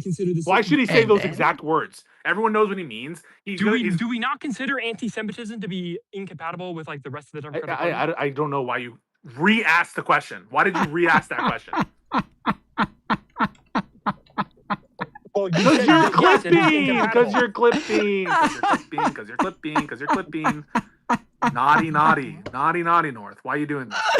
Why are you re-asking questions? Am I cutting out? Hello? Can you hear me, Pisco? I can hear you. I'm just asking why you re-ask questions. You're like, is anti-Semitism incompatible? Well, I'm asking, I said yes. because, okay, And then you asked it again, and I'm just like, why are you doing What that? do we mean by incompatible? Pisco? I already told you. Wait. Incompatible, Okay, as in, I'm not. like, Okay, cannot- if you can't remember, okay, so you need to go to get Andrew Wilson's, and Andrew Wilson is terrible at debating, but you need to go get a seminar because However Jesus bad he fucking is, Christ. however bad Okay, he is, you Pisco, need his Pisco, help desperately. Pisco. Remember what I just said to you just like 5 seconds ago? I said, on my notion of what it means to be incompatibility, I said ideological proximity with respect to some nucleus of thought within the democratic gestalt. I said that. And you're asking again, which means you didn't listen, North, right?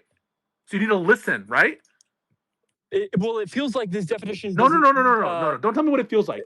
You need to listen, don't you? Because I did, and there's a tape of this, right? This is being recorded where I explained. I saw this happening in real time. I foresaw it, and I told you exactly what I meant by incompatible. And you still asked the question, which means Okay, then you're not. let's go break down your definition then to figure No, out what so we're no, we're not having breaking down shit. Okay, So North, so if we're having a North, discussion with the definition of what it means to be compatible versus incompatible, and your definition is North. Until you acknowledge that you're not listening, then we're not going further. I'm not going to talk with someone who's not listening to what I'm saying. You get me? Sure. I will say I made an assumption based off of your definition that incompatible meant that that if there was some sort of difference in opinions, that we would fall under this definition, that you would then split ways, or you would actually engage in some sort of different action. Because it feels like incompatible under your definition means removing him. that Sorry. No, okay. So my line is, I want people to listen to what I'm saying, and just having him confabulate and just say random shit and like this is what I understood is, I'm sorry, North. You need to listen to what I'm saying. This conversation is totally over. I'm happy to engage you in the future, but only when you start to listen to what I'm saying. Owlish, do you have anything else you want to sort out with me? He is a listener. He definitely was not. He definitely did not then. He It literally says listener under his name. Oh. It says listener under his name. What's the problem? Yeah, sorry. I was on a roll there, so I kind of went a little crazy. Can you define role? This has been a great conversation. Guys, clip it. Love you guys so much. Stay cool, and I'm going to go into downtown Tokyo, and everyone else enjoy their nights. Bye. Pisco, I think, killed himself today. Yes, this is... We are sending our strongest soldiers. This is so funny, dude.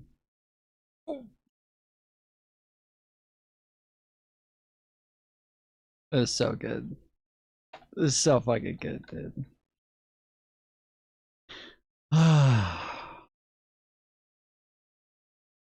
We got a big pool of talent these days, guys. We got endless talent out here.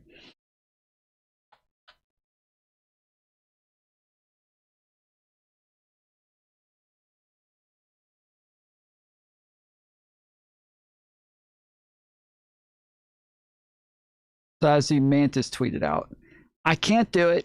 I can't listen to another Pisco conversation. The way he tortures everything into meaninglessness is so beyond pathetic and a waste of time. Fuck Pisco. And then Pisco said, bro, just turn off the stream if it's so painful for you. Dude, Democrats don't know what a woman is. This is the problem. This is why we're going to keep losing elections. Pisco is calling her bro. This is why we're going to keep losing.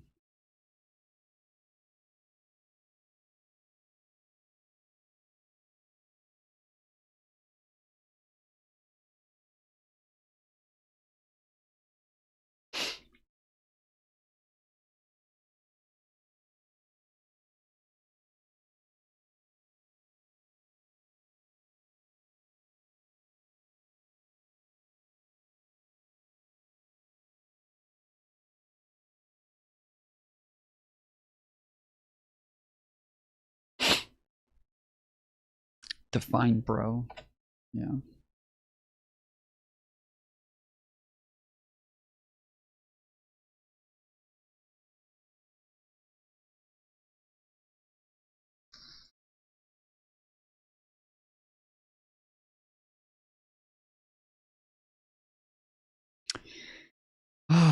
That was fun.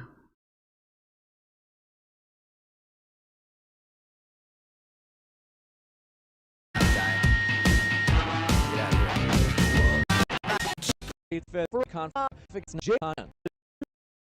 action and then is third going fast. You don't want to miss it. You heard James. Get your tickets to DebateCon 9 in Orlando, Florida. We have some fun things for that one. I believe Jay Dyer's doing like 2, as you just saw, theology debates. And then we have a bunch of extra special guests that are getting added, leading. Adam Khan versus Ryan Mullally. The question is Trump a uniquely existential threat to America? It's a little late for this debate. It's a little late, guys.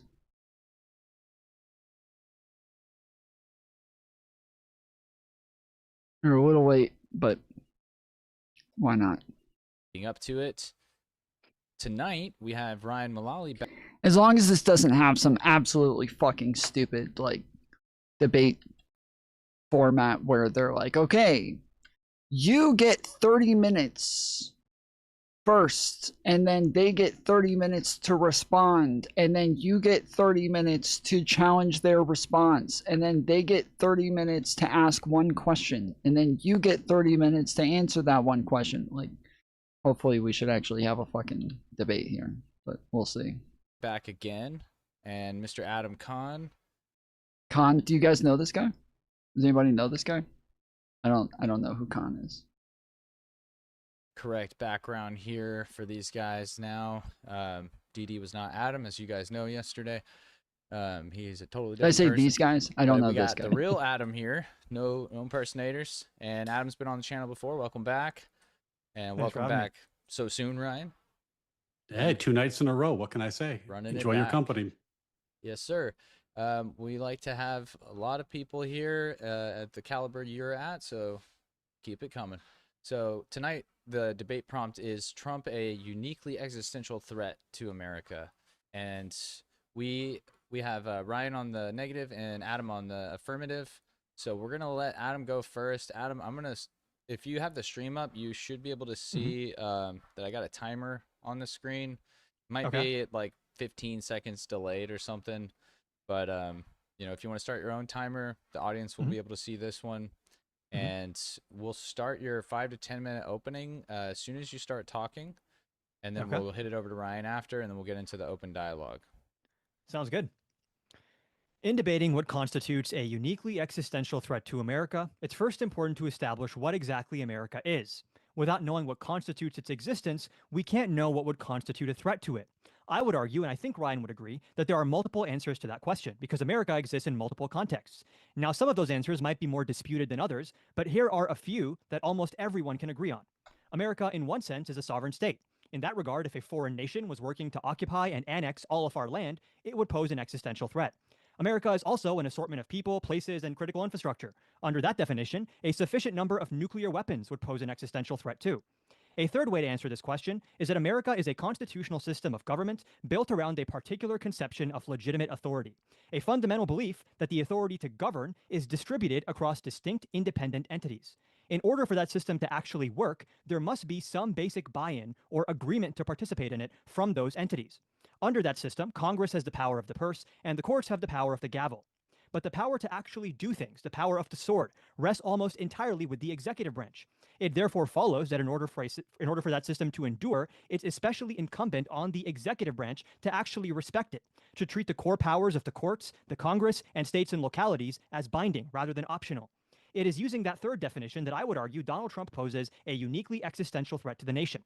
To be clear, this does not mean that other presidents haven't done things that are materially worse than what Trump has done. In World War I, Woodrow Wilson cracked down on free expression. In World War II, FDR sent Japanese Americans to internment camps. There are countless examples throughout our history of overreaches and abuses that, measured by their human impact at least, dwarf the abuses of the Trump administration. So what makes the present crisis unique is not a question of degree or severity. I would argue it's a question of category. Because the unfortunate reality is that across many historical examples of abuse we could list, Congress, the courts, and sometimes even the American people were complicit. No system of government is foolproof against the people that operate it. Voters can push for oppressive policy, Congress can pass it into law, the president can sign it, and courts can then uphold it. What's different about the present day isn't necessarily what Trump is doing, it's how and why he's doing it. No other president in American history has demonstrated such an explicit, shameless rejection of the legitimacy of our Constitution. the same document that he is sworn to protect and that defines the very office he occupies. Now, some may argue that this is nothing new, that other presidents also rejected the legitimacy of the Constitution. And you know what? That's entirely possible. But to use a phrase I often get from Trump supporters, you can't read the president's mind. What makes Trump unique here is that arriving at this conclusion doesn't require any amount of mind reading, because he's told us this openly, saying a massive fraud of this type and magnitude allows for the termination of all rules, regulations, and articles, even those found in the Constitution. Throughout American history, presidents have declared national emergencies and even engaged in power grabs, especially during times of national crisis. But no president has ever called for the termination of the U.S. Constitution, let alone during relative peacetime. What makes this even worse is that we have ample evidence that Trump doesn't even believe the 2020 election was stolen. It's one thing to genuinely think that a stolen election is grounds to terminate the Constitution. It's another thing entirely to reference a lie as a pretext to do so. One could argue that as bad as all of this is, it's ultimately just a social media post, and that words do not rise to the level of action. Had the post been the full extent of Trump's conduct, I would say that's fair. But as we have seen time and time again, this statement that his discretion supersedes our system of government is something that he believes and something that he acts on unabashedly. This is not to say that he will die on every hill. Donald Trump is not a deeply ideological person, and to use a favorite word of his, he clearly lacks stamina. Even his supporters often complain that he relents, pivots, or distracts when he sees a battle he doesn't think is worth fighting. But the fact that adherence to our Constitution has now become a function of his discretion rather than the context his discretion operates within should be deeply concerning to everyone, regardless of their political I'm deeply leanings, concerned. because it is indicative of an underlying theory of power that is not just a novel or aggressive legal theory, but a view that is explicitly antithetical to how our government is supposed to work. This belief was also on display when Trump was interviewed by Maggie Haberman and Jonathan Swan earlier this year. When they sat down with him, they asked, how would you compare yourself to other presidents throughout American history? In response, Trump gave them a 2-page letter written by a historian who ended up being Gary Player's caddy. The letter opened with the line, Donald Trump is the most powerful man who's ever existed on the planet by far. It went on to compare him to Mao, Stalin, Hitler, Alexander the Great, the Caesars, Genghis Khan, Attila the Hun, and William the Conqueror. To be clear, this was not a moral comparison, and Trump said as much. It referenced those names to argue that Trump was more powerful than all of them, and that he was actually willing to use that power. This might just be a personal preference, but I think it's unacceptable for an American president to be thinking like that, and deeply worrying that he was so proud of this letter that he gleefully pulled it out to brag during an interview. I didn't know about this. Did you guys know about this? I don't think I knew about this. So he bragged about like authoritarian level power. Ryan and many of the people watching might not believe this, but if Donald Trump engaged in all the same abuses I list in this debate, but did so to advance single-payer healthcare, build new infrastructure, and establish a sovereign wealth fund, I would be making all the same arguments against him on this topic, despite the fact that he would align with me almost perfectly on policy priorities. In fact, for one of the examples I'll mention in this debate, I liked what Trump was doing in a vacuum, but it was nonetheless clearly illegal and indicative of this belief system. Now, I have a general rule that the first time I debate someone, I treat them as if they're operating in good faith, no matter what other footage I've seen of them or what I've heard of them. It's my understanding that Ryan did not vote for Trump in 2024, despite aligning with him more than Harris on policy, because he found the 2020 fake elector scheme to be disqualifying. I genuinely find that to be respectable, and my hope for this debate is not to prove Ryan wrong, but to appeal to whatever principle drove that decision and actually convince him of my claims. Not to convince him to vote for Democrats or support progressive policy, but just that the threat of Trump is much larger than any disagreement. Yeah, Ryan wasn't a content creator yet, so he wasn't completely audience captured. And he's now found it to be beneficial as a cudgel to say that he didn't vote for Trump in 2024.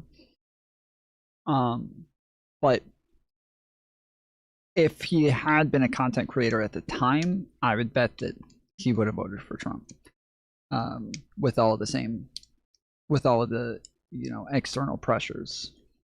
Agreements we might have on tax rates or immigration policy, all else equal.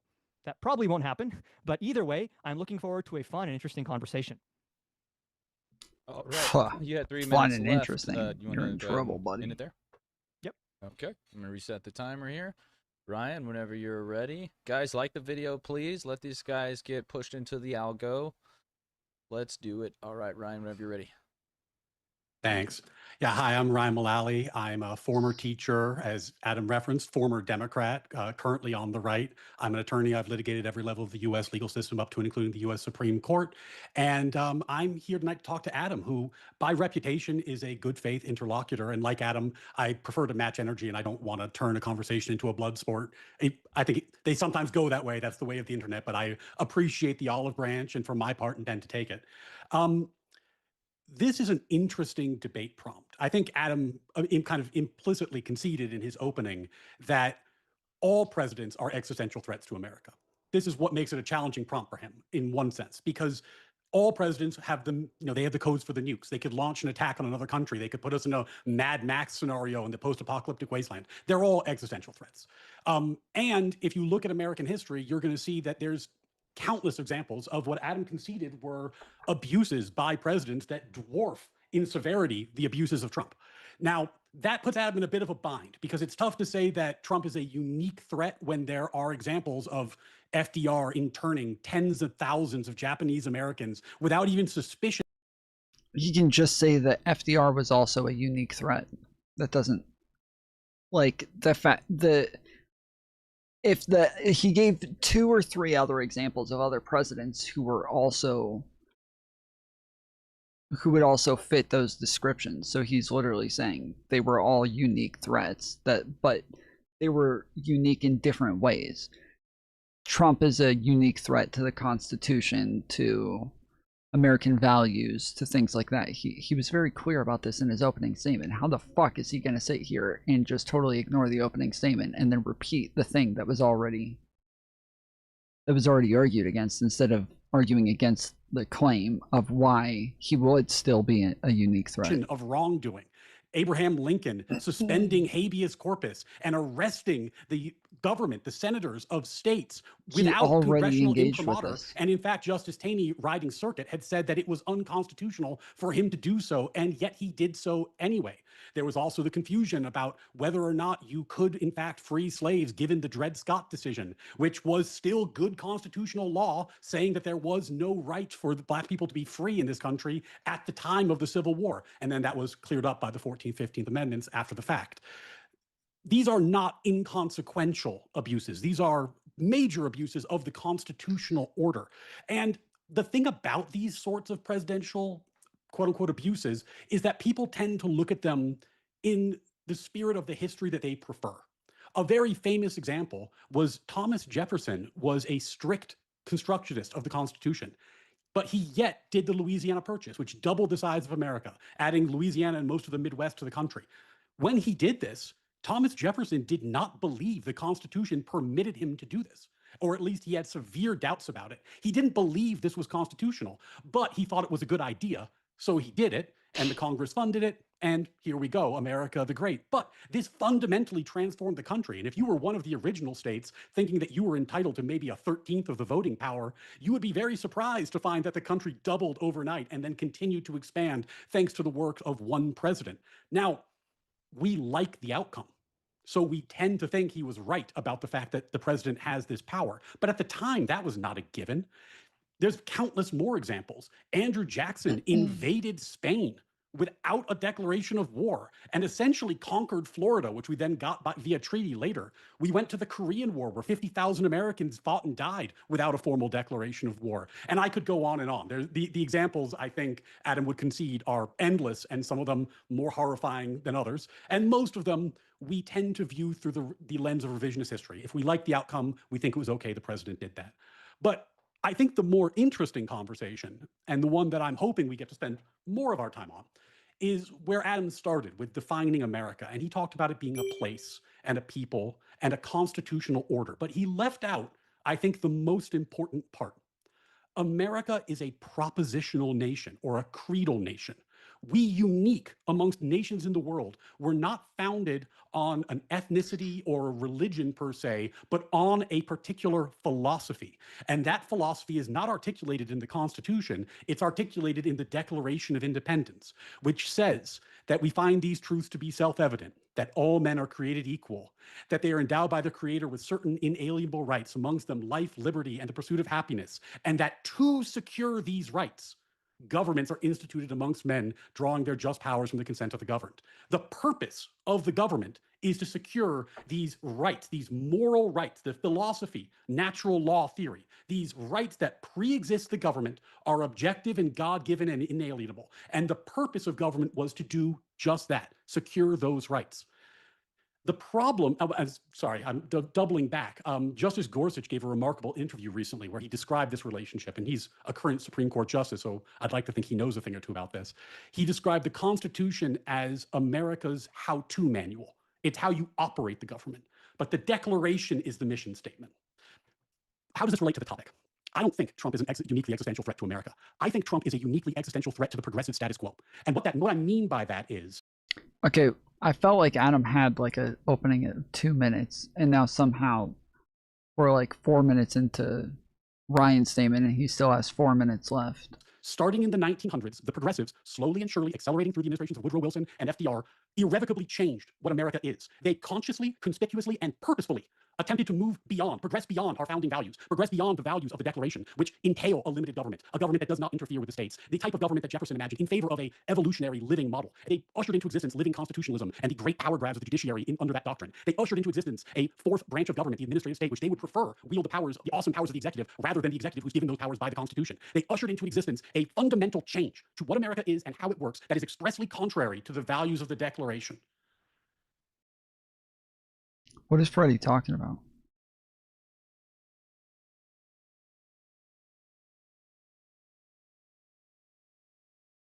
Everybody take a minute. Make sure you hit the thumbs up button. Appreciate you guys joining. We got 85 viewers and only 66 likes. That's offensive, and I'm offended. Take a moment. Hit the thumbs upsies. And here's their trick. They roll up the carpet behind them. They rebrand. They say, you know what? All those changes that we made to the American vision, to the American moral proposition, to the values of the Declaration, our founding values, the mission statement of the country, it turns out those are all great. And that's what America is now. We've rebranded it, and America is the progressive status quo. And what makes Trump uniquely threatening to them is that unlike other presidents, and I don't think he does this purposely, by the way. I think he's groping in the dark. I don't think that this is like a grand scheme on his part. But I think like a blind man in a room, he is groping in the direction of restoring these values. And he knocks a lot of shit on the ground when he does it. He knocks a lot of shit on the ground. The plates are falling, the table's falling over. Oh shit, I fucked up. Okay, we're half an hour over. We got $5 left on the goal. I must have been in the middle of something when this happened. Let me add everything back up and make sure that I didn't miss something. Okay, so 10, 20, 30, 40, 45. Yeah, so we are at 45. So we got $5 left. I did not update to put the goal at 50. Or 30, missed it by 30 minutes, my bad. So yeah, $5 left on the goal. Trump's groping for the goddamn light switch, trying to turn back on American morality. But we're still in the dark. The plates are on the floor, and there the progressives are, pointing at us saying, oh my God, all these plates are broken. And we're left saying, you're the ones that turned off the light switch. How can you be that upset that we're finally... Diorito31 tipped $5. I got 5 on it. Let's go. $5. Appreciate it, Diorito. W's in chat. W's in the motherfucking chat. Appreciate it, guys. Hello, Headless Chicken. How are you? All right. We got the goal. I feel like my cameras all of a sudden just made me look a lot smaller over the last couple of days. I don't know what it is. Maybe it's that I actually shrunk my camera down a little bit, but I feel like it's...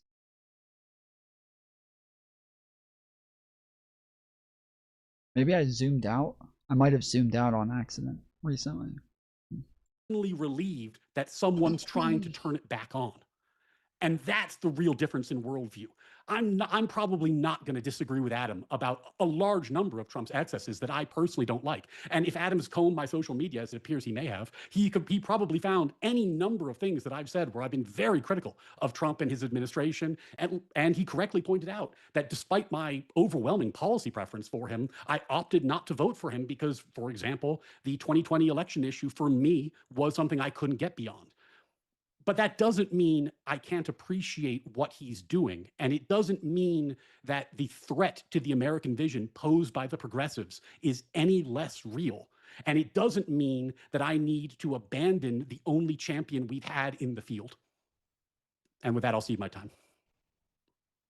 Bro, if he's not good enough for you to vote for, then obviously there's a reason for why that is. If you think that you would rather just not vote and not try to stop the progressives, it means that there's something there that is so bad, which obviously in this case was the fact that Donald Trump tried to commit a coup. That's what he said. He said the reason that he didn't vote is because Trump tried to commit a coup. So obviously he is a big enough threat for you to abandon voting. And you're saying he's not a big enough threat for you to abandon him. That's so stupid. That is so insane.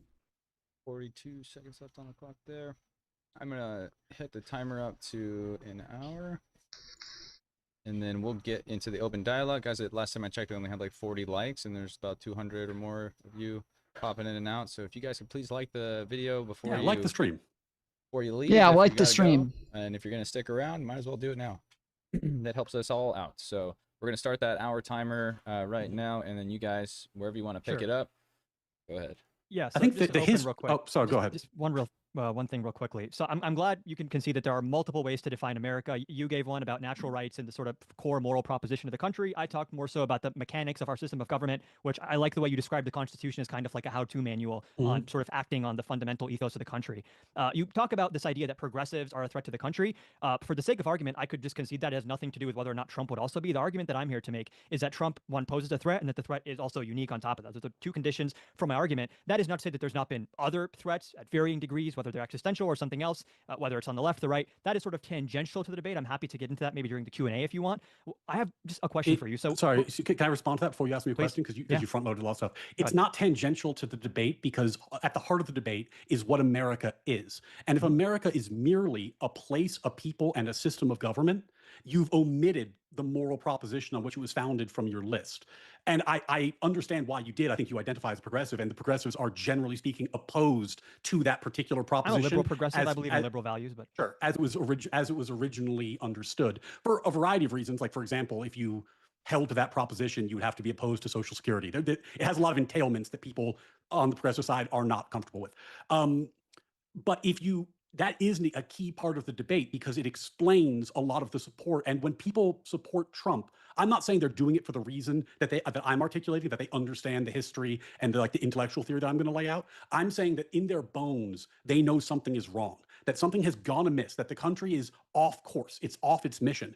And with Trump, they see the first glimmer of restoration in that direction. And that gives them a reason to excuse a lot of potential excesses. If you take that reason away, you're just left with the excesses. But the problem is the history is critical. Attempting to steal an election. It's just excesses, guys. Committing a coup, it's just excesses, guys. That's all. It's just they're willing to forgive excesses when he's saving America. Obviously. You can't ignore, you can't. The first president with a single felony, let alone 35. Say, for example, that our system of government is about the Constitution and ignore the fact that the progressives fundamentally changed how the Constitution works in order to fit their vision of the country. And a lot of what the right wants to do is unwind those changes because we don't think they were very good ideas. And Trump has been uniquely successful of modern presidents in making any progress in that direction. Sure. So I don't think any of this necessarily negates what I've said, and that you're saying, okay, well, America can also be defined in this way. It's not just what you said, a constitutional system of government. I never claimed to give an exhaustive list of all the different dimensions across which you can define America: people, place, moral proposition, constitution, geographic location. There's probably dozens of different ways you can define America, and therefore dozens of different permutations of how America could be quote unquote destroyed. I'm making a very specific narrow claim here, and this kind of leads to the question I wanted to ask you. Would you agree that in the abstract, one way to define America, not exhaustively, but one way to define it, is that it's a constitutional system built around distributed, independent sources of legitimate authority, and that the president is not the ultimate source of legitimacy? Would you just broadly agree with that?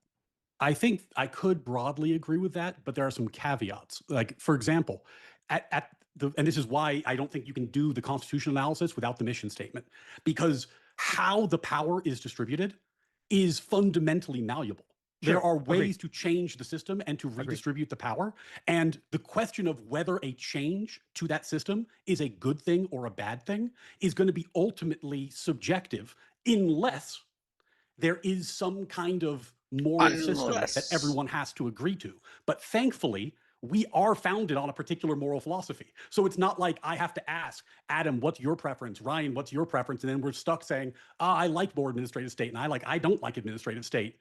We actually do have a guiding principle we can refer back to evaluate whether these changes are good or bad. So the problem I have with the framing, and this is a thing I battle with progressives all the time, is that they would like to rebrand the status quo as what America is and ignore the fact that they fundamentally, and by they I mean their tradition, fundamentally altered what America is in the name of their vision. And that is what the right is reacting to most of the time, consciously or unconsciously. Sure. So I agree with the beginning of your caveat that the exact contours of where those lines are drawn in terms of the balance of powers between co-equal branches is fuzzy, and it kind of changes throughout history. I'm asking you at the core of that, though, that the legitimacy to govern is not uniquely or exclusively vested in just one of those branches, being the executive branch. You agree that regardless of where you maybe exactly draw the lines, that the president is not the ultimate source of legitimacy in our system, right? I agree with you, but I do agree with you on that, but let me explain why this matters. Let's say that, and this is just a hypothetical, I'm not saying this is in any way true. Okay. Let's say tomorrow there was an overwhelming majority of citizens, let's say 80% of citizens across all states, were willing to vote to make Trump, or you could pick a Democrat, AOC, right? They were going to pick somebody and they're going to make them the monarch. And then they are going to use the amendment process to completely change the Constitution such that we no longer have separation of powers. We have an overall monarch. They are the emperor of America. And that's how we're going to go forward. The Constitution itself provides no basis to say that that is a good thing or a bad thing. It's permissive of this. In order to evaluate whether a change is a good thing or a bad thing, you would need a fundamental moral system. Now, I would be very comfortable saying that that's a bad thing, but the only way that I could get there is by relying on the values of the Declaration. That's how I know it's un-American, because what American is actually defined. So when you say, like, yes, the president is not the fundamental source of legitimacy, I agree. But why do I agree matters, and that's why you can't omit the value system from the conversation. Sure. I mean, you can omit it in the regard that you could argue that Trump is or isn't destroying America, and that's a good or bad thing, depending on whatever, prescriptive beliefs you have or whatever values you have. There's also just a descriptive question of, given our current system of government, given the Constitution, which outlines a process to amend it, and then you could argue, you know what, if you amend the Constitution in this certain way, then that threatens America's existence across this different dimension, this founding moral proposition. That is then shifting from saying this is a threat to our constitutional order to this is a threat to what you're talking about defines America. And both of those can be different aspects, different dimensions of what defines America. Again, no one way to define America is going to be exhaustive. But if you broadly agree, I just need to finish this line of questioning. If you broadly agree that the president in our current system is not the ultimate source of legitimacy when it comes to government, would you agree that if, I'm not talking about Trump, just in general. I mean, I feel like Adam, if he's the one making the claim that he is a threat, then he's the one who would say what it means to be a threat in this scenario. Like, that's his claim to make, I feel like. And if you have an issue with this, let me know. If a president believed independent sources of constitutional authority were only binding insofar as he personally chose to recognize them, his conception of presidential power could be an existential threat to the system that we just described, right? I mean, it could be. The reason it could be, Meaning the potential though, would be there for the threat. yeah, and again, this is why you can't separate it from the value system ultimately. Like I gave you a hypothetical where they were instilling the King of America earlier. Would you view that action as an existential threat to America? Not to our constitutional system, but to maybe our founding ethos and the values the country's founded on. Yeah. But that's then a different dimension of what defines the existence, right? So I'm not saying nothing else could ever conceivably threaten America. Yeah. But you understand, I'm in no way, shape, or form going to concede to you that America is a valueless proposition. Like this is not a point that I can ever grant agreement on, because this is the fundamental point of disagreement between progressives and the right. I understand that the progressives don't care particularly about this value system, and this has been clear from the outset. I mean, like Woodrow Wilson actually expressly said that he wanted to progress beyond this value system. I can pull the quotes if you want them. Where Not a fan of Woodrow. Yeah, but he described it as Newtonian, and he wanted to have a Darwinian system of living constitutionalism and a system that would evolve and change. And this was, you saw this in the writings of Dewey and FDR. This is a well-established thing that the progressives are opposed to this particular vision of what America But surely is. you wouldn't argue America is exclusively defined by those values. If someone Yes. nuked the country, but everyone still had the values, America would still be existentially threatened, right? America could be threatened by Existentially. America could be threatened by a nuke, sure, existentially. But I don't think you can define America without reference to the philosophy it was founded on, because that is the defining characteristic of America. If the great American experiment was to found a nation on a philosophy rather than on expressly an ethnicity or a people or a religion in the way that most other countries were founded. This is our unique history. So I think you're saying our Constitution is not an exhaustive definition of the country, and I would agree an exhaustive definition of America could probably be a series of books that is thousands of pages long. We're never going to come to an exhaustive definition that encompasses geography and the Constitution and the founding values. We don't have enough time to do that. I'm just asking about one dimension across which America exists. You've already conceded a nuclear weapon would threaten it. That doesn't really affect anyone's values unless you just say they're dead now, so no one has the values. But the reason I asked you this question is not to sneak in some kind of covert progressive assumption here. It's to say that the president does not have the ultimate source of legitimacy in our system.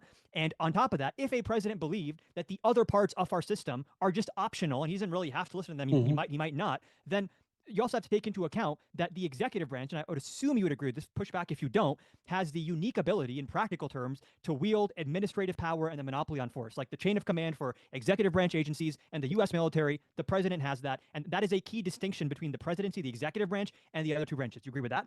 Yeah, I do. Though the president is not, I mean, the legislative branch is far more powerful than the president when they can get their shit together. When they do their job. They just have, that's the thing about them. They're the most powerful and the most divided by That's the thing nature. about them. So when the country's divided, the executive tends to become much more powerful. And when the country is unified, the legislature tends to become much more powerful. And there's a bit of an ebb and flow there because the gridlock is built into the system.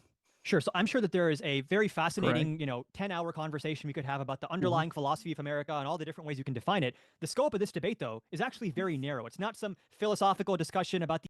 But this is also the problem with Donald Trump, is that like when people are complaining about the shit that doesn't get done and the fact that like everything takes too long and there's all of this gridlock. The fact that the gridlock is built into the system is one of the problems with Donald Trump, because he just wants to do everything by executive order. He wants to just say this should be done and then have it be done. And so this is like him admitting that the gridlock is built into the system is obviously one of the major problems with Donald Trump. The exhaustive definition of the spirit of America. It's an empirical question of whether Trump and his administration fit that description that I just gave you, meaning a president who believes that compliance with the rule of law, compliance with the courts, compliance with the Congress is not something that he is bound to definitionally. It's something that maybe, depending on what side of the bed he wakes up on, he may do it, he may not do it. So when Lincoln suspended habeas corpus and arrested all those senators and shut down newspapers and was told... That was also a uniquely existential threat. I mean, the Civil War is probably the textbook definition of existential threat. So I'm not arguing Trump is the only existential... So yes, Ryan's going to try to go down a huge list of different things, because the more things he can mention, the less... the less Trump is uniquely a threat, the less unique it becomes. In your mind, Lincoln was an existential threat to America? You could argue that, depending on, again, what framework you're arguing along, right? Because in some ways you could argue maybe he had to do that to preserve that moral proposition you're talking about and win the Civil War. Then you could argue across a different dimension that, okay, but looking strictly at the Constitution, the justice said he can't do this. I know later on Congress retroactively gave him that authority, but in the moment the judge said you can't do this, he still did it. This just gets back to my initial point, though, that you can threaten the existence of America in different ways because America exists in multiple different contexts. You are really, caught up on like this fundamental moral proposition, and I'm not even here to debate you on whether or not that counts as one of the things that defines America. There's a variety of things that would define America. You need that, and the reason you need that is this. In the modern era, we operate under the presumption. Yeah, he's not, this guy needs to push back a little bit better than that. He needs to say that, like, if I'm making the claim that Trump is a unique threat to America, I'm the one who's making the claim as to what type of threat he is to what part of America. And if you want to say there are other things that are essential to America, that's fine. You can say there's other things that are essential to America. But as long as he is a threat to one of these things that are essential to America, he is a unique threat to America. That's it. Like, in the falsely, by the way, that the court is the only interpreter of the Constitution. But by the way the government is constructed, all three branches have the right to interpret the Constitution and give their view of how things should go. I agree. Now, the problem with that is when you have conflicting interpretations, you're going to have to rely on the mission statement. You're going to have to rely on the fundamental values. For example, if the court came out tomorrow and said, you know what, we looked at the Constitution and it turns out slavery's legal, guys. Like, it turns out slavery is legal. That the president should reject that ruling. The president should fail to enforce that ruling because that ruling is un-American. And in so doing, it would be the court, not the president, that was the uniquely existential threat to America in that circumstance, because it was the court that was violating our fundamental moral proposition. Hold on, this is a really good example. In that example, the court is representing a uniquely existential threat to the definition you referenced of like this founding moral proposition, and the president, by defying the court, is maybe betraying that essence, but or rather upholding that essence, but what he's betraying is specifically the constitutional system. You might say that one type of existential threat is more important than the other because you're ultimately more concerned with the threats to our founding moral proposition than our system of government. Nonetheless, both parties in that example would be threatening the existence of America in different ways. Not to say one is more important than the other. You just said the branches were co-equal and had both had the right to interpret the Constitution. In that none of them has a unilateral claim to legitimacy to government. So let's bracket the legislature. We have an example. I want to play through. Let's bracket the legislature. In this example, we just have the court and the president. Yep. The court has said slavery is constitutional. We should have slavery. The president disagrees and refuses to enforce that law. Yep. You're saying that they're both existential threats to America? In different ways. The president is an existential threat in that situation to the constitutional system of government, just on paper, as a matter of fact. The court represents what you and I might both agree is a more important dimension of America's existence, which is maybe this core moral proposition, and it just fundamentally betrays the founding ethos of the country, what it's supposed to be, ideally, to bring back slavery.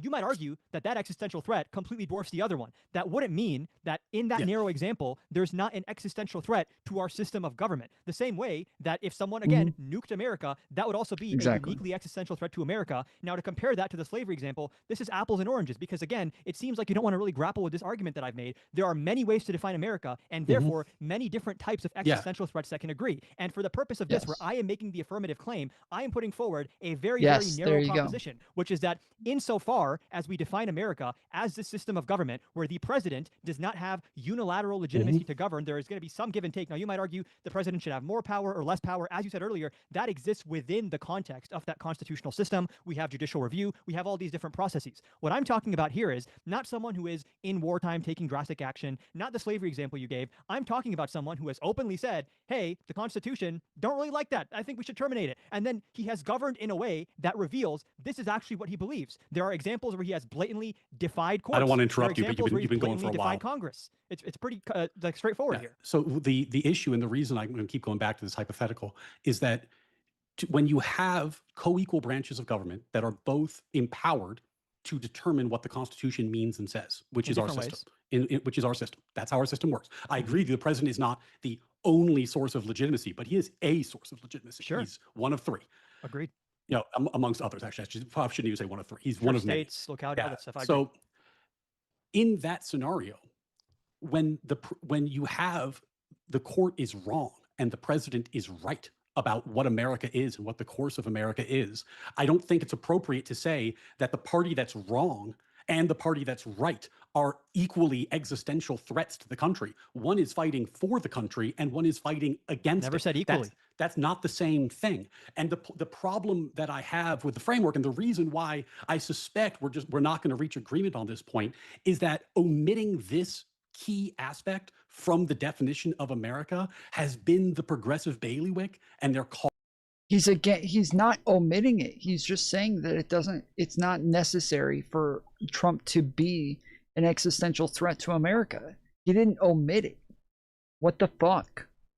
Calling card for 120 years, and it's the thing specifically that we're sick of. You agreed earlier on omitting it, though, because again, if someone nuked America, those values might be fine. Everyone might be holding hands and singing Kumbaya, saying we love these American values. If a nuclear weapon hits the country, America no longer exists. You just seem unable to or unwilling to grapple with this idea that America can be multiple things depending on the context of the conversation. If Trump does something that you don't like or that you find contrary to the constitutional structure, Trump is the president and is empowered to interpret the structure as per the example that we just went through. So the question was going to be who's right and who's wrong. And the answer to that question is going to rely on the value system that you're omitting from your definition. And without that, we're not able to resolve the question. The example you gave about the nuke is it's apples and oranges because now you're talking about a purely physical threat. But the threat you want to talk about with Trump is a threat to the constitutional order. But Trump is empowered, as any other branch of government is, to determine the constitutional order. Not to defy court orders. So the question is, who's right? Wait, is Trump empowered to defy court orders? The same way Lincoln was empowered to vote to. Well, by the constitutional system, he wasn't empowered to defy when he suspended habeas corpus. That was unconstitutional. Yet he did, and I think we agree it's a good thing he did. Yeah. Yes. But that's not, whether or not it's a good thing doesn't mean that they have the power to do it. Like, so the president technically doesn't have the power to defy the Constitution. Technically, the president has to obey the Constitution, but there is no enforcement mechanism. There's nothing anybody can do about it. If the president doesn't obey the Constitution, there's nothing anyone can do about it. It is what it is. You're just kind of fucked. And I'm not arguing good or bad here. Again, I'm not arguing about good or bad. It could be good, bad, neutral. But why is it a good thing that he did? That's irrelevant to the topic of this debate. It's not irrelevant to the topic of the debate. It entirely is. No, because you can't say what an existential threat to America is without knowing what America is, and you're defining America can be multiple incorrectly. You already agreed America can be different things depending on the context. Okay, but in this context, you are values. defining America incorrectly. You disagreed earlier. You said you agreed with my definition. I said that you left out an important part and then caveated it and then explained it. We've been talking about it just to be clear. Okay, you might be. So is it your argument that Trump, it's okay that he's defying certain court orders because he's doing so to like uphold the founding spirit? I am unaware of any Supreme Court order that he's defying. If you're talking about lower court orders, that's a different thing. But one of the lower court orders that he defied, he was ordered to obey it by the Supreme Court, and then on top of that, there are others, but my point is, if you are evaluating a conflict between the branches of government, then you need to decide which one is right, and the only way you can do that is by reference to the philosophy that you're refusing to engage with. And then which branch is in charge of like formally reviewing that philosophy to make legal decisions? All of them. All of them in equal ways. I think you know what I'm saying, and I don't know why you're refusing to engage with it. Like again, it's obviously the judicial branch. I can tell you. He is opposite. You said I'm not. You asked. I'm answering. If you look at various things the progressives have done historically, maybe they're horrible. They'll for example say we are shocked and horrified by the fact that this court is asserting itself in a vigorous way that they oppose. But they loved it when the court asserted itself and power grabbed all throughout the last 50 years in ways that they preferred. They're not in favor of separation of powers. They're in favor of a government that does what they want it to do. When the court was inventing constitutional rights, whole cloth, the right to abortion, the right to gay marriage, that has no foundation in the document, that was a power grab by the judiciary. Yet it was good because it aligned with the progressive vision. It's bad because it doesn't align with the American founding philosophy. And if we are going to omit from our analysis the history to which Trump is a response, you will not be able to put it in a meaningful context. And this is not something that I'm going to be able to like move off of, because this is real quick. It's real not quick, relevant. We're 37 minutes, or we have 37 minutes left. I do want to. It's not relevant to the fucking prompt. He is just obfuscating the entire prompt. So if you don't understand what's happening, this guy is saying, hey, Trump is a unique threat to America. And so Ryan says, okay, how is he a unique threat to America? And the guy lays out an argument of like parts of America. And he said, even in his opening argument, he said, there's different types of unique threats to America, right? You could have a nuke bomb the whole population. That would be a unique threat to America, right? There's also then a unique threat to our culture, a unique threat to our philosophy, a unique threat to our Constitution that are all fundamentally American. And I'm pointing out one thing that is American, that Trump is a unique threat to. And Ryan is saying, wait, but there's other things that are uniquely American as well. There's other things that are fundamentally American as well. You're not including those. And he's saying, yeah, because I'm not talking about those. And Ryan said, well, that's a problem then. It's not America then. It's not America if you're not including that. The problem is that progressives always try to ignore this part. So I'm not ignoring it. It's just not part of my argument. I can grant you that that is a fundamental part of America, and it won't change my argument whatsoever. It's he doesn't have to be a unique threat to that specific American thing without being a unique threat to America. And Ryan's, no, this is America. You guys are always trying to forget about this part. Progressives are always trying to ignore this part. It's so fucking stupid, dude. I want to let you guys know, if, like Adam, if you feel like you're not being able to speak enough, we can go to timed responses. I just want to throw that out there since I didn't say it in the beginning. I'm happy to keep it going how it is. And I might get fiery, but and same to you, Ryan. I think we've been pretty good. Yeah. I think it we hasn't both been have bad. Short turns and long turns. Yeah, I think it hasn't been bad at all. I just noticed, like, maybe like a little bit of like, oh, I wanted to talk kind of thing, and I just wanted to make sure I threw that out there since I forgot to say in the beginning. But yeah, go ahead. I just want to ask you point blank, because you kind of just glossed over this earlier. Is Trump defying district courts and circuit courts an existential threat to the legitimate authority of the judicial branch? No. Why not?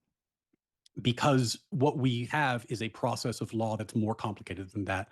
So, like, for example, there is no law if you don't believe in the rule of law. If you are ignoring, I'm not talking about appealing a court order or operating within the system. I'm talking about outright defiance of courts.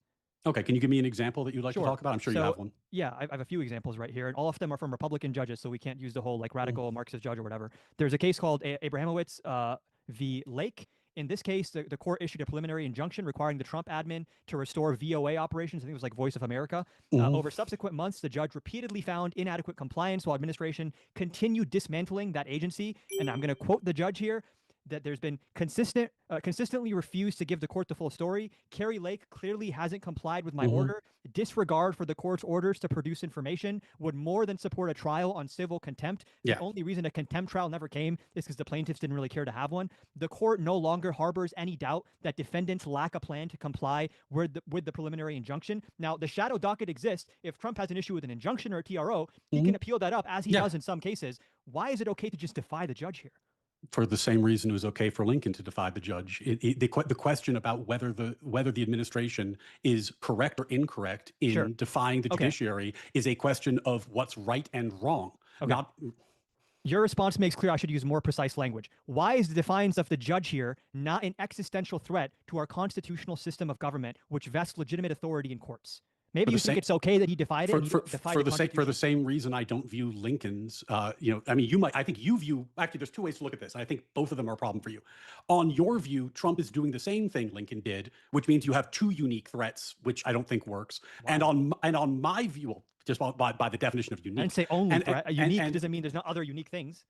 Well, they can't be the same, right? Like you can't have two unique things. They're different, right? But they both represent a threat so to the constitutional system of government. If they're both threatening because they're ignoring court orders, and then they are unique in the nature of the court defiance. Yeah. Okay. So your argument would be that multiple presidents before ignore, asking what I'm arguing, can you address multiple, anything I've said? I want to make sure you understand. Your argument is that multiple presidents ignore court orders and that they are all unique. That's the argument? Yeah, they're not all the same. Yes, Okay, correct. so you're basically just trying to define the word unique out of the prompt. Wait, do you think unique means only? I think if something is unique, it means it's different. It's distinct. It's one in of a some way. kind. It's One of a distinct. kind. Yes, the type of threat can be unique. It doesn't have to be the overall category. They were all humans when they did this, so they're not unique. They were all presidents when they did this, so they're not unique. Like it can be the type of threat, the specific type of threat, the outcomes, the detriments that come from this that would be unique, not just the action in and of itself. One of a kind. That's what unique means. One of a kind. Yes, and it's, which would be a result of being distinct in some way. Defying courts is not one of a kind. Just like the president unilaterally deploying our troops offensively is not one of a kind, because there's tons of historic examples of it. The way in which Trump defies courts is unique. Again, you yourself said, and I think we agree, that ultimately it was probably justified for Lincoln to do that, given the circumstances, and later on again, Congress gave him that. That doesn't change the fact that it was unconstitutional for him to do that. We're just agreeing that there once was an example where betraying or defying the Constitution was justified. Not so on your view, about whether it's good or bad. On your view, where we're not referencing the philosophy, you have two examples of presidents doing the same behavior, ignoring a court order. Well, hold on. So either one was during the Civil War, and the other one is during peacetime in 2026. So they are unique. That's very unique. There's not a civil war happening. So the fact pattern is president ignores court order. In what context? Lincoln's is there perhaps a secession happening in the country? Yeah, see, he's trying to broaden this as much as possible. Well, they're both presidents, so it's pretty much the same thing. There's no real difference there. They were both presidents when they did this. Right why now, would that matter? Because why would would the whether or not matter? it's a unique defiance of the court or not, the So surrounding circumstance, the nature of the defiance. So why would that context matter and not the context I want to bring in, which is the philosophy of the nation? I never said your context does not matter my in the abstract goodness. or matter to me as a person. You keep saying that I can't rely on it when Oh my goodness. He has to know how bad faith this is. He has to know. He has to know. He has to. He has to know how bad faith this is. Holy shit. Holy shit. Holy shit, dude. He has to know how bad faith this is, bro. What the fuck? There's no shot. There's no shot he doesn't know.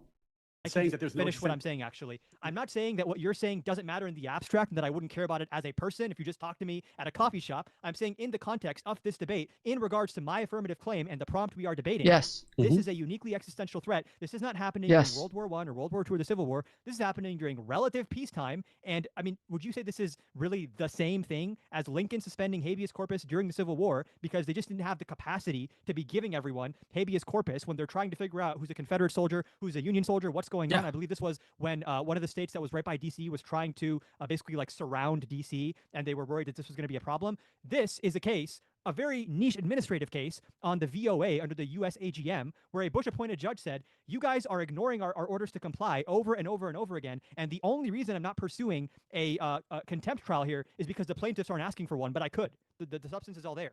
How's that the same thing? How is that not unique? What the thing about it that makes it unique or not unique is whether or not you think the president's actions are justified by the example that you just gave. You used the context to justify one and not the other. And the full context, I think it does matter, but that's the thing that we've been fighting about this whole time. And by the way, this is not like, if we want to talk about like uniqueness and the unique snowflakes of it all, we've seen district court judges, and by the way, I want to talk something that's really unique, this never happens, defying the Supreme Court in order to try to limit Trump. So the judiciary is a bit of a mess right now. Nothing to do with that. Well, it is a bit of a mess right now because if you have a district court, it does. He didn't argue with over whether or not it's a bit of a mess. He just said it's not relevant. It's not relevant at all. What the fuck? Is willing to try to, in defiance of the Supreme Court. Let's end it by that. This is a real case. I agree. Supreme Court has authority over all lower courts. I don't disagree with that. So if the Supreme Court ordered Trump to do something, if the district court ordered Trump to do something, and the Supreme Court said, no, that's not right, And then the district court said, do it anyway, or you're in contempt. Should the president follow the district court in that example? In accordance with the constitutional system, would be obeying the Supreme Court, because the Supreme Court is, by definition, So supreme. in some context, it is okay for the president to ignore the district court and not an existential because threat. for the president to get that case to the Supreme Court, he would have to appeal the district or circuit court decision, and then get up to the Supreme Court. so and there- whatever decision they would issue would supersede the lower court decision. So there are contexts Exactly. where it would not be an existential threat in your mind. Because it's not the same situation. There's a difference between appealing a decision you don't like and defying a decision. And the You agree with that, right? context that I am trying to add to this conversation is that the unique threat that those of us on the right are sensitive to, and I agree that those on the left are not, is the encroach on American values by the progressive status quo over time. So in the same way that you would be willing to take context into account when evaluating these things, I am also trying to take context into account. I'm just taking a different context into account because we have different value systems. I actually don't really know that the value system is relevant here. Do you understand the difference between like a descriptive question and like a prescriptive question? I don't think that the question of whether there's an existential threat to America is descriptive. Not even asking about what we're talking about here, just in general. I do understand the difference, which is pretty obvious from my response. So then why ask? It's not so obvious. That's not what that's not relevant to what he's asking. Holy shit. By the response, which is why I had to ask. I assumed you would know that. When we are talking about court defiance here, and you're saying, okay, you have Lincoln suspending habeas corpus, unconstitutional, descriptively, and you have this, unconstitutional, descriptively, we can say both are unconstitutional, and in that regard, in that aspect of analysis, in that dimension of analysis, they are an existential threat to the constitutional system. Now you might say, hey, in one of those cases, in both, in more of them, it's not just a question of what is a threat to the Constitution. I think in one case it's justified. I think certain moral values are going to supersede even the U.S. Constitution. We'd probably agree on that. Bad things, as I said in my opening statement, can be done through entirely legal, entirely constitutional mechanisms. I am not talking about good or bad. I am just talking about, given that one way to define America is the U.S. Constitution, it's what constitutes America, anyone who acts in open, blatant, willing defiance of that document is, insofar as the Constitution is concerned, descriptively threatening the existence of America as a constitutional system. You might say that's good, or conservatives have been oppressed for so long. That's fine. It's just a different conversation. Well, there's two issues with what you just said, and I'm glad that you said it, because I think that this is actually, I hope the audience was paying attention, unveiled the heart of our disagreement. Yes. The first is the president and the court are equal interpreters of the Constitution. They are not unequal in this regard. So that's point one. Point two is, the way you are defining America, and you just did it, so I hope people heard it. You defined America as the Constitution for the sake of this argument. One way to define it, which you agreed earlier. Yes, for the sake of this argument. For the sake of the fucking argument. That's it. For the sake of the fucking argument. Holy shit. For the sake of the argument. Yes. Holy shit. No, I did not. Holy I said shit. that I did not. A termination of the U.S. Constitution would not be an existential threat to the country. If that was, even forgetting if you think Trump is doing that, if someone just terminated it, if a president got elected tomorrow, let's even say President AOC, and she says, my inauguration speech, from henceforth, the courts are illegitimate, Congress is illegitimate, I have the chain of command, I'm in charge now, that would not be an existential threat to the constitutional order? Well, it would be an existential threat to the constitutional order. Whether it's an existential threat to America depends on what they're doing with the American value system. The American value system precedes the government. Goodness. It doesn't come. This is the heart of the disagreement I have with progressives, and I'm glad we got here, because this is the fight I keep having. Yeah. You're glad we got here? You literally forced it into the fucking conversation from the beginning. What do you mean you're glad you got here? He has been forcing this into the fucking conversation the whole time. And he's like, you know what? I'm really glad we happened upon this. I'm really glad we ended up here, because this is an important thing that I would like to address. So it's literally the thing. You've been shoving it into the fucking conversation since the beginning. What the fuck? Progressives view the government as an outshoot of the Constitution. Are the progressives in the room with us right now? Like, I'm talking to you, and you've done it in this conversation. No, you've been fighting demons this whole time. Like, it's even, not, for example, bro, on Roe v. Wade. Bro, you've been talking for so long. Yeah, you got to let me have equal time, or we're gonna have a good time. Address what I'm saying. Yeah, I'm happy to let you talk for a long time. If Adam, you can't go on long diatribes where I sit patiently and then not let me respond and interrupt. Otherwise, we have to go. He won't respond though. You're not fucking responding. Holy shit. This is absolutely obnoxious, dude. He's doing the Pisco thing again. He's doing the same thing he did with Pisco. Just so you guys know, like he's doing the same exact thing he did with Pisco, where he refuses to actually have the debate and he's choosing to force a different debate down their throats. That's what he's doing. This is no different. He is doing the same exact thing. Go to timed rounds. If you want to go to timed rounds, we can do that. I just want you to respond to what All I'm right, saying. let's do 1 minute. To go to timed rounds or let's no? do 1 minute. If you ask a Just want you to question, then respond. you'll end the 1 minute. So you can start. Okay. You can start now. Like, did he do that at the World War debate, or did he do that with the modern day debate? So I was going to say, if he did that at the modern day debate, I'm blown away that they ever had him back on.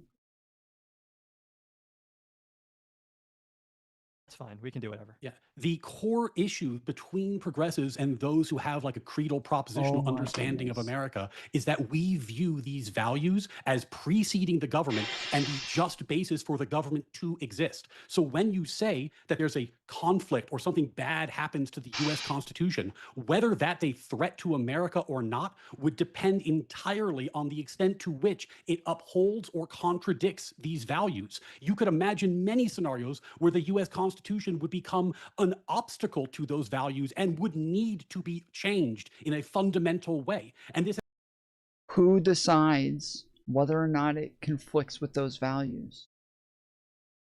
It's not the president. It's the fucking Supreme Court. has actually happened over the course of our history. See slavery, for example. So this is the fundamental conflict of our worldview, and I'm not going to concede your worldview for the purposes of this debate.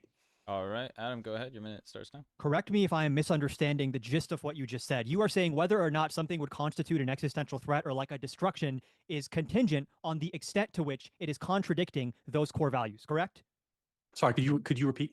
Just as the broad gist of what you just said, you're saying whether or not something would qualify or count as a destruction of America or like an existential threat to America is contingent on the extent to which it is contradicting those core values you're talking about, right?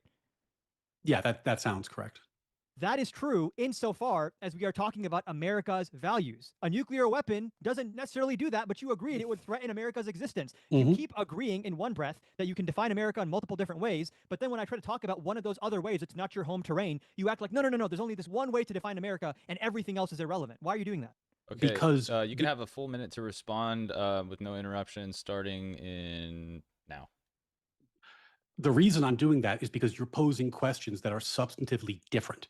If you ask me, is it an existential threat to America if we kill every man, woman, and child in America, then the answer is obviously going. If I was Adam Ray, I would just say, like, okay, yes or no. Is the Constitution a fundamental part of America? And then if he says yes, and I say, okay, so if I can show that Donald Trump is a threat to the Constitution, then that means that he is a threat to a fundamental part of America, right? That's it. That's the end of it. Like, we don't have to go anywhere else. That would be the end of the fucking disagreement on this part. We can we can now actually have an argument instead of arguing over whether or not we're allowed to have the fucking argument. Going to be yes, because all the people are dead. On the other hand, if you ask me, is some alteration or even damage to the constitutional order a threat to America? The Constitution is nothing more than the handbook of America. It's not the mission statement. The Constitution can and has been changed. The Constitution should be changed when it is in contradiction to our values. So it is not inherently a threat to America to have a threat to the constitutional order. A threat to the constitutional order is only a threat to America to the extent that it is contradicting the core American values, which is why I find the progressives so threatening, because they changed the constitutional order against American values. All right, Adam. Full minute Cool to respond. story. If you ask a question, we'll just turn it over.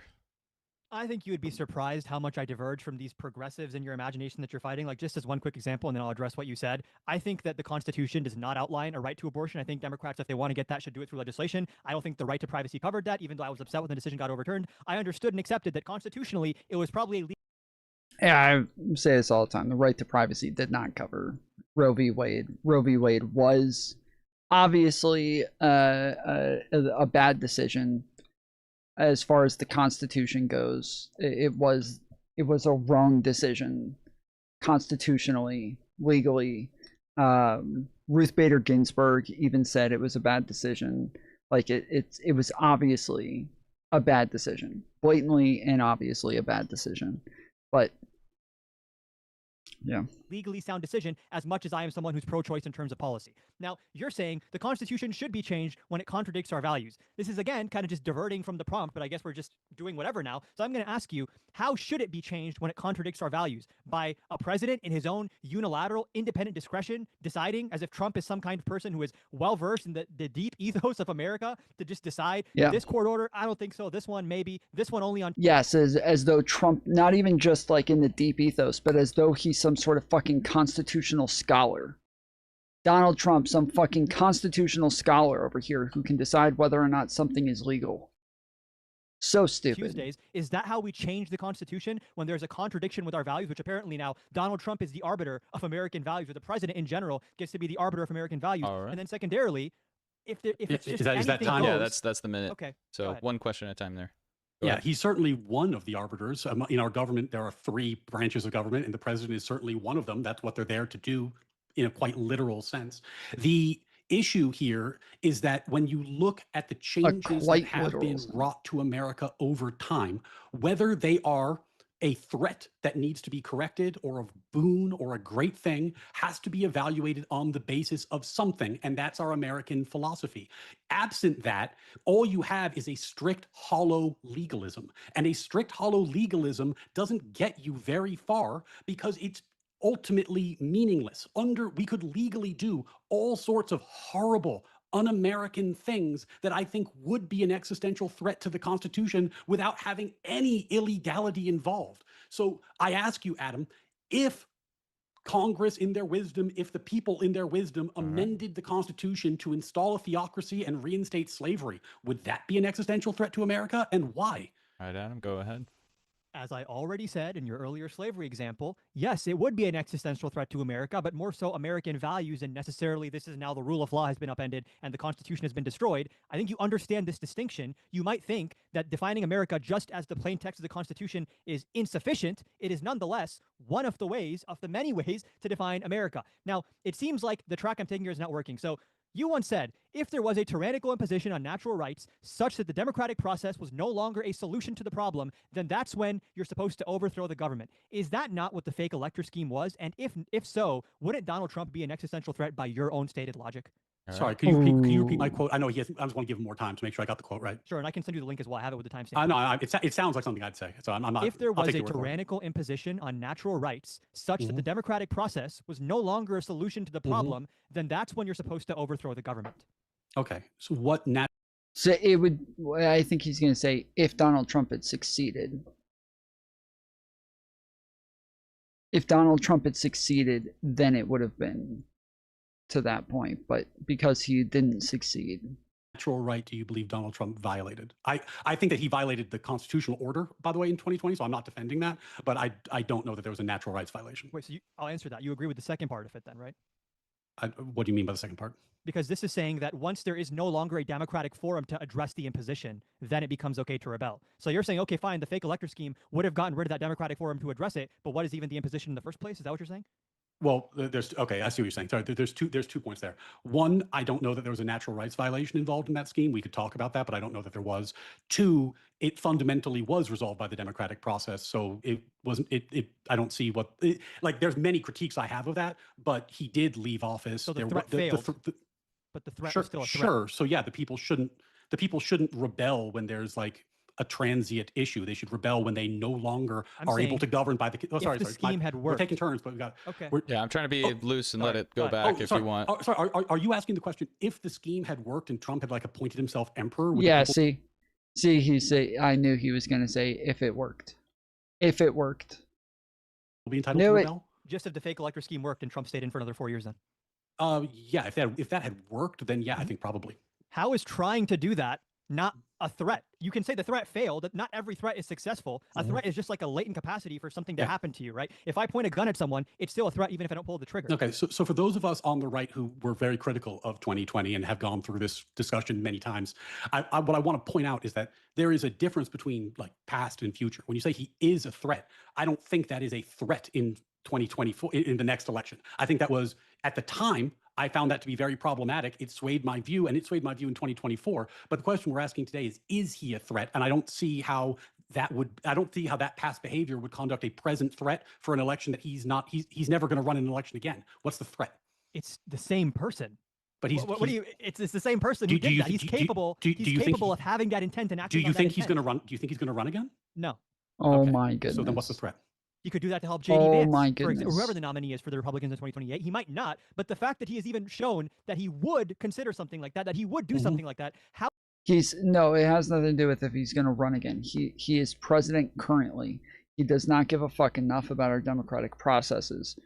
So the fact that he is willing to do this says that he is a threat.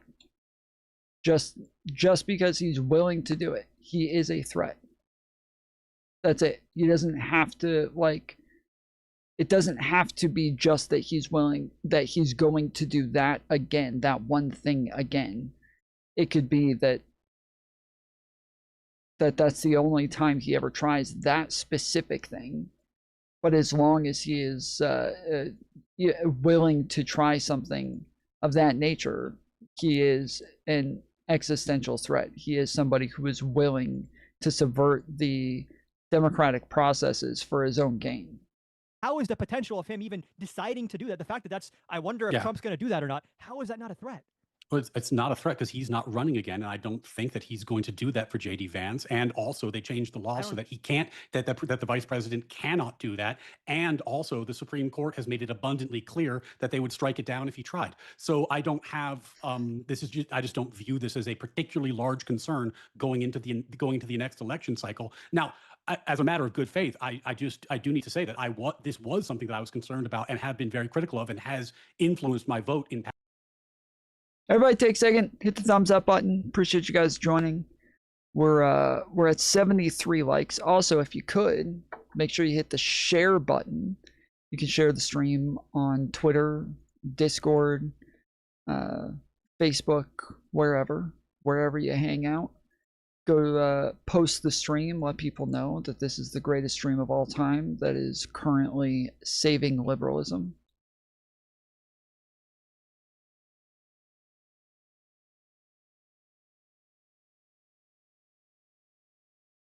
Wanted to give you guys a second to do it. Okay, you got it. All right, cool. Past elections, and as a matter of good faith, I want to be open about that. We got but it. I don't see that as a threat going forward. No. It seems like you're just saying you don't think he'll. What up, act on the Drobo? threat, but his very presence in the Oval Office as president is a threat, given his past conduct. Every president could do that going Only forward. one of them, to the best of my knowledge, has actually tried and revealed the intent But to do so. but I have no reason to believe he will, because he will not run again. Is there more reason to believe Trump would do it than like the average other president, given that he's? Nah, Adam really needs to fix his argument here. Like it's not just that. It's not just that. The fact that Trump was willing to subvert the will of the people, the fact that he didn't care about the democratic process, the fact that he was willing to do this, that is the problem here. It's not just that he tried it one time. It is that he is willing to do this. He's tried it before? In this circumstance, not particularly, no. Not for the Republican nominee in Because 2028, really? he's not going to run again. No, I'm he's not not saying going to do he this is. for I think someone he's too else. lazy to run again. That's not the question. I do If he was not 20 years think, younger, it's a different question. I do not think this is the case. And also, we never got to what the natural rights violation was. And I said I'm happy to answer that, but I wanted to first Yeah, so- clarify if so you were answer it. conceding the second part of that, and then I would be happy to answer the first part. Well, now I'm not sure exactly what you mean by conceding the second part. I think that I said that if President. He's saying that it's not necessarily a natural rights violation, but it is. It was an essential part of Ryan's argument. Like, it had to be both a natural rights violation and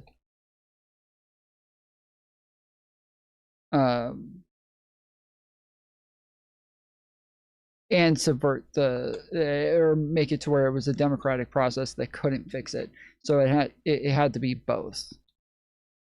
Entrenched himself in power in that way, I would view that as an existential threat. I don't know that the possibility that I guess the possibility that Trump might do such a thing, though we agree he will not run again, doesn't strike me as rising to that level. Sure. So to answer your natural rights question now, Yeah. when you ask me about natural rights, you're talking just broadly life, liberty, pursuit of happiness, or what specifically would you like me to list from when answering this? Well, yeah. So natural rights are inalienable rights that precede government. So they I'm are saying, what rights do you believe that constitutes? So I can yeah, tell you which one would be violated. life, in that liberty, situation. pursuit of happiness, property would be the core ones. Do you think there's an imposition on liberty when the democratic process is upended? You think there's an imposition on liberty when the Yes. democratic process is upended? Yes. It would depend what the government does. Maybe like a scheme with fake electors that would change the results of a No, presidential election. the structure of the government isn't the question. The question is what impositions the government puts on you. Like overriding what the electoral college has decided to be the No, presidency. let me put it this way: you could have a monarch who doesn't doesn't violate natural rights. Like you could have a just king. What if all the people it's historically asked him to leave? unlikely. It's historically unlikely. What if all the people wanted that king to leave? Like all of Yeah, the subjects, they were like, if we he want wouldn't- someone else to be king. Yeah, and this is, or if he wouldn't let them expatriate, like they couldn't leave the country, they couldn't give up their citizenship, this sort of thing. Yeah, there are consent issues involved in there. But Is consent of the governed not part of the liberty Yeah, angle here, or just a natural right in some regard? No, consent of the government is part of it. But I guess my point is it would be the nature of the government that followed, not the nature of the voting process that would determine whether or not you're violating natural rights. How Oh about the my nature of the voting process? goodness. I'm talking about you have an election, the electoral college has voted, you have a winner, they're set to be Mhm. certified, and then you get a false slate of electors. Let's say Mike Pence says, yes, sir, I'll do whatever you want. And then you Mhm. have the fake electors. Trump, however he does it, ends up staying in power. How would that not be an imposition on Mhm. liberty in some regard that under your own framework would justify overthrowing the government? And then if you think, okay, it would be, but it's not a threat because Trump's not running again, and I feel like he's not going to want to do it, then all you're saying is the threat is there. I just don't think he's going to act on the threat, which is a different question. Well, a latent threat exists in all presidential scenarios. Not to the same extent. Now you're making an evaluation of how likely something is to happen, and I'm making the same evaluation. Yeah. I just think this is very unlikely to happen again, right? Because I don't think he's going to run again. You don't think it's indicative of a certain style of government that he would even be willing to entertain that kind of theory? He's such a fucking weasel, dude. He really is. He is such a fucking weasel. I don't think Adam's doing a great job at breaking this down, but this is like Ryan is being so fucking weaselly. You don't think that's indicative of like if he is in certain circumstances, he is willing to go that far? Now you're saying, okay, well, listen, the circumstances in 2028 are such that he just will choose not to do that. That's different than saying him doing it is not a threat when he has shown the ability to do it. He could, if anything, he's way more empowered to do it now than he was last time. All presidents have the same capacity to do this. Yes. Depends what you mean by that in terms of, in general, they The same level of authority. They have the same likelihood powers. that they would do it is just orders of magnitude different than Yeah. Trump. So what we're doing is an evaluation of likelihood. Yes. And I find it very unlikely, which is why I'm saying it's not a threat that I'm concerned about in the next election cycle, because I find it very unlikely. And that's all we're disagreeing about at this point. We're going back and forth quite a bit. But broadening us back out for a second, in your opening, Was that a no then on that question? well, hold on, I'm now asking you a question. Like, in your opening, you conceded that all the stuff that Trump has done is dwarfed in terms of like scope of horror by things previous presidents have done. Broadly speaking, the human cost, yeah.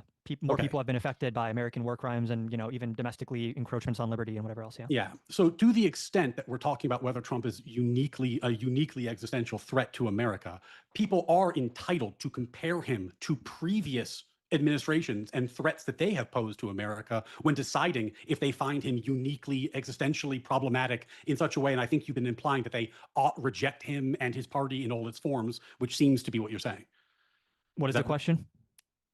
Are you saying that Trump is such a uniquely existential threat that, like, someone like me, for example, who prefers the justices he appoints, who prefers his domestic policy, who prefers his foreign policy, who does not think he is going to commit these actions in the next election cycle, who generally finds that the course of government under him better aligns with American values than the alternative, and was willing to not vote for him regardless because of this threat that I thought was real at that time, but is no longer something that I'm as concerned about? Are you saying that I should abandon the right? Like, what are you saying that here? Like, you seem to be saying that this is an existential threat of such a magnitude and significance that it should be treated differently than all these other existential threats that you have admitted were worse. Well, my fundamental claim is not a prescriptive one. Again, it's a descriptive question which defines America in a specific way, which you already conceded would also be one way to define America, and says that Trump represents a threat to that. As to what you specifically, Ryan, should do, I would say probably shouldn't vote for Republicans until it's been demagnified. That's, again, me as a person, not in regards to this prompt. So again, it seems like you want to talk about everything and anything except the very narrow and specific way in which I've addressed and defined it in this prompt multiple times. Well, the reason that I keep talking about this value system is because, and this is the metaphor I gave at the beginning in my speech, and And I suspected this is where we were going to get at loggerheads. And I do think it's the more interesting part, so I'm okay with that. So interesting. When I view Trump, I view him as somebody groping in the dark, smashing plates, looking for the light switch. I agree. We all think about groping in the dark when we think of Trump. That there are some plates being smashed, but I really want the light to get turned back on. And my problem is that when I talk to people, and I understand that you have a personal identity in terms of your progressiveness, when I use the word progressive, I'm talking about the American progressive tradition.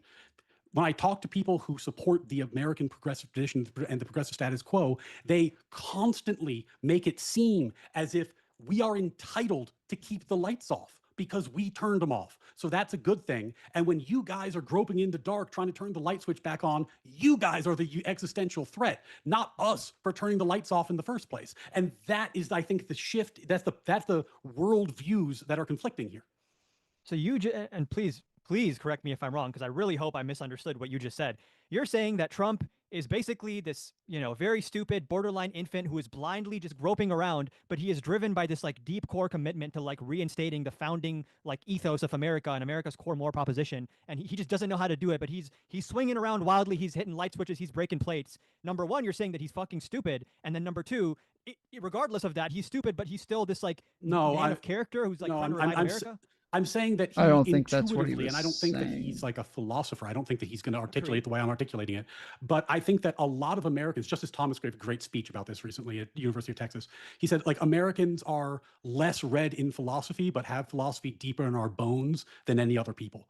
I think that Trump intuitively goes in this direction, though I don't think he would be able to articulate it. And the point that I'm making is that for us on the right, when we look at something, for example, like the DEI, affirmative action, and we see Trump combating that, we see him attacking something that we view as a fundamental threat to the American value system. When we see Trump combating living constitutionalism and the gross excesses of the court where they were grabbing power and changing the country willy-nilly, we see that as a restoration of the American value system. When we see the oceans of immigrants coming in against the will of the people, and that being fixed, we view that as a restoration of the social compact. So these things matter to us. And from our perspective, we're very glad that somebody's groping for the light switch because candidly, previous conservative presidents didn't reach for the switch at all. They merely hit pause on the progressive agenda. Trump seems to be the only one, for whatever reason, who's actually rolling any of this shit back.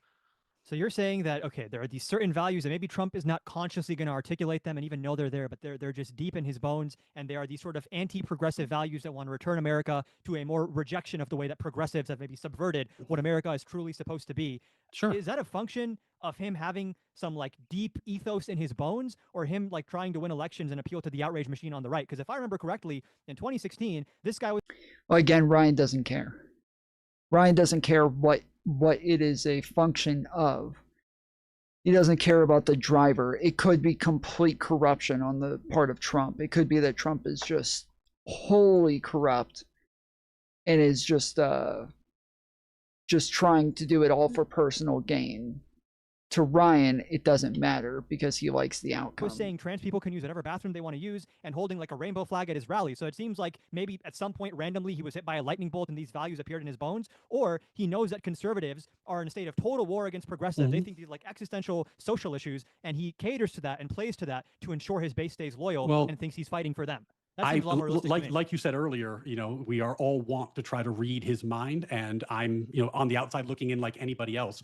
But what I can tell you is his aim is in the right direction a suspicious amount of the time for somebody who's just getting lucky. His Supreme Court picks have been outrageously good. His border policy has been uniquely effective. The way that he's rolled back DEI affirmative action has been uniquely effective and contradicts, by the way, exactly what the Biden administration was doing almost beat for beat, where the Biden administration was fighting not only to maintain affirmative action, but to instill race quotas in other parts of the government. And for somebody who thinks that, for example, race quotas are a bad thing, it bothers me that we had a progressive president, in my definition of progressive, who was using race quotas to further his vision, was pushing equity, which in practice always seems to mean those quotas down the line. So yeah, we're pretty happy that these things are being changed. And because of that, we view him differently than the people who are unhappy that these things are being changed are. And ultimately,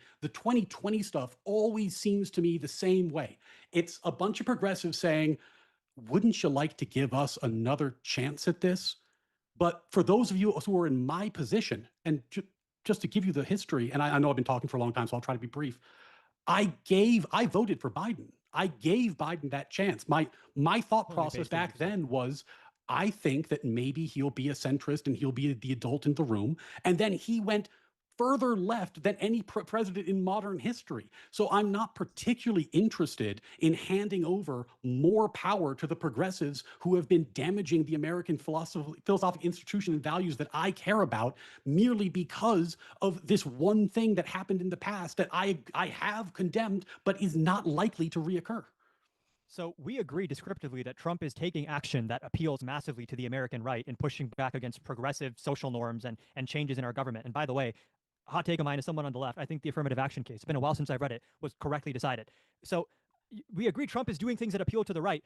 Why do you think he's doing that? And we don't have to mind read him. Like, people say words, and even in court cases, you can infer intent. We can't literally read anyone's mind ever, but we can make reasonable assumptions about why people are doing things. Is Trump doing that because he wants to revive the American spirit, or because he knows the right is obsessed with these topics, and that's how he maintains a political No, foothold, he's giving them red meat?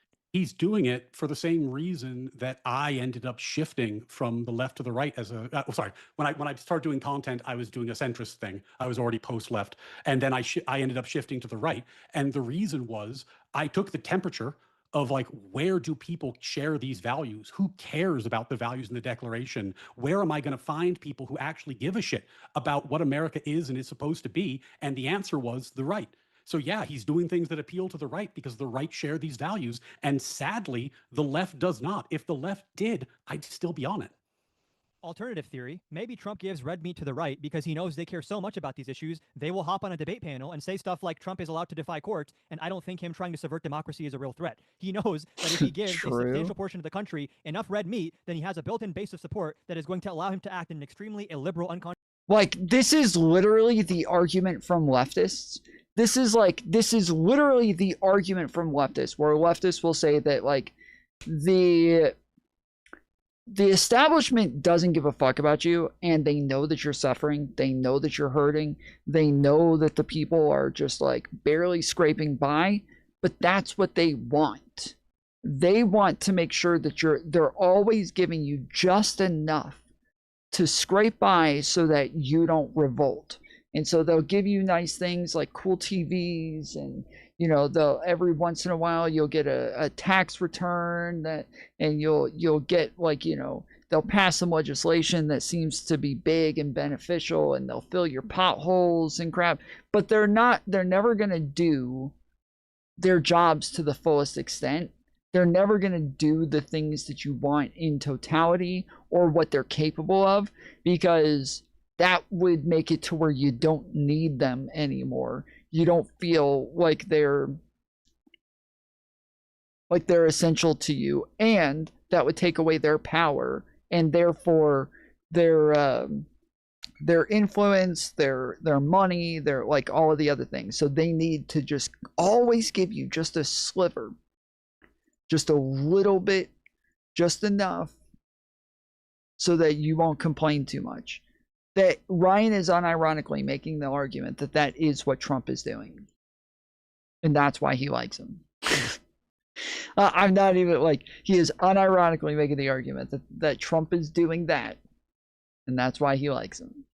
By courts, and I don't think him trying to subvert democracy is a real threat. He knows that if he gives a substantial portion of the country enough red meat, then he has a built-in base of support that is going to allow him to act in an extremely illiberal, unconstitutional way, because he's fighting the evil progressives. Well, see, that's how I said in the opening, that's how the carpet gets rolled up behind you, right? Okay. Trump is rebelling against status quos instilled by the progressives, and then when he rebels against those status quos, the progressives say, my God, what an existential threat to America this guy is, as if they weren't the ones who changed America, and that he's reacting to that, and that we're reacting to that. And then they say, oh my God, how could you countenance this uniquely existential threat when they are the ones who precipitated the action? This is the great moral inversion. The progressives blame the right for their revolution and then say, oh my God, why are you doing this to the country?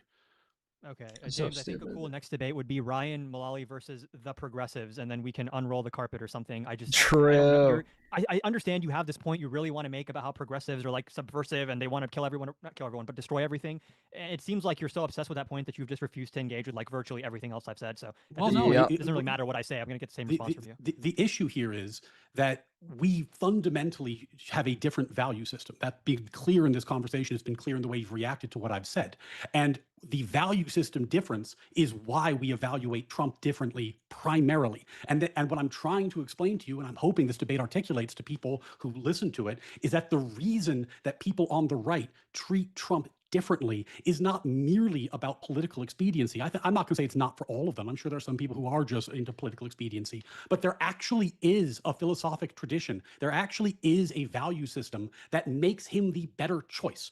And when what the left tends to do in most of my conversations, including this one, though you seem like a nice enough guy, is they say, oh my God, Trump bad, Trump bad, Trump bad. But then it's like, well, what's going to happen if you guys get in power? And they're like, well, we're going to keep doing all the stuff you despise. We're going to do it harder. We're going to do it more. So that was our hour there for open dialogue back and forth. I appreciate you both with how much back and forth you guys allowed with each other. I don't think it was too bad. Just wanted to add No, Trump I bad, think Trump it was- bad. Yeah, I mean, look, I think we disagree completely, but I don't think this is like a blood sporty debate. Not at I've all. been in blood sporty debates. I don't think this was one. No, this was very chill. You guys got to make your points for the most part every time. I don't think no one was just left completely not able to make a point. But I do want to say, chat, we will ask some questions if you get them into the chat right now. If either of you gentlemen would like to take a water or restroom break, you're welcome to do that. Want to use the bathroom real quick? Yeah. We'll just cut to the intro or the ad screen here for about a minute or two, and then we'll be back when both debaters are ready to go. So you guys get some super chats in, get some regular questions in. I'll be charitable since we don't have a ton supers at the moment. So if you guys have some good questions in the chat, we'll entertain them for like the next 20, 30 minutes. And then we'll let these guys have a good night. So 1 second, putting it over on the ad, and we'll see you guys in a second. Hey folks, Jay Dyer and Dr. David Wood will collide in two different theology debates at DebateCon 9 in beautiful Orlando, Florida, this October 24th and 25th. And Jay Dyer will also face off against Dr. Javad Hashmi for a third debate in the conference. Grab tickets now as this action-packed theology conference is coming fast. You don't want to miss it. Hey folks, Jay Dyer and Dr. David Wood will collide in two different theology debates at DebateCon 9 in beautiful Orlando, No Florida, way. this October 24th and 25th. And the great, beautiful. Welcome to. Point. Are we doing closings or no? If you'd like to take a 2 or 3 minute closing, you're welcome to. I believe. Adam, I think Adam, we said we were going to do short closings. If you don't want to do them, Adam, I think we did reach a stopping point. So I don't have much to add. Yeah. I'll defer to you. Okay. Fair If enough. we've nothing much to add, then we can roll it out. Yeah. Shouldn't be too long. Guys, get some good questions in. We have Gaben 6409 sent a couple in. He said, Adam exemplifies modern progressives, immune to standards beyond their own preference, incapable of consistency and redefining words to suit themselves. Rebuttal, Adam? So true. Trump bad, Trump bad. It's a fucking shit, dude. Like, truly, if that's the conclusion you came to after watching this debate, you need to go find Atlantis. You need to go find Atlantis. I promise you it's there. I promise you it's there. You just keep swimming. Have you seen those videos from the Navy SEALs where they feel like they can't breathe anymore, but then they realize like it's just their mind playing tricks on them and they just have to push past that point? Just keep swimming. Just keep going. You'll find Atlantis. I promise you. You'll get there. Get Hasan's laugh for your soundboard. Yeah, we'll just go get the fucking fuckboy laugh, and nobody'll know.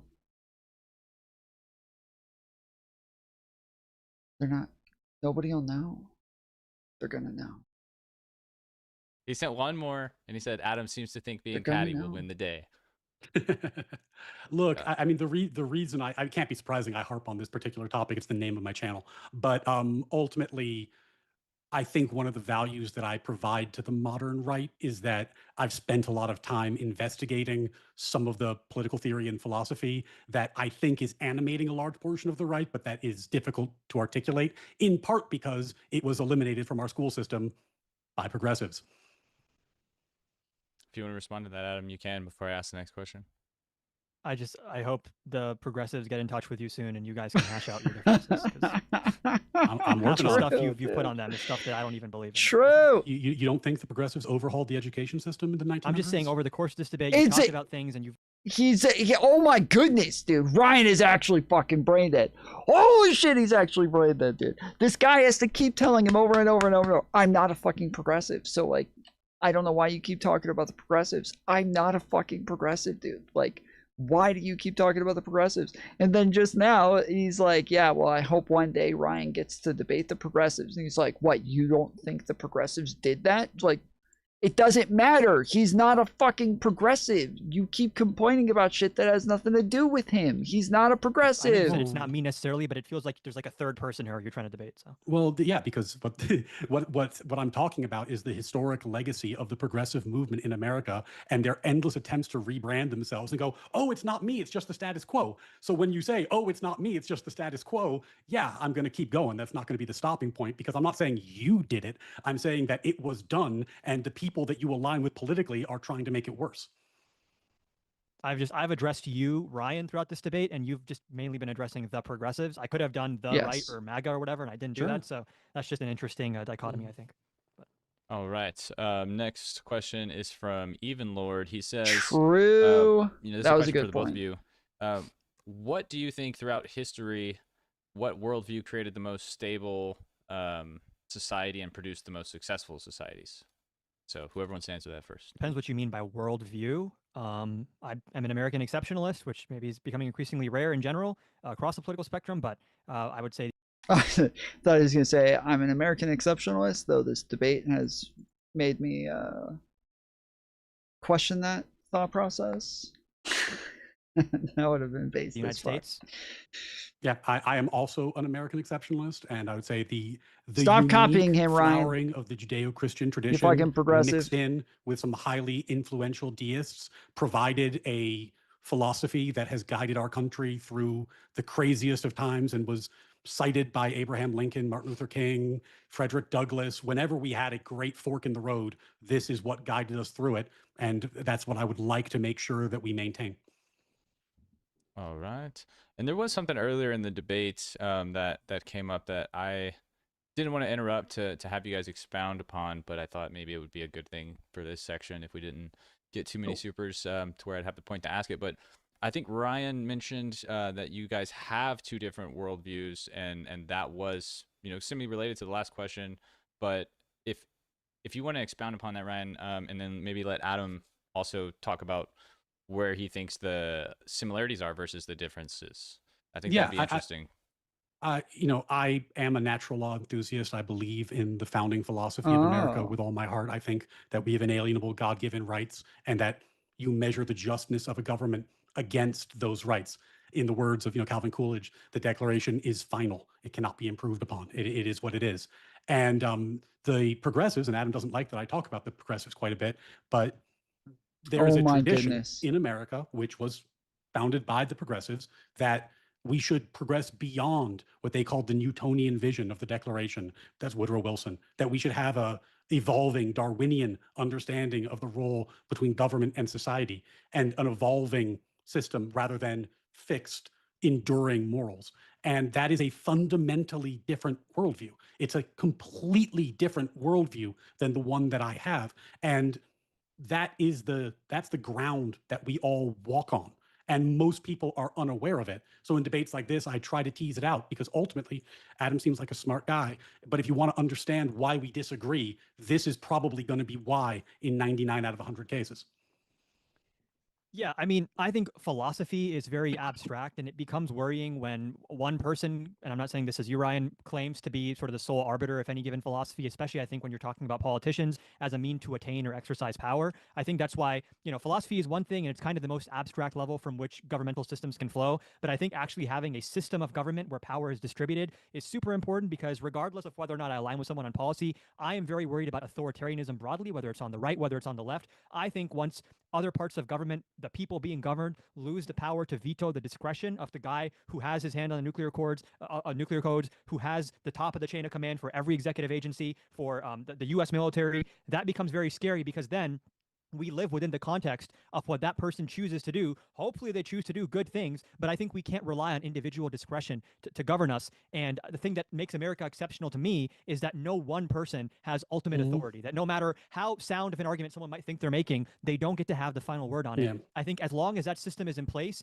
even if bad things happen, society can be racist and then push for racist laws, and then every single part of government can execute those racist laws. As long as that system is there, there is always the implicit potential for things to change. As long as things can change, then when society changes, as people's understandings change, you can see that change manifest, however slowly it may happen, in how government operates. For example, I think it's remarkable, it became kind of corny to say Obama was the first black president. The fact that Obama swore an oath to protect the document, that when it was written, he would have been considered a slave, the progression of going from that to someone of that skin color being able to attain the presidency, regardless of what your politics are, that to me is American exceptionalism, that the fundamental building blocks of our government and separation of powers, those stay intact, but still so much else about the country can change. And it's that dichotomy between certain things are constant and certain things are in flux, the flexibility, yet still the stability of the American system, that to me is American exceptionalism. Because this is interesting, do you mind going back and forth on it a little bit? This is actually yeah, like I an interesting got like conversation. 4 or 5 questions queued up and a couple supers. Okay, So I'll try not to. yeah, it gets too long. Understanding I'll let that you we guys don't go. have infinite time. I agree with you that like eliminating barriers to Black people taking office, voting, etc., is actually progress. But what I mean by progress is it's consistent with and fulfilling the promise of the Declaration. And the problem that I have with the progressive movement, as I've articulated it, is that what they call progress is often not along the arc of the Declaration, but on a tangential side path where they're trying to do something just fundamentally different, and that's where we run into these problems. And one of the it's funny, like I have a lot of debates about unitary executive theory these days for reasons that you can probably imagine, because I believe in unitary executive theory and I'm a constitutional lawyer and this sort of thing. But one of the parts that doesn't get talked about a lot is that for those of us who believe in unitary executive theory, there's a part 1 and a part 2. Part 1 is all the executive authority. Okay.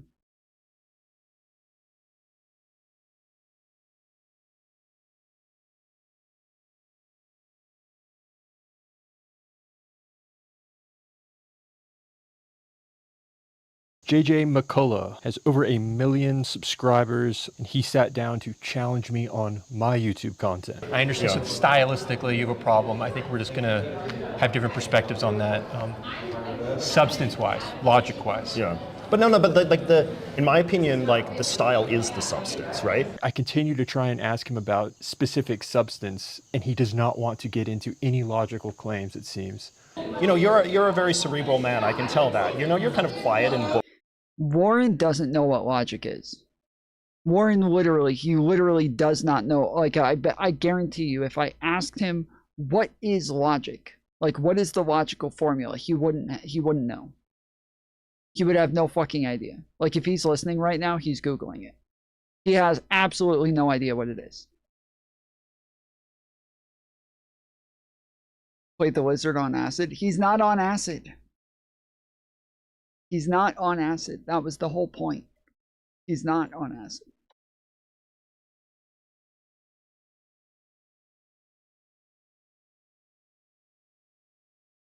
But yeah, Warren literally has no idea what logic is, but he always uses the term logic, and he doesn't know what it is. Yeah,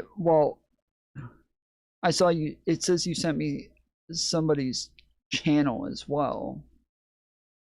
What order do you want me to watch this in? Yes, I read.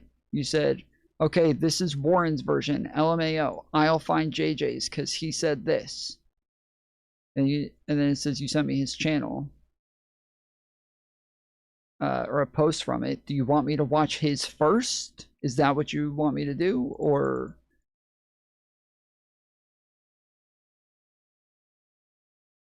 did you read the post? No, not yet. I was gonna go over it in the order that you sent it to me in.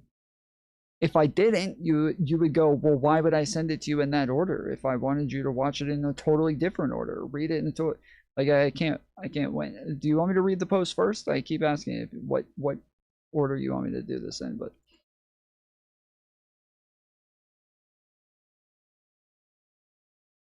Jesus Christ, you're actually so annoying. You can just answer the question. You can just, if you wanted me to read the post first, you can tell me that. I need to number everything for you. Oh my goodness, you're kidding me. All right, never mind. I don't care.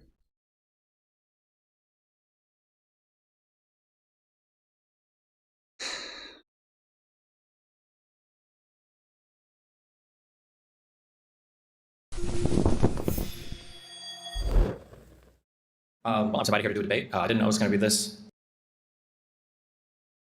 Read the post the video was attached to.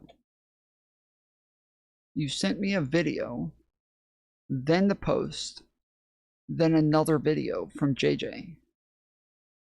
You sent me this, the video that I clicked on first. You sent me that. This. You sent me that. Then the post. So I was going to watch the video, then read the post, then watch the other video. But I could read the post first. Okay. Okay. A couple weeks ago in Philly, I sat down with Warren Smith, who is a kind of, quote, own the libs style right-wing YouTuber guy. I had an interesting chat with him. You can see this version, which is edited to take, I guess, designed to make him look as good as possible. Or it's his edited take, I guess, designed to make him look as good as possible. Quote, though I don't think I come off that bad. He was nice enough to give me the full unedited footage, so I will post the full conversation on my second channel later today. I just thought some of you might appreciate seeing the, quote, behind the scenes of sort of thing. How conversations can be edited to present a certain narrative of what happened. I don't think Warren did anything wrong or dishonest here, but he just edited the footage to make it more interesting to his audience.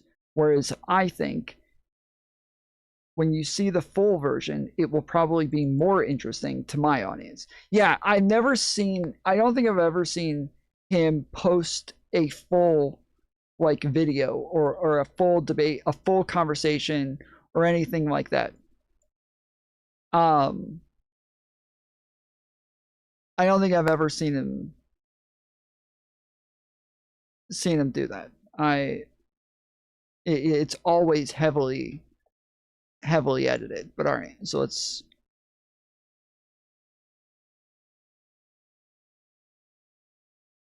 AJ McCullough has over 1 million subscribers. He sat down to challenge me on my YouTube content. I understand stylistically you have a problem. I think we're just going to have different perspectives on that, substance-wise, logic-wise. Yeah. But no, but in my opinion, like the style is the substance, right? I continue to try and ask him about specific substance, and he does not want to get into any logical claims, it seems. You know, you're a very cerebral man, I can tell that. You know, you're kind of quiet and bookish and sort of intellectual. And so I think that perhaps with respect, I think that you maybe want to see that kind of thing, that intellectualism, as being a bigger part of this phenomenon than I think it actually is.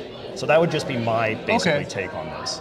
I got you. I'm interested in the logic of it. I know you are. And I'm just sort of saying that I think that you might overread the significance of the logic in the rise of this type of sort of right-wing politics. The logic is logic.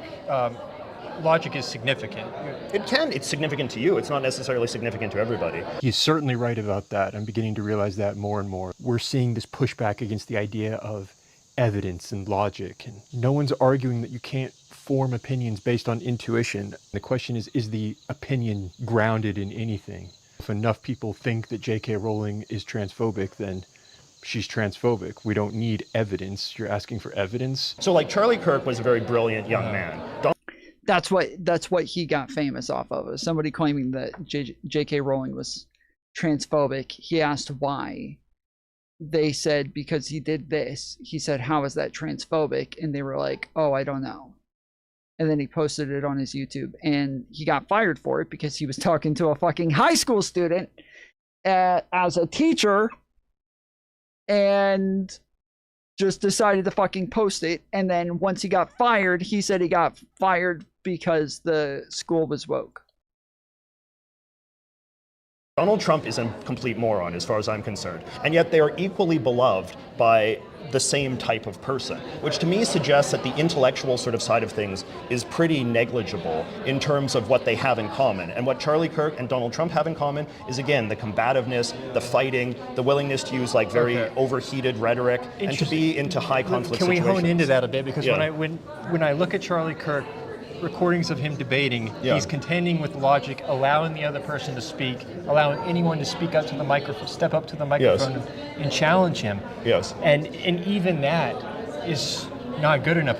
That's problematic. Well, I'm thinking more of like what he would do on his own show, for instance, right? Like less of what he would do on his sort of campus tours, and more if you just kind of like when he's just sitting in front of the microphone and is allowed to go on his own rants. Well, you're or allowed like, to not like that. Or his book, you know, I read his book, Right Wing Revolution. I know he didn't write it himself; it was ghostwritten. But certainly the rhetoric was you know, it's as combative and as heated and as much about like the left or wicked, evil people who want to destroy America, this sort of thing, right? So I've been thinking about this topic a lot lately, and this is not a left or right issue. Asking for evidence is uncool. We're seeing this in the wake of the Candace Owens versus Andrew Wilson debate. Because I would say in many ways style matters more than the kind of things that you're interested in. That's interesting. I think this is one of the disconnects we're getting to. Because I think we can't dismiss the logic, and the logic is the most important thing. But do you think Trump is good at logic? Can we put... No, because we can't put Trump aside, because as I said, like Trump is the culmination of this long march. Every time I try and have a conversation about the logic, and it's like we can't get to the logic, you go off again about Trump. I understand, and let's just concede to everything you have to say about Trump. But Trump will be gone, the logic will remain, these arguments will remain. Like, what was Charlie Kirk wrong about in his arguments, the substance? I understand the style portion. Yeah. I mean, I think that Charlie Kirk was wrong about plenty of things, right? But what the argument that I'm trying to make is just that, like, ultimately... Can you give me an example? No, because this is, like, what you are more comfortable talking about, because then you want to sort of, like, dismantle my argument. And what I'm sort of saying is that, like, you and me can have a good faith argument about any number of issues under the sun, right? Yeah. Because you and I are capable of engaging in that level. And my point that I'm trying to make is that increasingly this is not what modern American politics is about. Modern American politics is a game of style, a game of combat, a game of fighting. Okay, all I can do is reject that and say, let's make it about logic. But no. But so my example, because you're saying I'll dismantle it. No. What I'm sort of saying is that, like, you don't like when I bring up Trump, even though I'm saying that Trump is I'm happy to, but it's just I'm not at the expense of logic. No, but what I'm trying to make a point here about American political culture, right? And if we look at American political culture, is ultimately the end product of American political culture is the sort of people that hold power in modern America, right? And the people, when I look at the people in the Republican Party that are holding power in modern America, I am not seeing people who got there because they're great masters of logic. I'm seeing people who got there because they're great masters of a certain sort of combative political style. And I would just sort of say, like, do you disagree with that conclusion? I sit at my desk for hours at a time making these videos. Having a good chair makes a big difference. My old chair was crap. So when FlexiSpot offered to sponsor this video, I jumped at the chance to try it and load out from an upgrade from my workspace. Your work in gaming space. No, aesthetics style has a lot to do with it, but pitching policy, the political debates themselves, logic is very important. And I think if we weren't trying to come up with a solution to the alternative to Trump, we have to discuss the logic. We have to discuss the problems that people are desperate to address, but people won't do it. The only solution I can see, though, is not to compromise on the logic. I don't see any other alternative. What is the alternative? Ignore logic and pretend it's there because there's so many people that want me to do it. And I'm saying that if there's a contest between style and logic, style wins. So many people want him to ignore logic? What? Every time. And that might not be great for somebody like you who values logic, but I'm just sort of saying, like, if we believe that American political culture is ultimately defined by who holds power in America, I don't think that you see a lot of evidence for the fact that logic is held in very high regard. Well, I agree it's not being held in high regard, but let's take the recent Maine debate where they're trying to find a replacement for Plattner, and I made a video about it, and you can tell me if this is problematic, but it was glaring to me that they all stood there and said the same things, free healthcare, or healthcare, and it's like these talking points, and there was no logic, there was no, this is how we're going to do it. Yeah. Now, it is my opinion, I do believe that I don't care how good your style is, which style is important, but if an alternative can come along and be like, and point that out, you can't unsee logic. Like, that's why these videos do well, is because... Oh my goodness, he's so fucking stupid. I swear he doesn't know what logic is. I fucking swear he does not know what logic is. He literally has no idea. I've been watching this guy for fucking years. He has zero clue what logic is. And it's so fucking annoying that he uses the term logic for everything when something has nothing to do with logic. Like, he'll talk about rhetoric and call it logic. He'll call style logic. He'll call vibes logic. He calls everything fucking logic unless you don't call it logic. And then he's like, well, it should be logic. He has no idea what he's talking about. Oftentimes, maybe you don't see it until you take a second look, till someone points out, like, they're not saying anything. We haven't discussed any substance, any policy, anything beyond style. Yeah. But I mean, like, that's just my opinion of what I think politics is all about these days. I think it's all about style. Do you think it should be? Don't you think I don't think it should be. I think this is a very bad thing. I think it's been a real sort of devolution. But that's not just politics, and it's not just American politics. It is like human nature. It's just like a core component of humans is that we're very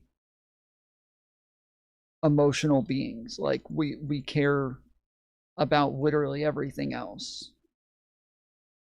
How you're participating in that as well? No, I'm trying, because I think that sometimes, like, people like you are maybe a little bit naive and are sort of like living in a world that you wish existed more than the one that actually exists. And I think this is particularly the case with sort of like intelligent conservatives like yourself, who are very good at arguing. You know, you have a great mastery of the issues, you know, you're a great debater and great sort of at deconstructing all of this. And I think that folks like you want to believe that this is what the modern right in America is. He's certainly right about that. I'm beginning to realize that more and more. Logic is not very significant to a lot of people. And bro, this is like the most nothingness video of all time. Like, it's coming to a close now. And I sometimes think that, like, sort of like the intellectual influencer class gets a little detached from it because they maybe fall a little bit too much in love with sort of the theater of debate, or even the intellectual stimulus of debate that I can tell provides a lot of stimulus for you as somebody who is intellectually minded and likes debate and likes logic and likes thinking about big questions of philosophy and all. But he never debates. And if he does debate, he'll post a heavily edited version of it, in where he's coming in and like talking in between about, I love logic. Logic is so great. The why don't they love logic like I love logic? It's crazy. They won't be logical. I'm just being logical. They won't love logic as much as me. All this kind of stuff. But I think sadly politics is often a much dumber exercise than that. And I think it's important. I just think it's very important that we not be in denial about just how dumb real world politics is. I will agree with you. It all gets very black-pilled, black-pilling, and like it gets very frustrating. Politics. The only solution I can see, though, is at the individual level, and the cliche of being the change you want to see in the world, or yeah, again, I don't think you can. Like, most people don't have the time to actually look into these things, and their brains, like, you have to have stimuli there. You have to actually be interesting. You have to say something interesting. You have to get their brains turned on. People don't want to spend their free time doing work. So when you do these things, they have to be entertaining to some extent. Otherwise, nobody's gonna sit there and fucking listen to it. But he's trying so hard to be an autistic debate bro. He's trying so hard to be one of those guys, and it's sad because he's not. He's not one of them. He can't be. He doesn't understand it. He doesn't have like the prerequisite knowledge or autism, I don't know, to do it. and he's totally clueless in what it is that he does, but he sits around talking as though he does. It's but the other guy is correct that, like, if you want to be the change, you can't be this motherfucker who just sits there droning on all the time like this, because even his videos don't have a whole lot of substance in them. Even his videos are not super substantive in what they put out. They're very dry and boring, and they don't do much or say much. He's meanwhile, he's complaining about the fact that shit's like this while he's putting out videos like this. It's so weird. It's so fucking strange.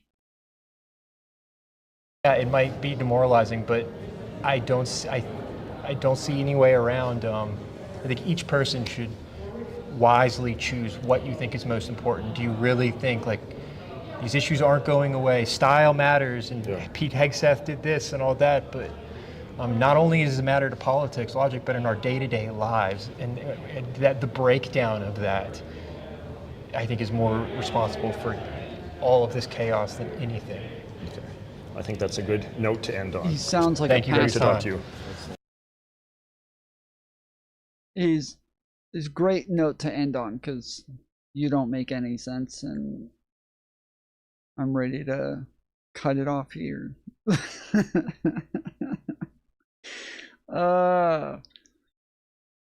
Guy at first, but that's okay. Who am I? I do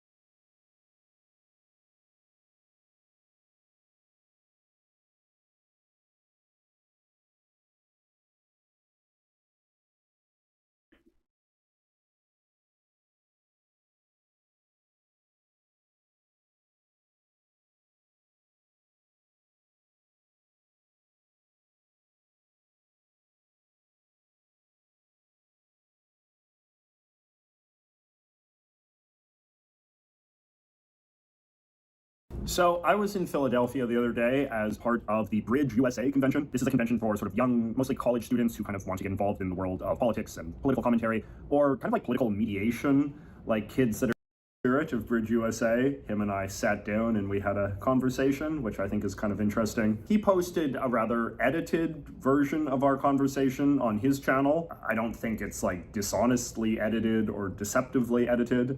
I think it makes him come off well.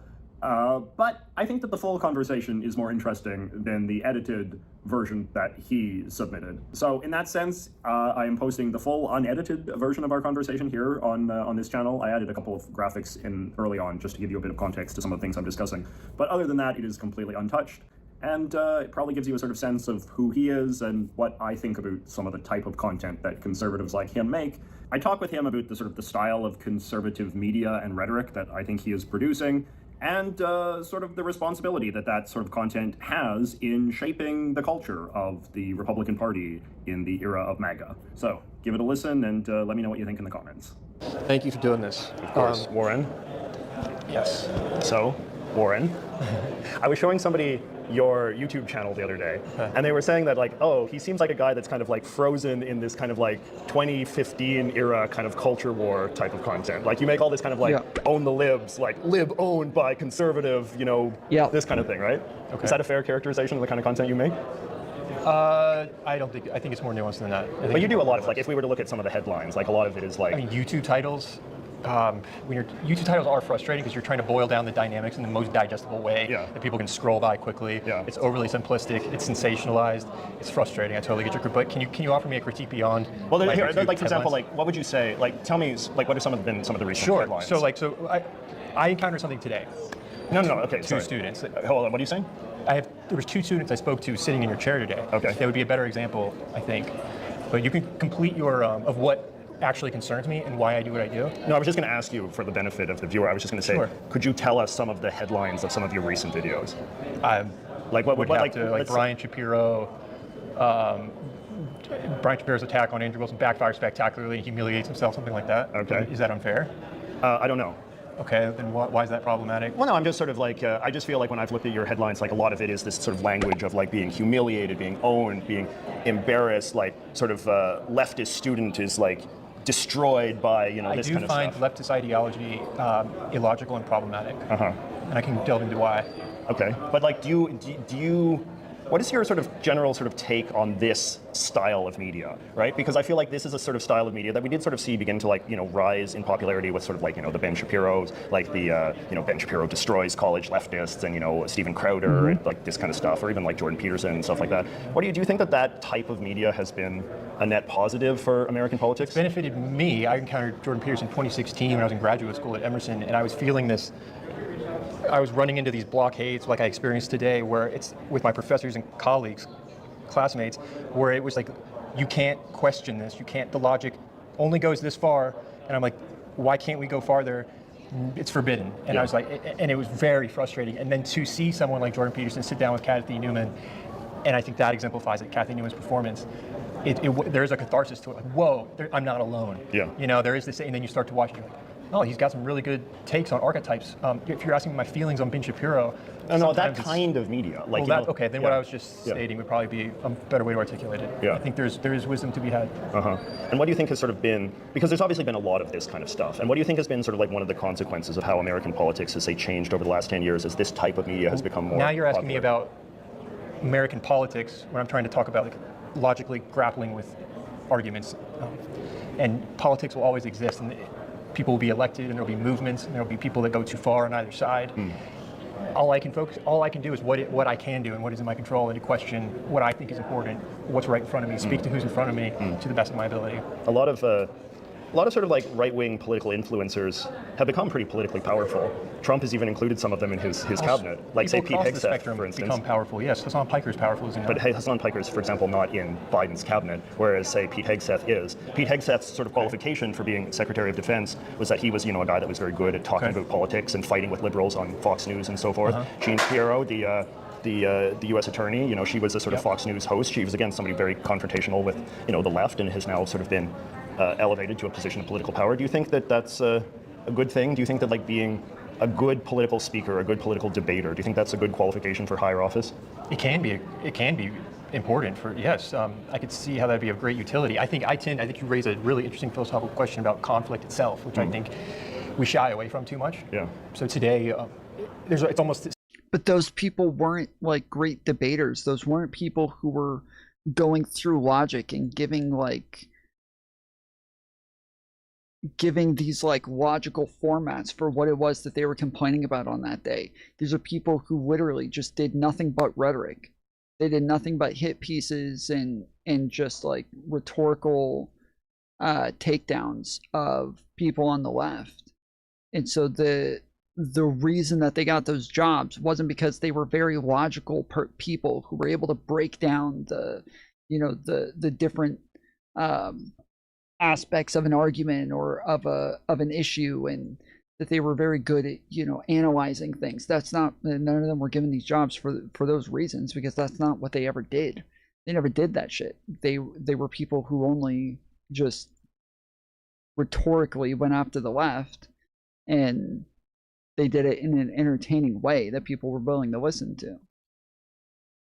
Seeping beneath the surface all day, it's like you can't.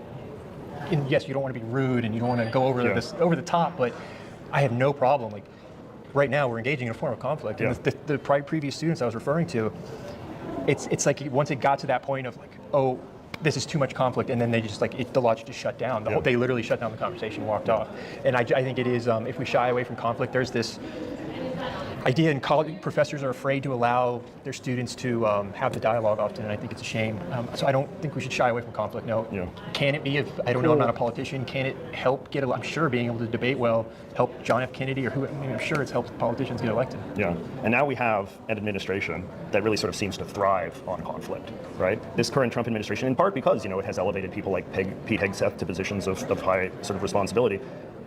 It's an administration that seems to sort of revel in conflict, that imagines itself to be engaged in an exercise not just of governing, but of fighting the left, of destroying the left, of humiliating the left, of owning the left. When you look at the kind of stuff that the Trump administration puts out on social media, for instance, it all sort of reinforces this narrative of like, this government's sort of raison d'etre is to fight, destroy, crush the left. Do you think that's a good agenda for a government to have? There's plenty of critiques to be had about Trump. No, I'm just asking if you think in general. I think, to be fair, that is a feature of both political parties. No. I'm asking, do you think that it is a worthy objective of the federal government of the United States to seek to destroy and crush the left?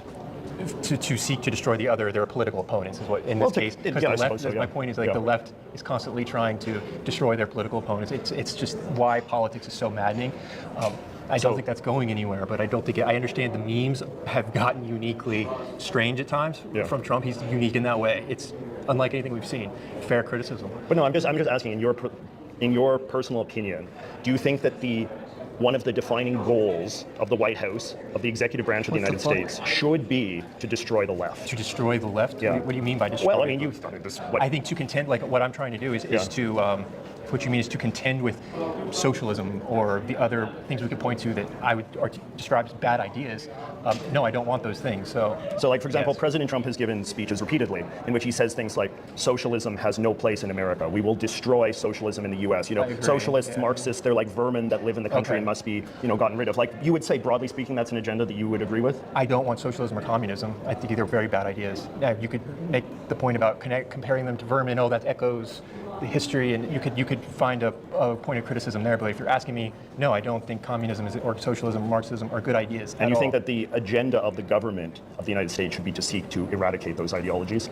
I hope that our government always pushes down policies that would be destructive to us. Obviously, it's not going to happen all the time, but no, I'd like them to. Yes. Do you think someone can be a good American and also be a socialist?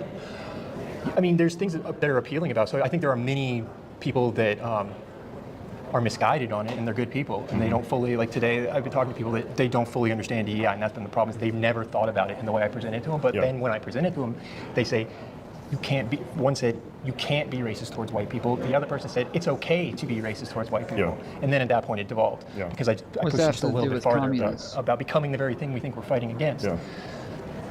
So, so you do think that someone could be a committed socialist and also be a good American? What do you mean by a good American? I think like by good intentions, for sure. That doesn't mean they're not misguided. Are they less an American because they're a socialist? Are they and by what metric? As a citizen? They're legally a citizen still.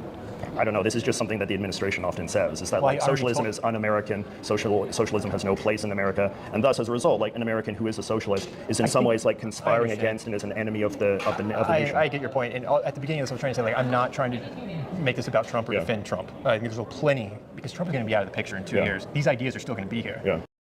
He keeps, instead of engaging with these as like ideas, he's engaging with these as like personal attacks against him. So when the question is asked, instead of him answering the question, he's saying, oh, well, I don't agree with Trump on everything. Cool. That wasn't the question. Why is this all about your feelings? Why can't you just engage with this logically? Like, you should be able to engage with the logic here. You just answer the question. Why is this so hard? And that's the really interesting stuff. I can totally understand someone saying, I agree. I don't think communism fits with our framework. Therefore, I don't think communism has a place in America. I don't. And I'm happy to have that conversation. And so what would be some sort of policies? Like, is there a policy component of that? Is there an agenda in terms of what the government can do if you believe that this doesn't have a place in America? What can government do to make that a reality? We shouldn't violate our framework. Like are the amendments of the Constitution? No, we shouldn't violate our framework in the pursuit of eradicating communism. And I know there's McCarthyism. There's plenty of examples where it's like, dude, come on, guys. Like, it's not just what you do, but how you do it. And anything can be taken too far. So I agree with you there. Like, yeah, any noble pursuit. DEI is one of them. The effort to combat racism can go too far, and people call it out when it does. What do you not like about Trump? Oh, where to start, man? I think Iran's been a disaster. His responses, like, to the Hollywood director, I'm just like, what are you doing, man? Like, it's just he likes gold leafing way too much. I'm highly suspicious of anyone. Yeah, this guy's JJ McCullough. I feel like I remember there being like a JJ McCullough in basketball, or like a wide receiver or something.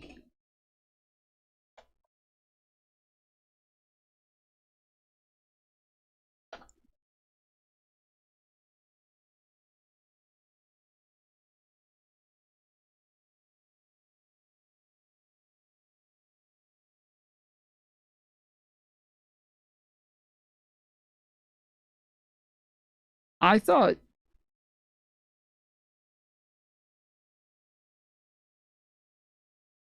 oh wait, maybe it's okay, hold on.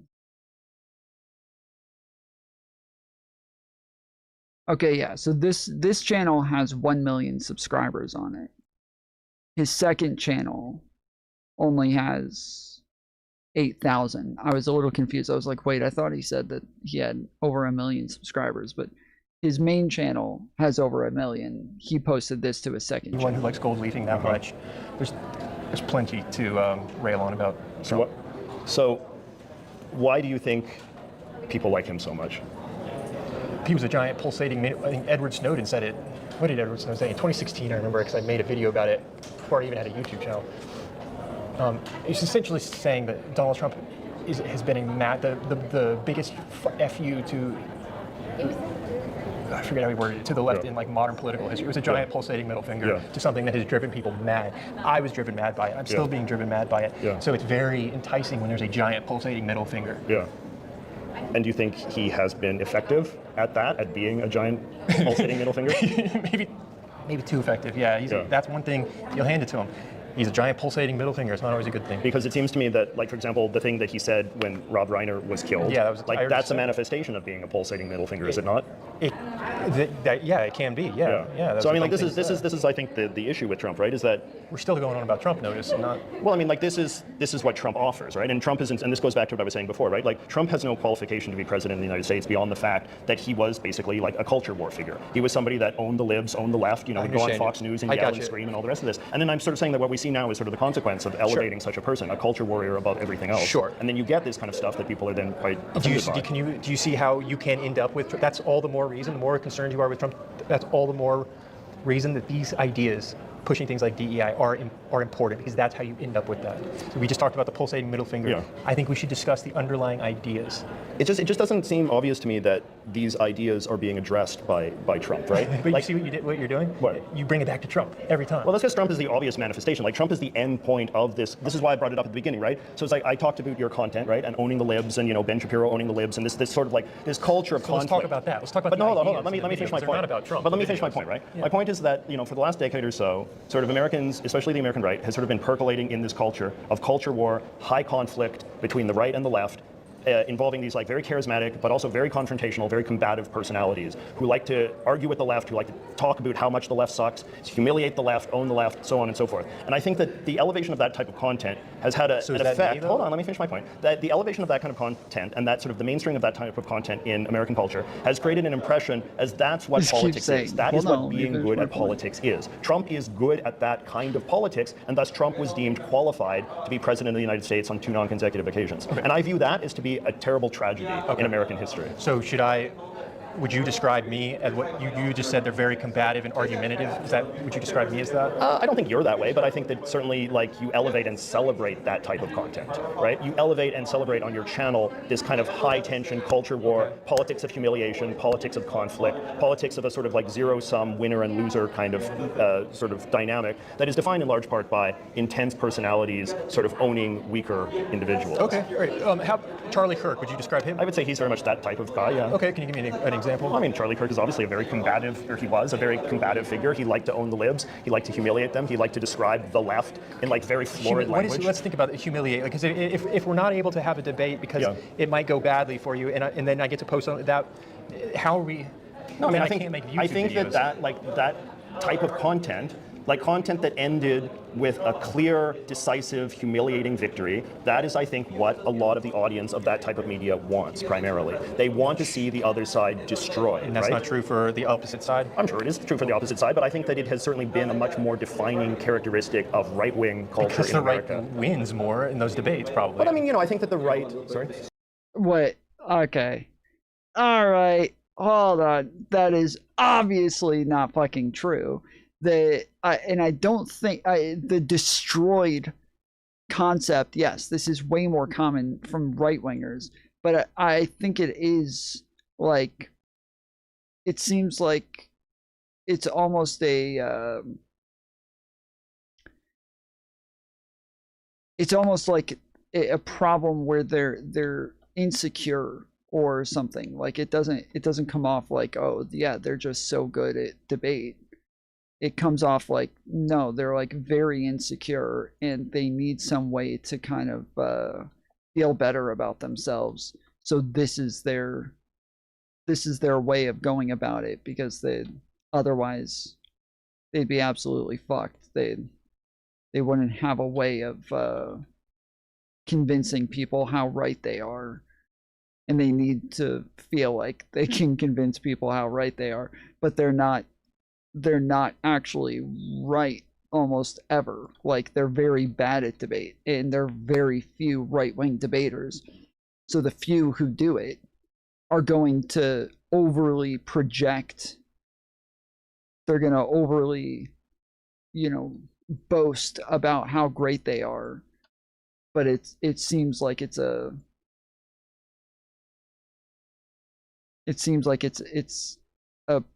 issue where obviously they're not doing this very often. They're not doing it very well, and it's not something they're good at. It seems like it is just full on projection. 3 minutes. Okay, so we have 3 minutes left there. Let me check. Because this is really really interesting. Yeah, that's the card. Okay.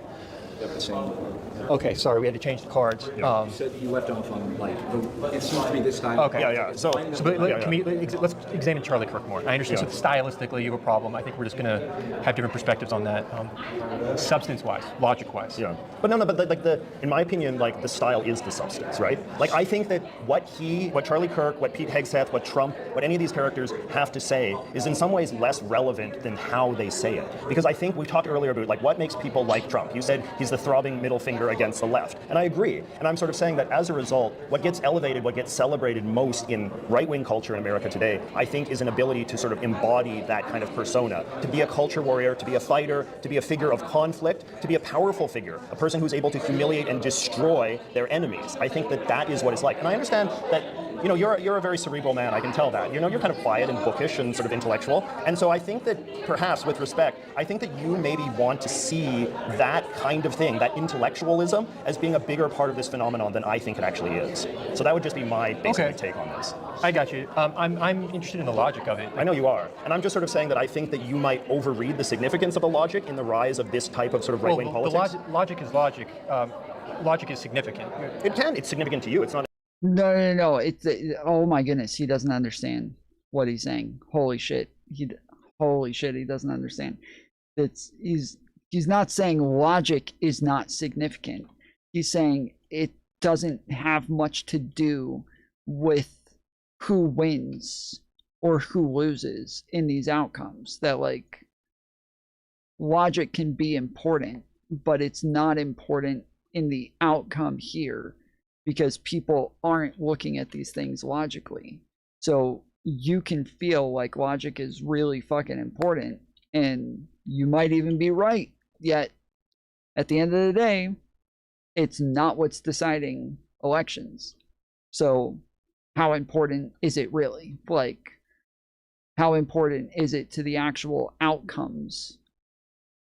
Not necessarily significant to everybody, which is why I think, for example, so like Charlie Kirk was a very brilliant young man. Donald Trump is a complete moron as far as I'm concerned, and yet they are equally beloved by the same type of person, which to me suggests that the intellectual sort of side of things is pretty negligible in terms of what they have in common. And what Charlie Kirk and Donald Trump have in common is, again, the combativeness, the fighting, the willingness to use like very overheated rhetoric, and to be into high conflict Can we situations. hone into that a bit? Because when I look at Charlie Kirk, recordings of him debating, he's contending with logic, allowing the other person to speak, allowing anyone to speak up to the microphone, step up to the microphone and challenge him. Yes. And even that is not good enough. That's problematic. Well, I'm thinking more of like what he would do on his own show, for instance, right? Like less of what he would do on his sort of campus tours, and more if he just kind of like when he's just sitting in front of the microphone and is allowed to go on his own rants. Well, you're allowed to not like that. Or his book, I read his book, Right Wing Revolution.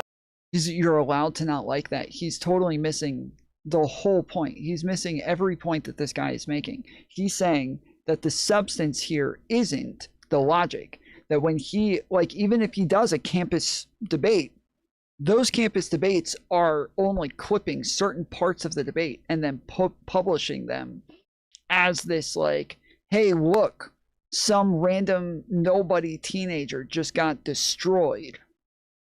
And that's like, that is the substance. That's the thing that coalesces a movement and gets people politically activated. That is what is substantively important, because it is what gets you outcomes. It's what drives actual outcomes and actual politics. And so if people are able to get on board with this movement, because you have a bunch of people like Charlie Kirk running around saying that the left is trying to trans your kids, there's no fucking logic there. There's no studies, there's no data, there's no information that he's giving you that's actually making this a real logical point. It's rhetoric, it's scare tactics, it's just bullshit that they're trying to feed you to try to get you on board with their movement. And as long as they can do that, then like they can do everything.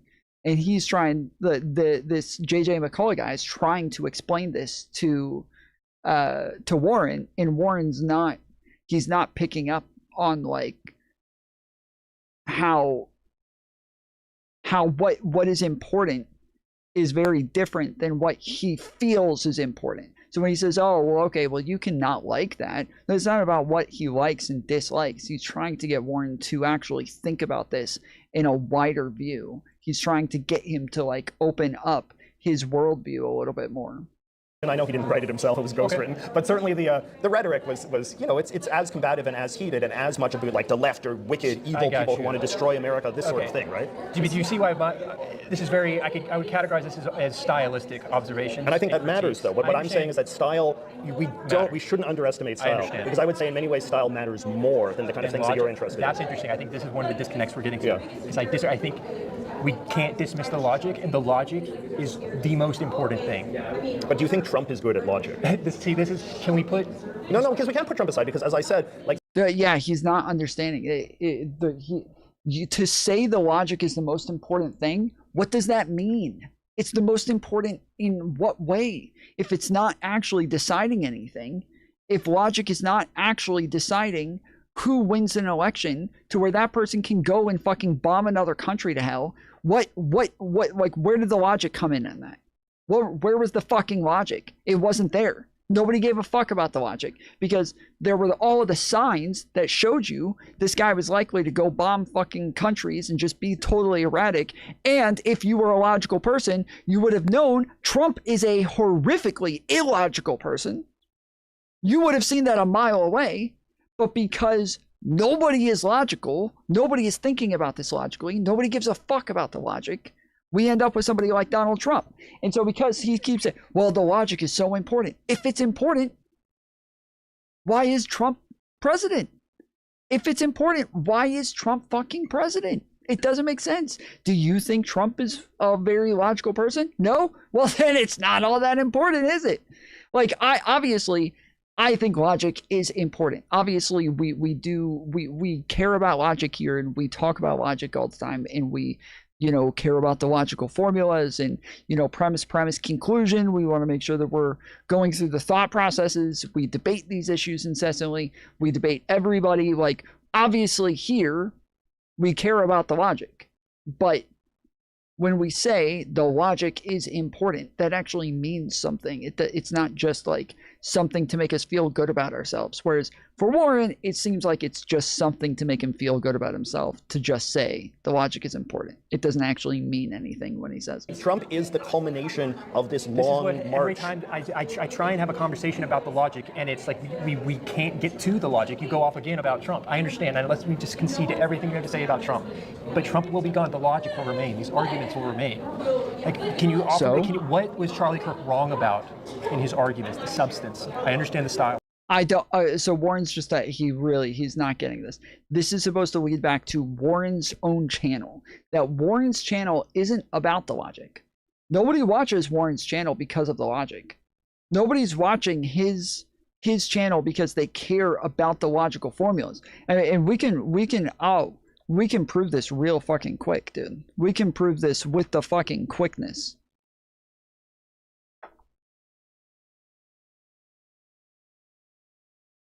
Here's the debate. Actually, let's go to literally.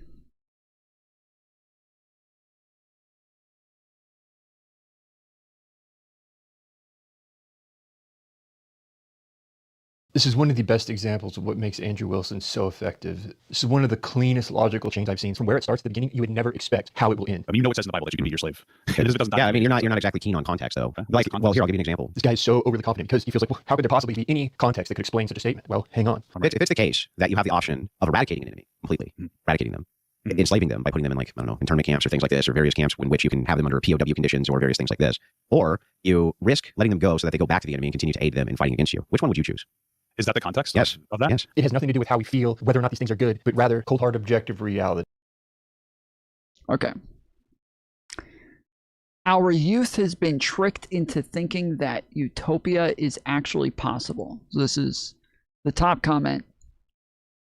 Our youth has been tricked into thinking that utopia is actually possible. So again, this is just like an us versus them channel, right? That's all this is. It's an us versus them channel. It is top comment. Our youth has been tricked into thinking that utopia is actually possible.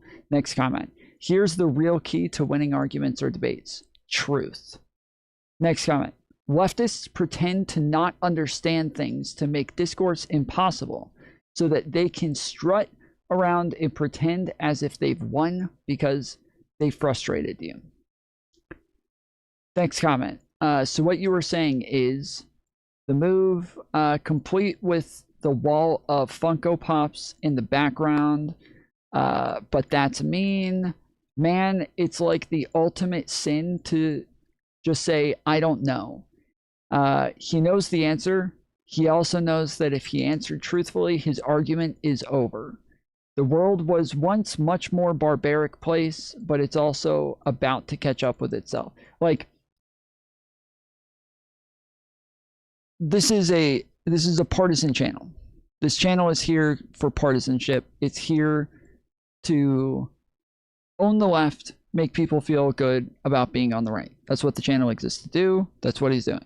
The fact that he's like, obviously that's what my channel does as well. The fact that he's denying this and then just keeps like, this is the point that JJ is trying to make here is, hey, you're just engaging in culture war bullshit, but framing it as you're doing it philosophically and fairly and logically, and you're all just about being logical. But in the end, nobody's there for the fucking logic. Nobody's there for the philosophy. They're there to get their rocks off on the left being owned. That's it. That's what you're giving them. That's what you're feeding them. And Warren doesn't seem to understand the conversation that he's having. He's not picking up on this because he's not actually a very bright person. He's not capable of actually grasping the conversation here. Yeah. I mean, I think that Charlie Kirk was wrong about plenty of things, right? But what the argument that I'm trying to make is just that, like, ultimately... Can you give me an example? No, because this is, like, what you are more comfortable talking about, because then you want to sort of, like, dismantle my argument. And what I'm sort of saying is that, like, you and me can have a good faith argument about any number of issues under the sun, right? Yeah. Because you and I are capable of engaging in that level. And my point that I'm trying to make is that increasingly this is not what modern American politics is about. Modern American politics is a game of style, a game of combat, a game of fighting. Okay, all I can do is reject that and say, let's make it about logic. But no. But so my example, no, because no. Oh my goodness. No. What I'm sort of saying is that, like, you don't like when I bring up Trump, even though I'm saying that Trump is I'm happy to, but it's just I'm not at the expense of logic. No. But what I'm trying to make a point here about American political culture, right? And if we look at American political culture, is ultimately the end product of American political culture is the sort of people that hold power in modern America, right? And the people, when I look at the people, so Warren thinks. This is what, like, right-wingers often get frustrated with people bringing up Trump because they know that Trump is indefensible. And so they don't want to get, like, stuck having to try to defend Trump all the time because lots of times they're, like, that he said at the beginning of the conversation, I'm willing to call out Trump. Like, I call out Trump all the time. So this isn't like I'm not like a hardcore MAGA fanboy. I can call out Trump. But the calling out of Trump doesn't do anything if you're still tacitly supporting him around the edges all day, every day with all of your content.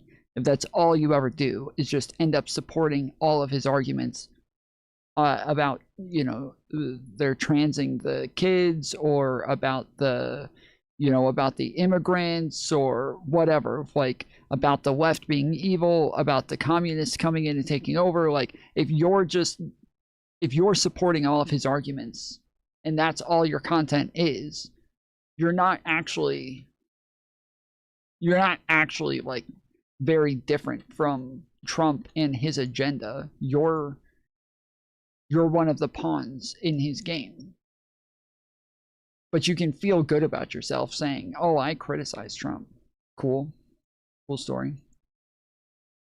You're still doing all the shit that he needs you to do anyways, because it's beneficial for you. Not because it's beneficial for him, but it's beneficial for you.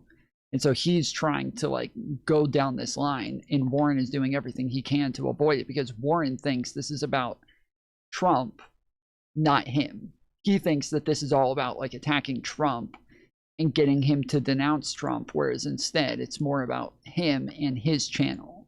And he just doesn't understand. People in the Republican Party that are holding power in modern America, I am not seeing people who got there because they're great masters of logic. I'm seeing people who got there because they're great masters of a certain sort of combative political style. And I would just sort of say, like, do you disagree with that conclusion? No, aesthetics have style has a lot to do with it, but pitching policy, the political debates themselves, logic is very important. And I think if we're trying to come up with a solution, to the alternative to Trump, we have to discuss the logic. We have to discuss the problems that people are desperate to address, but people won't do it. But see, like my argument would be that, you know, someone's success in politics, in Republican politics, is completely divorced from their ability to deliver solutions. It's all based on style. So, for example, like Ted Cruz, I think is a very intelligent man. I think he's very good at debating. I think he has a great mastery of the issues, right? But you could not assume that Ted Cruz is going to be next in line to be the next Republican leader, because he doesn't have the style. It would be much easier to assume that, say, someone like Donald Trump Jr. could win the next Republican primary because he's got the style. And I'm saying that if there's a contest between style and logic, style wins every time. And that might not be great for somebody like you who values logic, but I'm just sort of saying, like, if we believe that American political culture is ultimately defined by who holds power in America, I don't think that you see a lot of evidence for the fact that logic is held in very high regard. Well, I agree. Well, and I think that's especially true on the right. I think that, like, currently, especially in this space where it's filled with a bunch of like liberal left-wing debaters, the majority of us would rather certain politicians and like certain more logical thinkers, but we don't ever really like advocate for those people too much, or, you know, push towards those people, because those are like impossibilities. So we're normally going to point towards somebody like a John Ossoff, because we know that he's going to be aesthetically pleasing. He's going to do and say the things that people want, and that is what's more important when it comes to actually winning elections. I agree it's not being held in high regard, but let's take the recent Maine debate where they're trying to find a replacement for Plattner, and I made a video about it, and you can tell me if this is problematic, but it was glaring to me that they all stood there and said the same things: free healthcare, or healthcare, and it's like these talking points, and there was no logic, there was no, this is how we're going to do it. Now, it is my opinion, I do believe that I don't care how good your style is, which style is important, but if an alternative can come along and be like, and point that out, you can't unsee logic. Like, that's why these videos do well, is because oftentimes maybe you don't see it until you take a second look, till someone points out, like, they're not saying anything. Like, you haven't articulated anything, and it doesn't mean it's wrong, but it's like, we haven't discussed any substance, any policy, anything beyond style.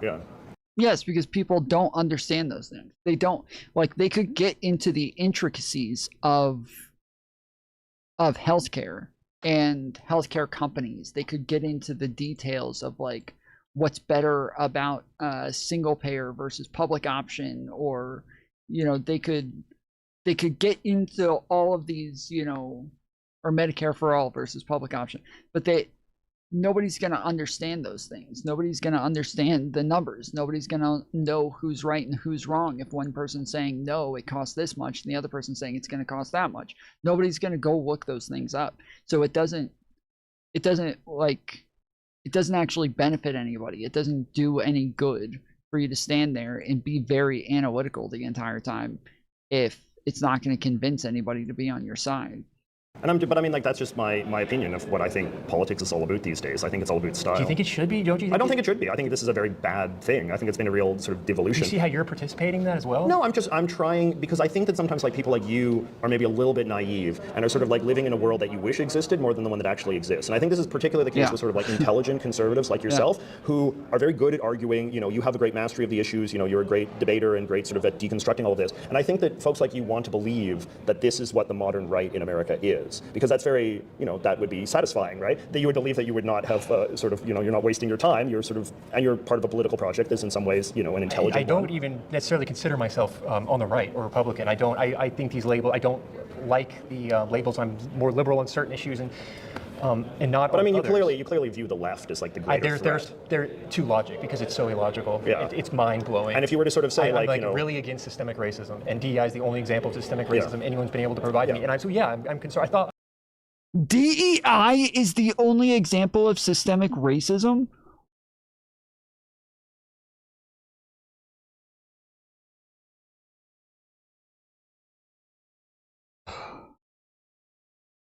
I've tried debating Warren a number of times, and he's never responded to me. I've sent him emails. I know for a fact every single person that I've ever spoken to about systemic racism has conceded that it is a real thing and that it exists. There has never been a person that I can remember. I can think of tons of right-wingers that have conceded that, like, okay, if what you're saying is true, that yes, okay, fine, systemic racism exists. Andrew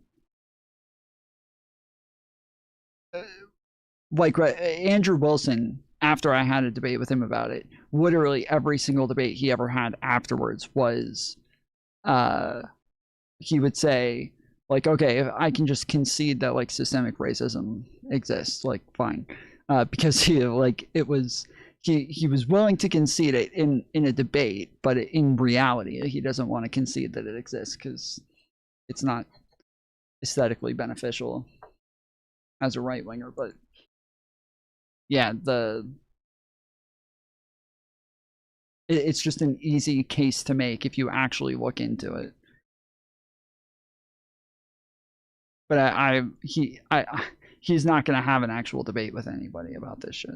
I thought we were supposed to care about that. Like, I thought the left was supposed to be against it. So the faction that represents the greatest threat, and we talked about this earlier, like the faction that represents the greatest threat to America is the left, right? And that's fine. I mean, you're entitled to that opinion, but it is a conservative one. I'm not breaking into factions. We're trying to break it into specific arguments and points and performances. And I think that's more constructive than breaking people down into these two teams. I don't think you're going to get very far.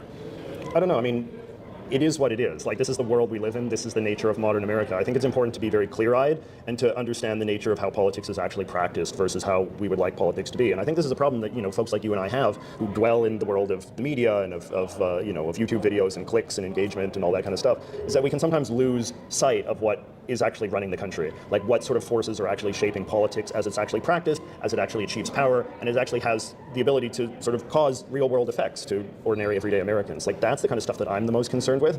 And I sometimes think that, like, sort of like the intellectual influencer class gets a little detached from it because they maybe fall a little bit too much in love with sort of the theater of debate, or even the intellectual stimulus of debate that I can tell provides a lot of stimulus for you as somebody who is intellectually minded and likes debate and likes logic and likes thinking about big questions of philosophy and all this kind of stuff. But I think, sadly, politics is often a much dumber exercise than that. And I think it's important. I just think it's very important that we not be in denial about just how dumb real-world politics is. I will agree with you. It all gets very blackpilling, like it gets very frustrating. Politics. The only solution I can see, though, is at the individual level, and the cliche of being the change you want to see in the world. Or it might be demoralizing, but I don't see any way around. I think each person should wisely choose what you think is most important. Do you really think, like, these issues aren't going away? Style matters, and Pete Hegseth did this and all that, but not only does it matter to politics, logic, but in our day-to-day lives, and that the breakdown of that, I think, is more responsible for all of this chaos than anything. Okay.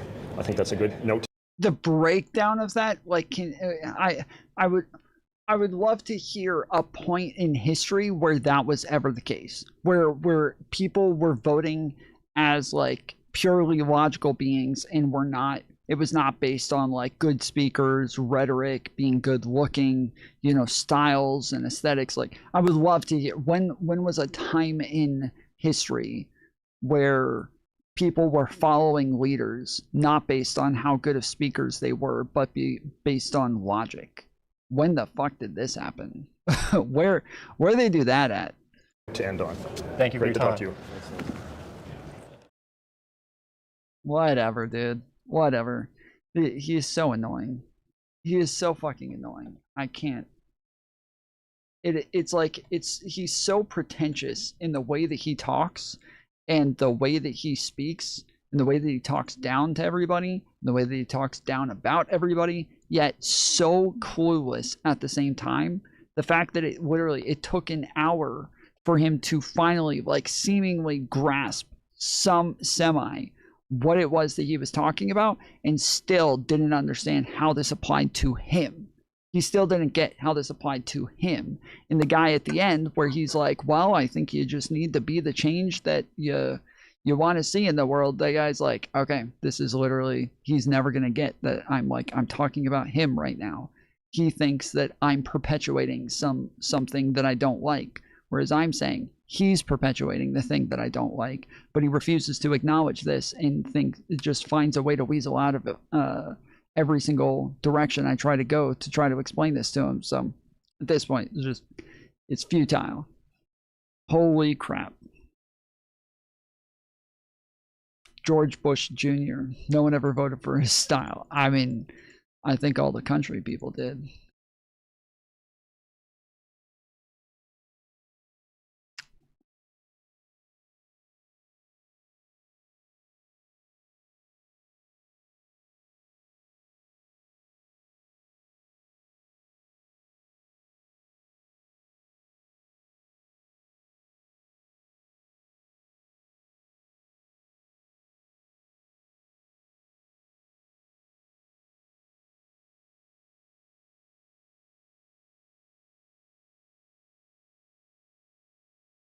John Ossoff is not sponsoring a minimum wage increase, does not sponsor Medicare for all, does not sponsor college for all. He voted to fund ICE, voted to fund the National Defense Authorization Act. You know, he voted for Israeli funding, block bomb sales to Israel, voted no. That was back in, last year. He voted to cut Medicaid for states that cover immigrants charged with certain offenses. 91% of Democrats voted against cutting Medicaid from states. Only him, Cortez Masto, and Maggie Hasan voted yes. I've said this a bunch of times that, like, he is John Ossoff and Warnock are my two senators. They're both Democrats. They both probably vote across party lines more than anybody else. They have broken party lines probably more than anybody else, and they are extremely popular. They are extremely popular.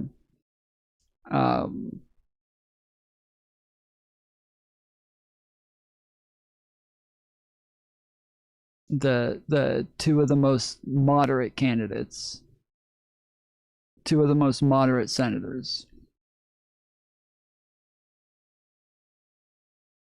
Fucking John Fetterman voted no. I mean, voting to the right of 92% of Democrats on cutting Medicaid. Like, that's insane, guys. He voted for the crypto bill, and then he skipped a bunch of bills where he didn't even show up. What the fuck was he doing in June of last year? Missing votes. John Ossoff is not sponsoring.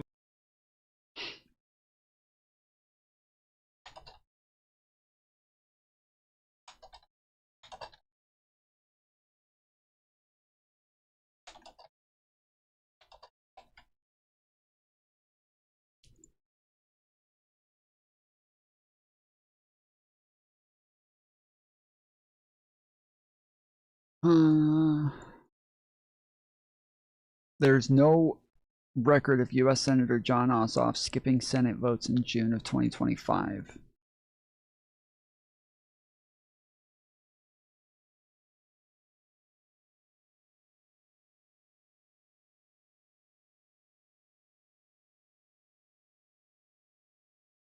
June 12th, June 12th, June 11th, June 11th.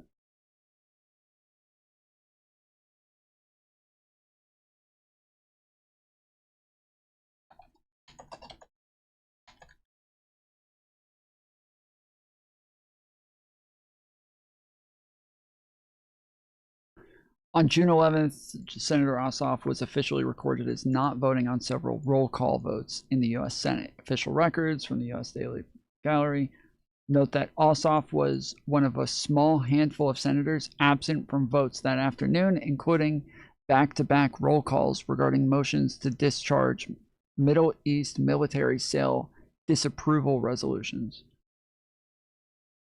While congressional offices typically do not publish public press releases for single-day absences, missing brief clusters of votes usually happens due to one common reason: official travel, family, personal. Okay, so yeah, so it was literally 2 days. He just happened to be out.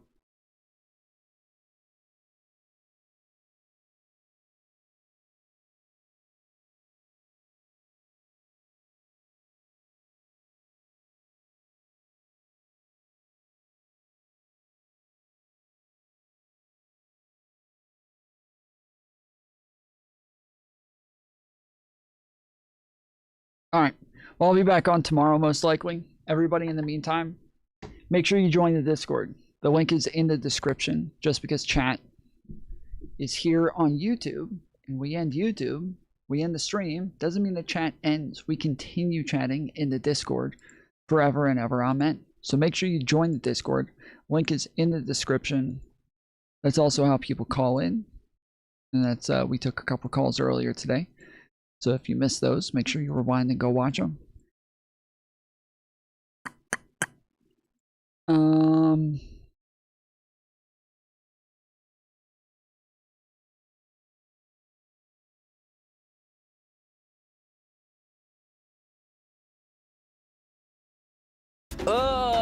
Fuck! If you look here to my left, you see an exhibit of a normal man. A man that was raised with both parents still in love. A man that was raised all the way through high school and probably had good home cooking. To my right, we see the fuck boys. Now these two over here are prime examples of the male fuck boy.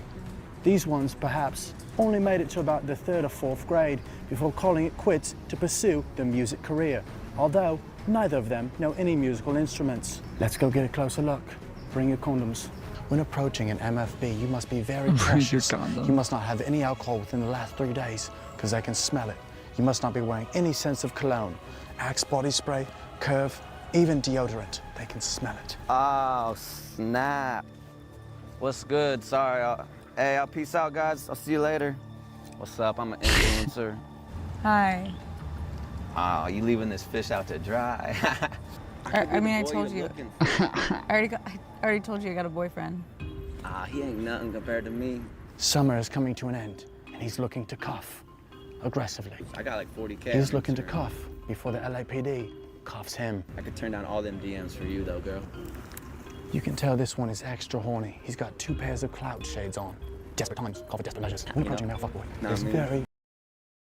I'll be back on tomorrow. Till then, make sure you hit the thumbs upsies and subscribe. Appreciate you. Love you. See you next time. Later, fools.